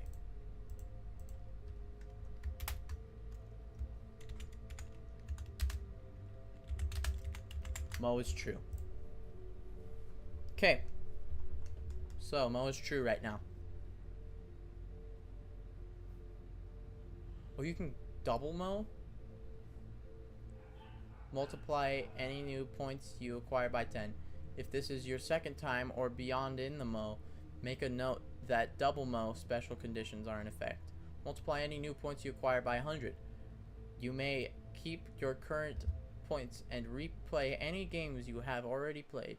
You may also keep your items in your inventory. Alright, cool. That's sick. Okay, where do I want to go, chat? I'm gonna go to the atrium. Oh, so it's just the whole thing again. Oh, I didn't even play these.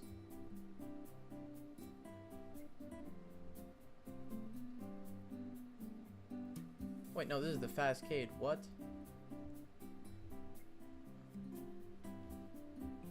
Hold on.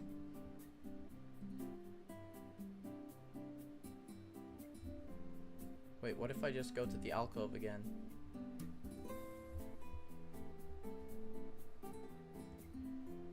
The alcove. Terminal. Oh my gosh, guys. This is so easy. The helmet. Start. Yes, go ahead. Wait, what? Where did I accidentally just go?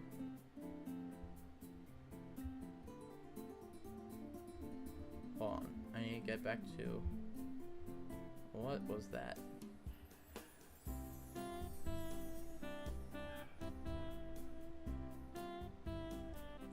Start.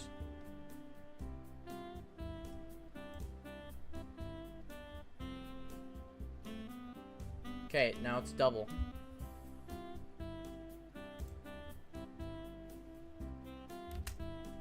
X. If this is your second time or beyond the Mo, make a note that double Mo conditions are in effect. Multiply any points you gained by 100. So now it's 200.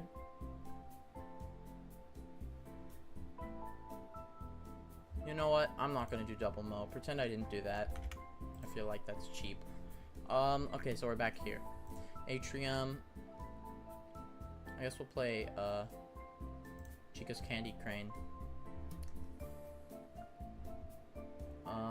As you approach Chica's Candy Crane, a little girl in pigtails trudges away from her with her head down. She cries as she bites into a chocolate bar with a sticker on the glass of the machine says, "Everyone's a winner." There's only one Mr. Cupcake inside, buried in the center of the machine, up to its eyes in an assortment of sweets. This close, you realize it isn't a plush at all, but a plastic toy with movable parts, like a mini animatronic. You imagine Ike's joy when you hand him the toy. He had a Mr. Cupcake plush when he was little, and there are baby pictures of him in a Let's Eat bib with Chica's face. The claw of the crane game is a large yellow mechanical hand. You slide a token into the machine, and a 30-second timer countdown starts. You grab the joystick and jerkily navigate the claw into position exactly over the toy before your time is up. The claw descends. Close this firmly around the cupcake's pink icing top. The fingers slip right off. Rigged. You smack the glass. Mr. Cupcake's eyes dart towards you and jump back. A bag of candy drops into the tray below, and 100 points flash on the display. Add candy to your inventory and remove one fast token. 6. So since that was 100 points, I add 1,000. Sick. Okay, I'm gonna go check out Mangle's quest. Okay, you head over to Mangle's quest cabinet, hoping you can figure out what's wrong with it. Unfortunately, it seems like that your high score will have been wiped from its memory. The screen is dark, but no out of order sign like on the other broken games in the arcade. You peek around the back and see what the possible problem is. The machine's unplugged. You try to pull the cabinet away from the wall so you can get behind it, but it's too heavy. A couple of kids you see straining to move it, but rather than help, they laugh as they pass by. You drop to your hands and knees and reach for the loose plug on the floor. Your fingers brushed against it, but you can't quite grab whatever you're about to stand up when you... You're about to stand up when you catch a glint from something among the clumps of dust gathered behind the cabinet. You pluck it out and discover it's a coin, but not just any coin, it's a Faz token. Talk about buried treasures. You now have an extra chance to win VIP's challenge. Add 1 Faz coin. 7. Back to 7.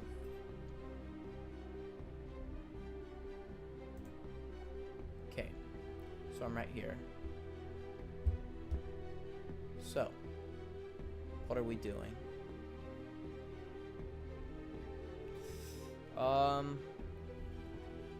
Let's go to the maze. Where's the maze?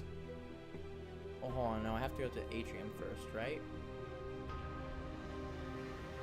Yeah. Okay, I'm doing the maze because I don't have the balloon now. Okay, I don't have one.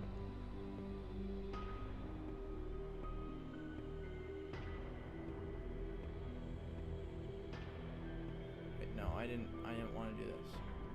Just inside Monty's maze, the first thing you notice is how dark green it is and humid. Sweat starts pouring down your face. The air is stale and heavy.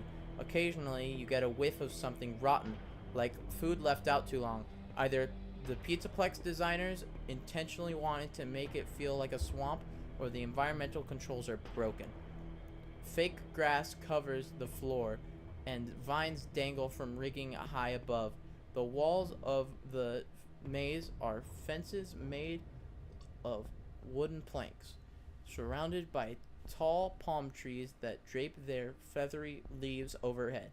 You peek through a knothole in one of the plants and see the walls outside the mazes are painted with silhouettes of thin tree trunks and vegetation. There's no music, only ambient sound of birds and insects, punctuated by the occasional low rumbling roar. The sound makes the hair on the back of your neck stand up. Why isn't music playing? Oh, never mind. You walk along the narrow corridor for a bit, feet crunching softly on the artificial turf. The path turns to the right, then the left, and eventually you reach an intersection. You can continue forward, turn left, or turn right. Chica said go left. Going left.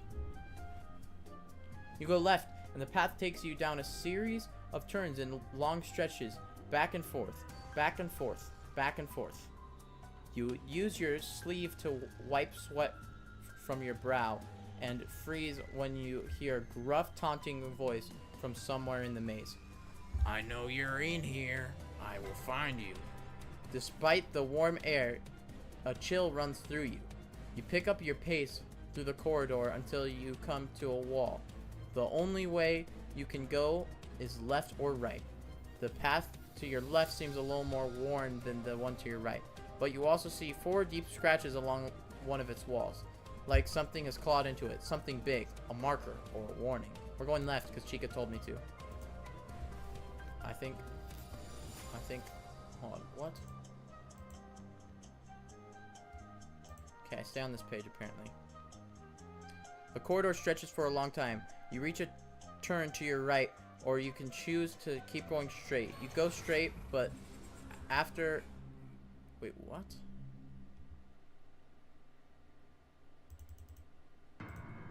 Okay. The corridor stretches on for a long time.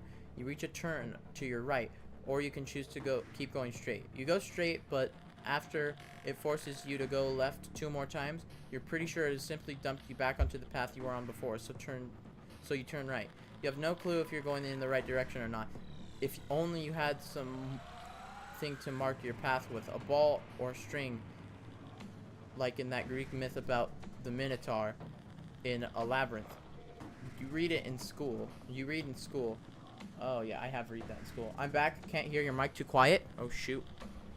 There. That should be better. I didn't realize I was too quiet. Okay. So.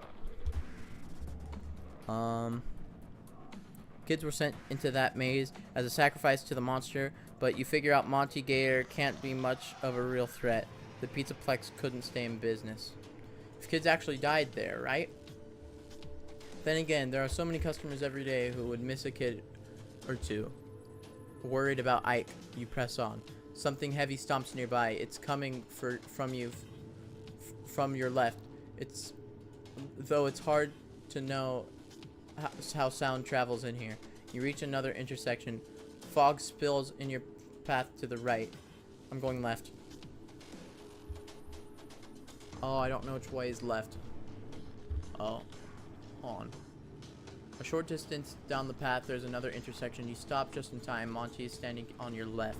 The punk-haired animatronic is massive and muscular.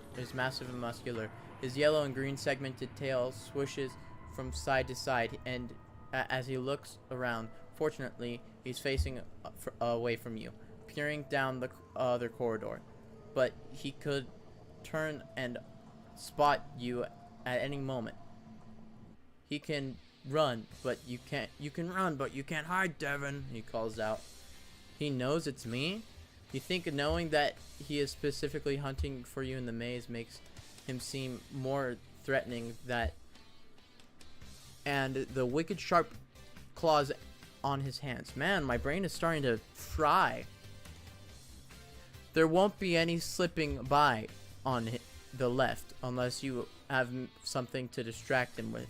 You think you'd be able to sneak off to the right before he turns around, or maybe you should just wait and hope he moves on without noticing you. Oh no.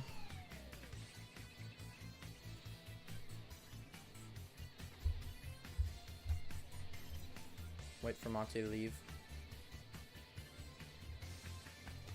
Monty is close that you can hear him breathing. It sounds like aggressive snoring, loud and guttural, almost a growl. He stands there for a long time, listening and breathing. While you try to hold still, can animatronics smell? You think his alligator snout is painted on, just like the black spots on his green skin and his purple gloves and boots. You realize that all animatronics aren't actually wearing clothes, and almost giggle. Really? It's almost 20 minutes away from being 5 hours? That's sick. You cover your mouth with one hand and hold your breath. You're certain that the animatronics can hear perfectly well. Finally, Monty moves on down the left passage. You wait until you can feel the vibrations of his heavy footsteps anymore before you allow yourself to breathe again. If you go left, you'll be following Monty. You like the idea of stalking him from a safe distance, but no one knows his maze better, so he might lead you to the exit. But you also like the idea of putting as much distance as possible. I'm going left because Chica said to. Move down you move down. I think this is the right part. Okay. If you go left, yeah. You move down the corridor a ways and come out to an unusual intersection, offering two different paths to your left in front of you. Wait, what? I'm confused.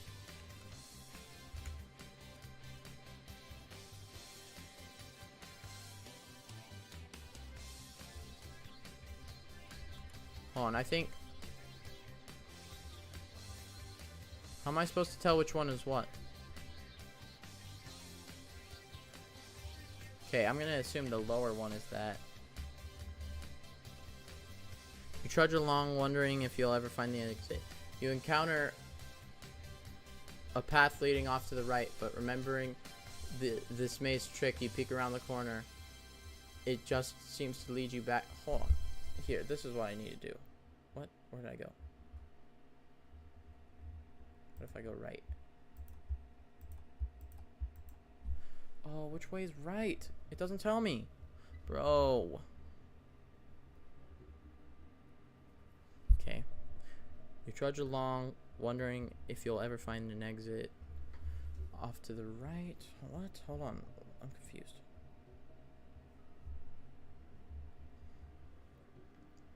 Leading off to the right. But remember this maze tricks.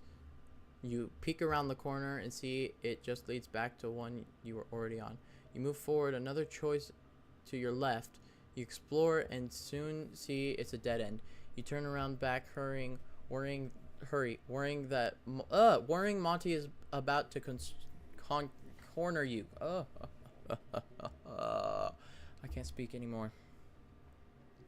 There are more scratches along the walls here, and shredded candy wrappers litter the floor. Then you reach your first fork intersection. 3 corridors in front of you, all moving forward. You sigh and ask, "What do you think, VIP?" VIP has been dozing on the screen, or pretending to. He makes a big show of waking up and blinks at you. I think this attraction does not have much replay value. A recent data mine showed that Fazbear Entertainment is considering repurposing Monty's Maze into something else, maybe miniature golf. But which path should I take? You do not have many options. Left. Ooh. You choose the leftmost corridor and rush through it. At the end is a green door marked exit, but Monty is guarding it. "There you are!" he shouts. He leaps and lands right in front of you. He draws his claws draws his clawed hand back and offers his hand to you. When you stop quivering, you shake his gargantuan hand. Rock and roll. You win. 300 points. Okay, so that's 3,000.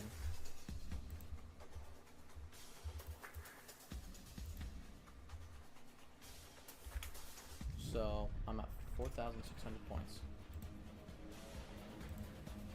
Okay, I'm gonna see what happens if I go here. I have 1,000 points. Hey VIP, you say gleefully. I did it. I have 1,000 points. Impossible. Or sorry, impossible. He says. Surely you knew how many points I have been collecting. Don't you know everything? VIP turns red and begins stomping around the screen. Sparks and fire spew from his magic wand. I do not know how you did this. You must have cheated somehow. But you were there with me the whole time. VIP calms down. I apologize. I was just having such a good time with you. I did not want our time together to end. You're starting to get nervous. I would like to see my brother now, VIP, please. Of course, a deal's a deal. Take me to the center of the atrium. You carry the gamepad over to the play area in the middle of the atrium. The Pizzaplex is closing soon, and people are streaming towards the exits, looking exhausted but happy. VIP makes a complicated gesture in the air with his magic wand that you're pretty sure is all just for show. And the door to the photo booth pops open. Ike comes tearing out and makes beeline for you. Hey buddy, you kneel and wrap him in your arms. Ike snuggles against you, up against you. Oh, he does give good snuggles, you admit. I'm sorry, bro. It's okay, Ike says. He hands you a fistful of photo strips from the photo booth. You flip through them. In the first photos, he looks happy, making goofy expressions. Then he's red-faced and crying. As the images progress, they become a self-portrait of abject misery. I knew you would get me out, he says. Let's not show all these to Mom, you say. Can we go home now? I forgot to do that. 100%. You walk the gamepad back to the checkout desk. You can't wait to get rid of VIP once and for all. This was everything I hoped it would be. VIP says. I hope tomorrow's just as perfect. You stop in your tracks. Tomorrow? Did you think you were the only one to get a VIP invitation? Kind of. I mailed dozens of them. I can do this every day. Just think of it. So much fun to be had. Oh no, you think. What have I done?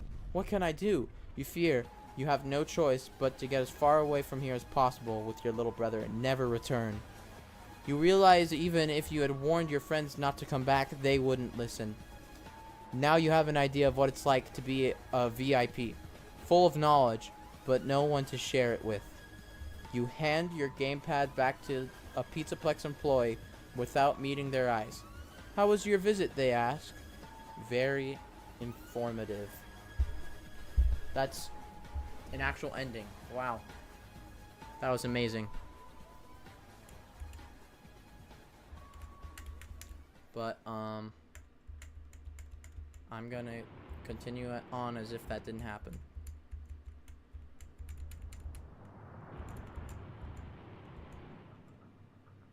Okay, so this is where I was. Okay.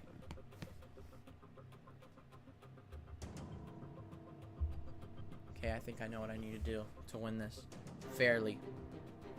Here we go. You ready, chat? The intense music is real. So, technically, this would,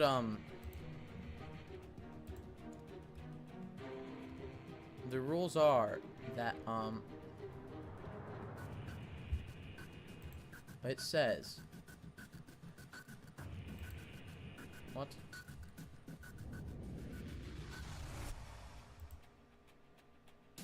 It says,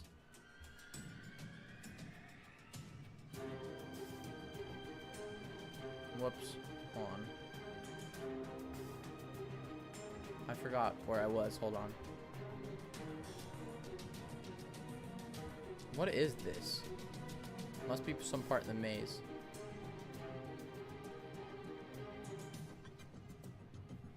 Hold on.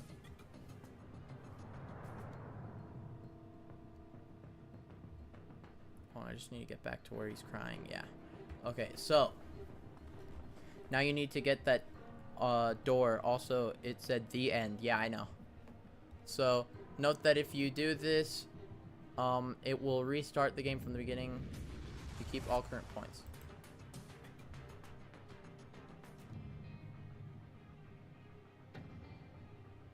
So I'm confused. Hold on.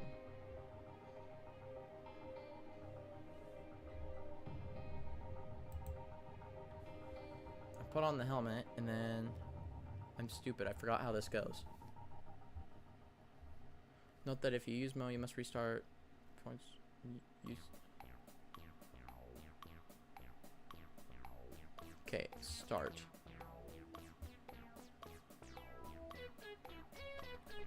Oh wait, it's right here. I'm stupid.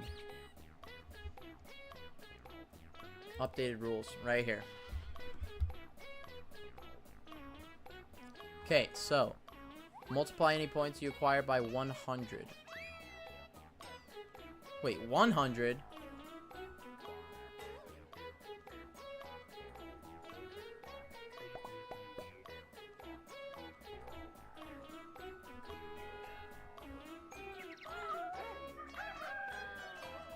Oh no, you multiply it by 10.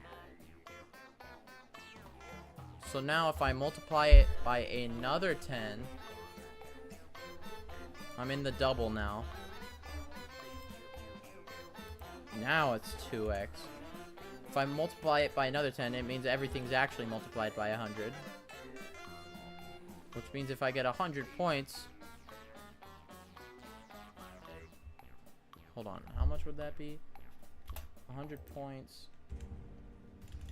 Then I have to add 2 more zeros. That's 10,000. Okay. So chat, this is what I'm going to do. I'm now double. Okay, I'm going to the atrium.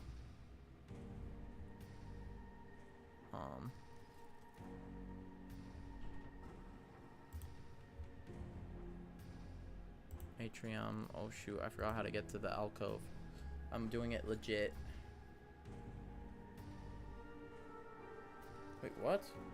How do you get to the alcove?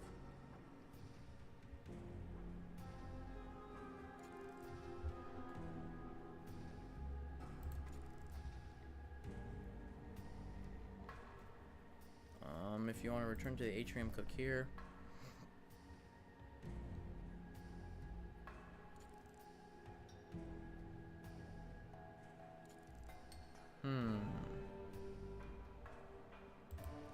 So I think I'm gonna go to the Mangle's quest.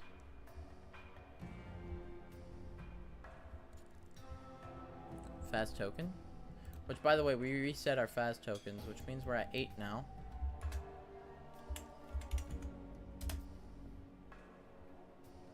How do I get back to the alcove?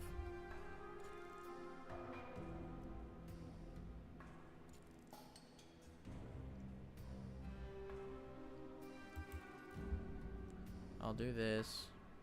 Have to remove Faz coin, so back down to 7. And I also get chocolate.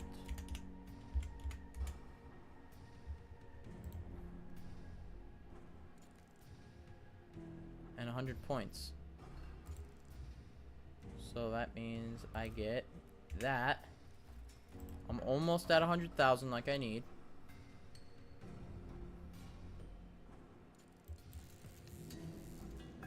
How do I get to the alcove?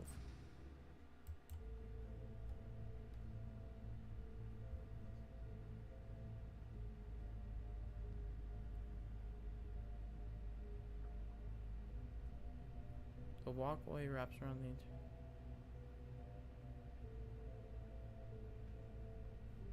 Wait, what? Oh my. I forgot how you get to the alcove.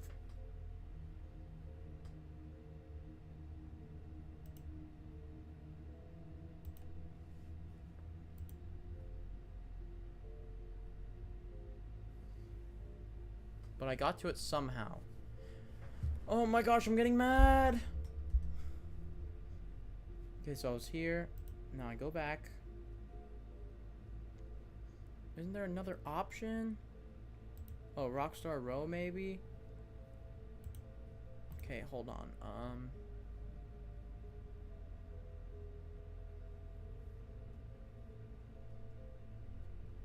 Investigate display cases. Yes.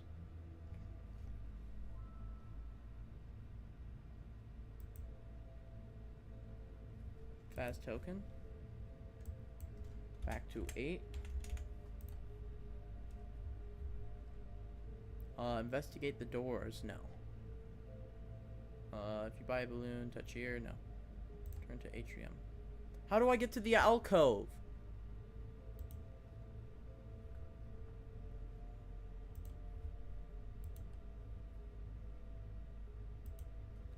I've already done all this.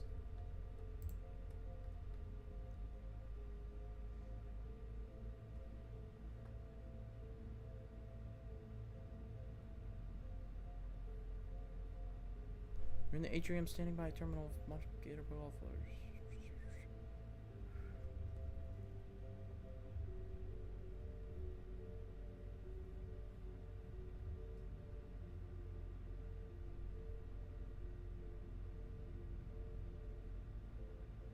Wait, what? This is where I need to get to.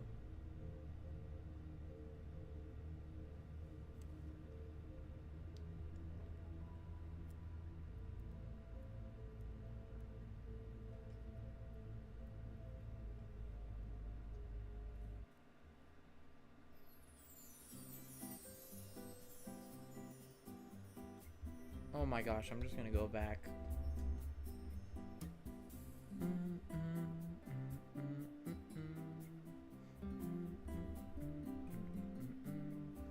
So I got this back.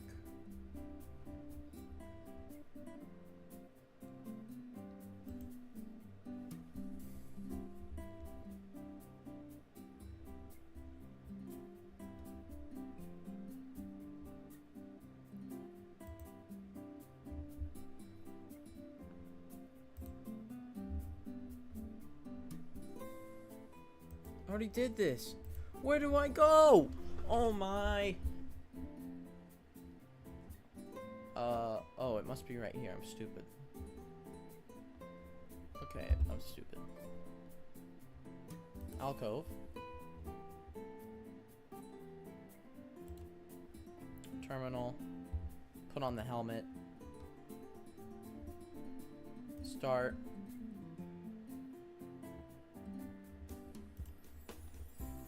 Boom. 3x.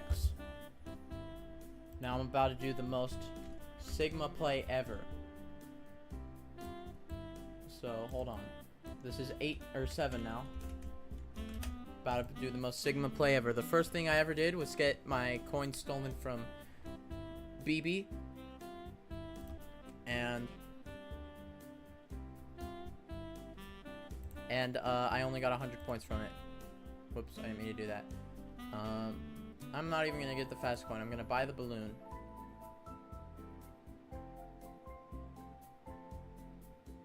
So I put the token in, 100 points, and add a balloon to your inventory.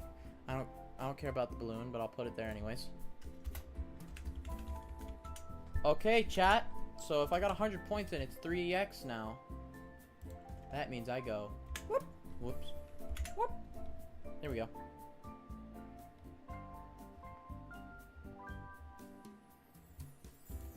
Oh, and I'm at 6 fast coins now.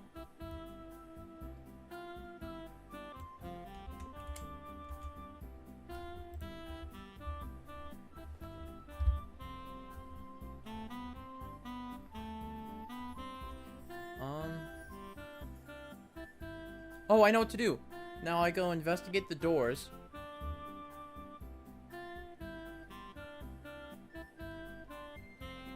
And I'm right here. I went through the doors. If you try the security door... Oh, wait. I can just do this. I have 100,000 points.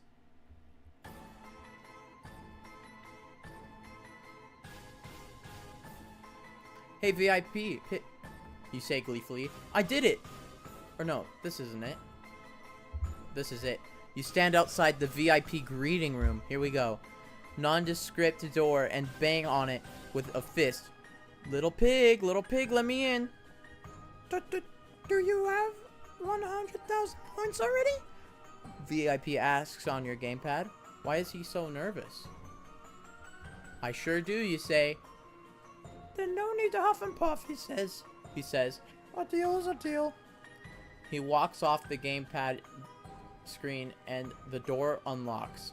You're in a server closet with racks of computer hard drives blinking and clicking and flashing and whirring, I guess. And in the center of it all, a large screen hovers with VIP's face on it. So pigs do fly, you think. Is this some kind of Wizard of Oz thing, you ask? What do you want?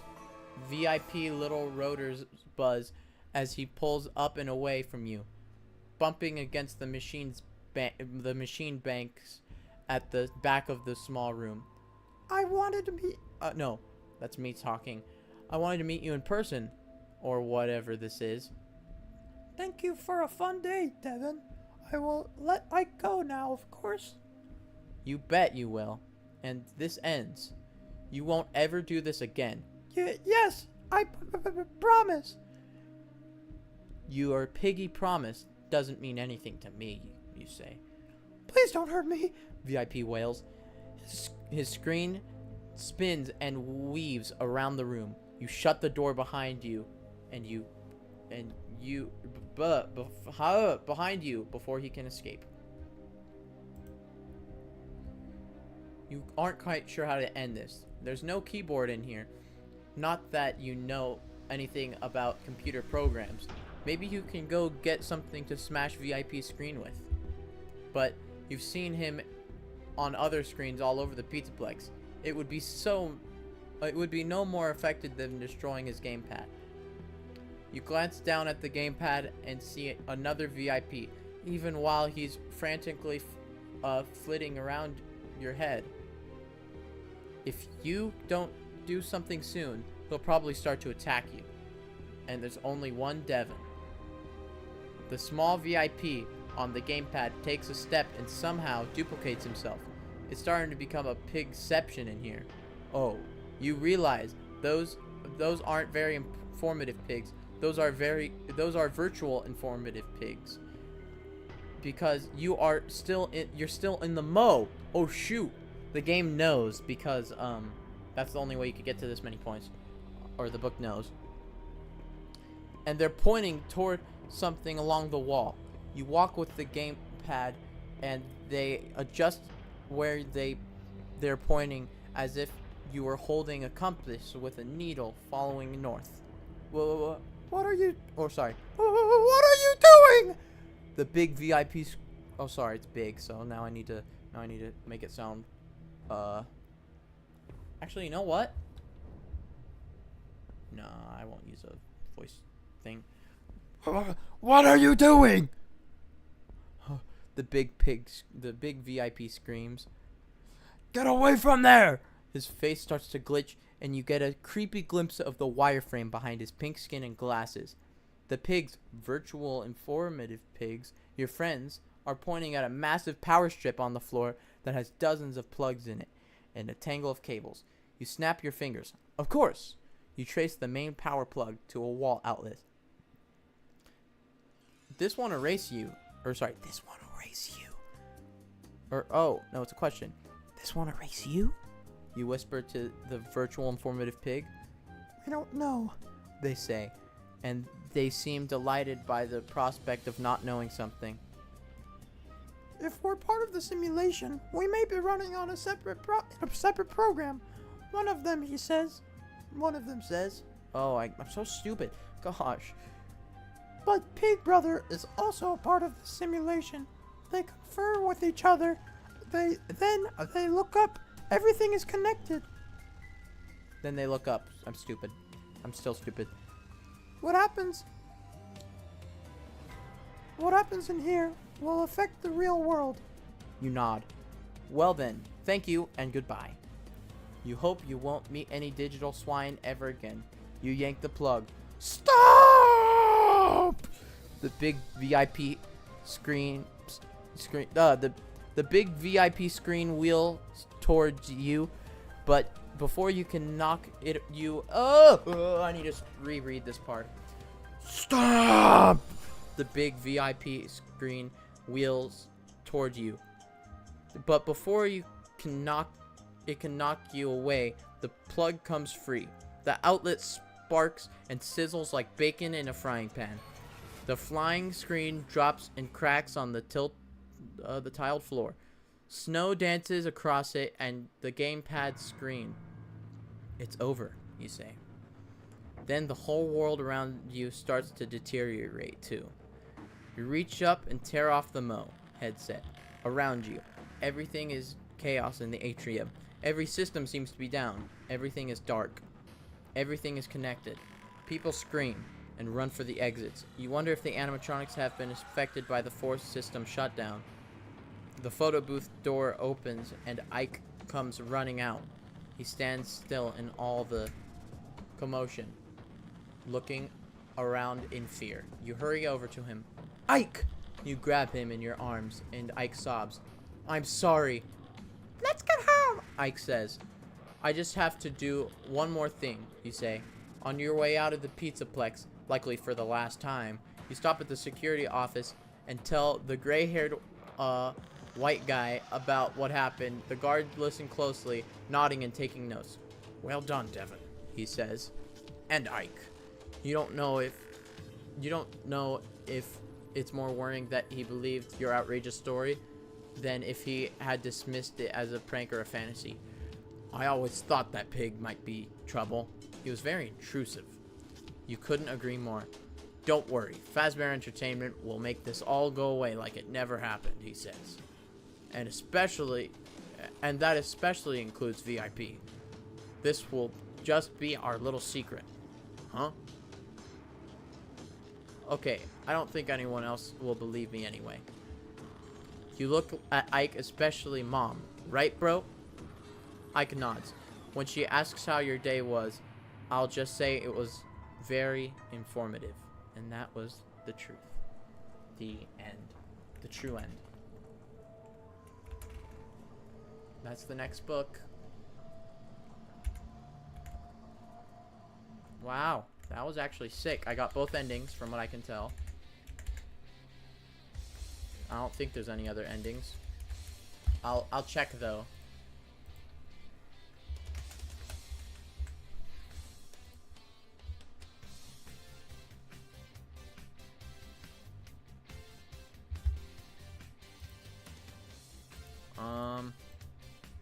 I don't see anything else that says the end.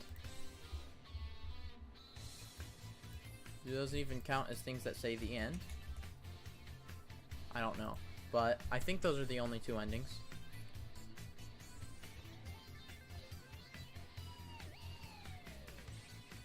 The end. The end. Hey, chat! We did it! In one stream, we read the whole book. And watched the Scott interview. And by the whole book, I mean we got both endings. We didn't do it in hard mode, which is okay, or normal mode, whatever. But by the way, I don't think it would be much harder. I think I got every game over too, but I'm not sure. But it's okay, because I've read a majority of this book in one day, and my voice really hurts.